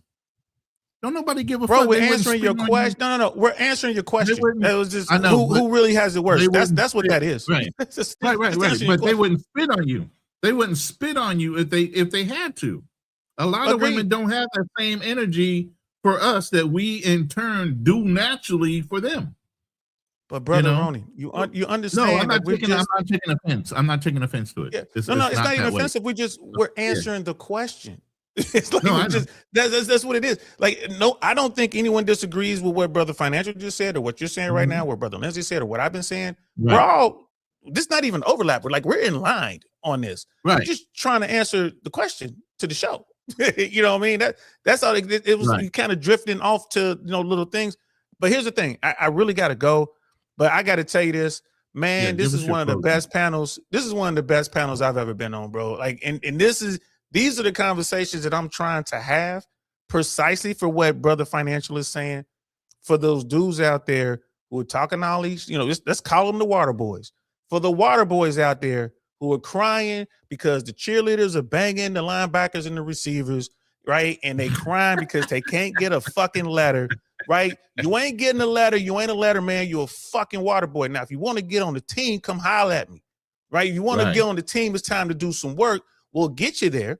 And when you get there, you're going to realize that, banging, Peggy Rottencrotch over there, who's a cheerleading captain, ain't what you thought it was going to be, but at least you smashed, right? At least you got up in there. Come on in and play the game. You know what I'm saying? But this is where I'm at with the red pill. And I tell them all the time, like, complaining is not the same as you out there actively doing it. the water boy can't even sit on the bench. That's my whole fucking point. Yeah. He can't even fucking sit on the bench. Bring me some goddamn water and stand there while I drink it, motherfucker. You the water boy. Get off our bench. Right? So that's what I'm saying. Right? To Brother Financial's point, man. I'm not taking it easy on these dudes. I'm giving them the real. The fuck you crying about? Yeah. Right? But I gotta go. I really, man, I wish, hey man, do me a favor. Hey, we Make have sure these y'all let me know. plenty, man. Huh? Yeah, we have these plenty. Just drop us a note, man. We're always going to do these things. I'm always jumping on a panel or doing our own lives. This is Lions Den. We have a hit and run show. I have Wealth Talks, Legacy Walks. I have about 5 different shows I run, and then I co-host and sit on other people's panels as well. So I'm about to start bugging y'all, man. Don't forget to tell him about your show, Not My Girl. He got that too, Saint. So you can go. Okay, well, hey, look, I'm gonna come holler at y'all for Not My Girl. I'm joking. He ain't got no show called Not My Girl. That's hilarious. Cause I'm like, I'll be on that shit. That's hilarious. Yeah, we got the t-shirts though. You got the merch for it. Go ahead, might as well make a fucking shirt. I mean, make a show. Hey. But Yeah. fellas, let's do this again. I definitely would love to talk more Absolutely. about travel, more about finance, all that good shit. Shit, I wouldn't mind talking about politics. We got the Marine down here, got the American flag behind his head. I want to Hey, talk about we do that. that too. Like what We do that. like what's too. going on? Like that Carg Island shit is coming up putting boots on the ground. That's y'all. You That didn't won't see be my us. video I made? You didn't see that? I'm gonna go look for it. I actually have I'm a about to go- video. Just talked. I made a whole video about how the 30 Mew and 15th Mew, and then nobody brought up that there's a third Mew out there because they're already on deployment. There's always man, they were one talking you about- don't know about. Whenever a conflict goes up, there's always a Mew that you don't know where they're at. There just were out rumors there. out there. They wanted that to be an airborne out, but there are no drop zones there. With all the equipment and shit, there's nowhere you can drop them. So I was No. like, thank God for that. That's not going to be our mission. That's going to be our mission. Anyway, that's our out. That's our out. yeah, We that's do y'all that. shit. I gotta go. I look forward to meeting up with you brothers again. It was truly an honor, man. Thank y'all so much for having me. problem, And, brother. and, I'll keep my eye out. And check me. I'm DL Saint, guys. I really want to know podcast, man. I'm on YouTube. Drop your link in the Instagram, back chat and Facebook. I'll pump you up. Yeah, I'll on sign the- up for your channel. That's great. Okay, Saint, let me- thanks for being thank with you. us. Yeah, drop your link in the back and I'll make it hyperlink. Uh-oh, my shit glitching. I'm sorry. I'll put the link in the back before I go. I appreciate y'all, and I'll problem. see y'all soon. You know what I mean? Appreciate y'all really. All right, This is a now. great conversation. Yes, sir. Good to meet you. Financial, bro. You wild, boy. I can't wait to talk to you again. Yeah, he has no filter. Peace. Just drop Hey, me man. down. So drop me down for me. I'll be in the back chat for Oh, I say come on. just double check it because I put your joints in the back chat. Yeah. Shout out to y'all.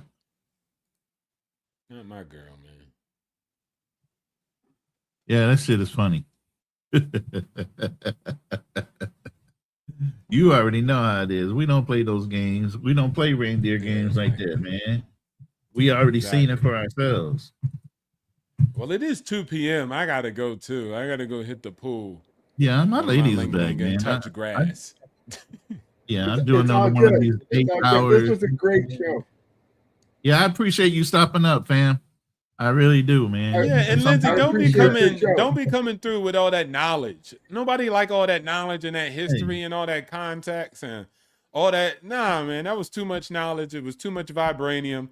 We want the low surface stuff. He say, she say. No, I appreciate that because that was. I appreciate you guys both, and you guys have been putting up a mature travel show for young men, and I appreciate you both. I really think that you guys are making a difference. Oh, I appreciate it. You know, we you know how consistent we are between me, myself, Fearless, and Black Man Travels, and then also Financial Frontier. We're pretty consistent on our message, and we stay in the pocket when it comes to our belief structure. We don't let nobody throw us off like that. Even if we got to get called Neanderthals and old time thinking, we don't give a fuck about that shit. You know, we're talking to a certain class of people and a certain class of men. And this is a man's channel more than a female, but we do welcome female conversation. So that's not even a problem either. Thank you both, fam. And Financial, I think it's really important that you keep working on men's frame like you do to get them to see opportunities. You know, that you've been doing that for as long as I've seen you on the internet, at least, 10 years or something like that. So yeah, I think it will eventually get through. And Ronan, man, your family, I appreciate you like that. And I'm glad I could contribute something to help the show. So. Yes, sir. Always. Yes, sir. Yes, sir. Always. I salute you. Thank you. Thank you. Appreciate it. Appreciate you. All right, man. It's me and you. And I know you got to go. So, hey, for those that don't know, I do AI, and this is my closing. And we out of here.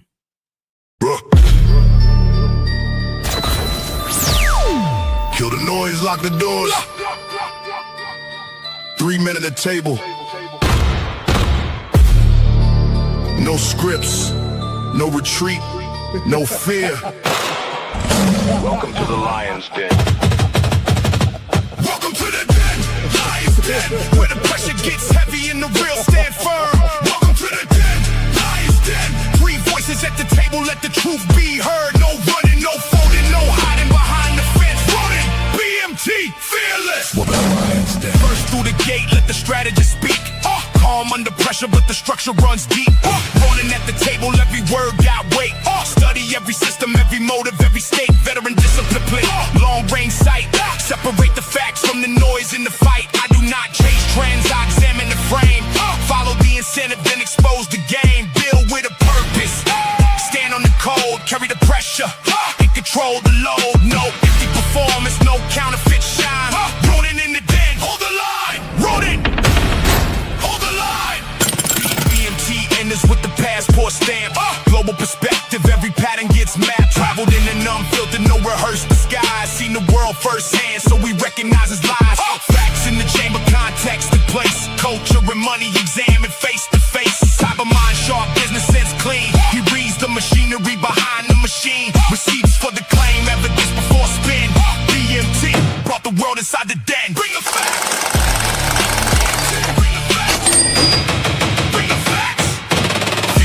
Forward, tighten your stance. Direct with the question, never dodging the chance. Competition in his blood, business in his mind. When the pressure gets heavy, he does not step behind. Challenge every weakness, every gap in defense. Drive the point home with experience and sense. No fear in the voice, no retreat in the chest. Disagreement is pressure, pressure breathe is the test. No apology often, no convenient bend. Fearless brings the challenge inside the den. Never back down. Fearless, never back down. 3 men, different roads, different scars, different codes. 1 table, One standard, one pen. Who holds the line? Ronin. Who brings the facts? BMT. Who brings the challenge? Fearless. Where are we now?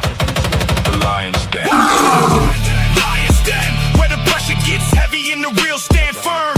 Welcome to the den. Lion's Den. 3 voices at the table, let the truth be heard. No running, no folding, no hiding behind the fence. Ronin. BMT. Fearless. Welcome to the Lion's Den. Check the levels, cameras ready. Microphones live.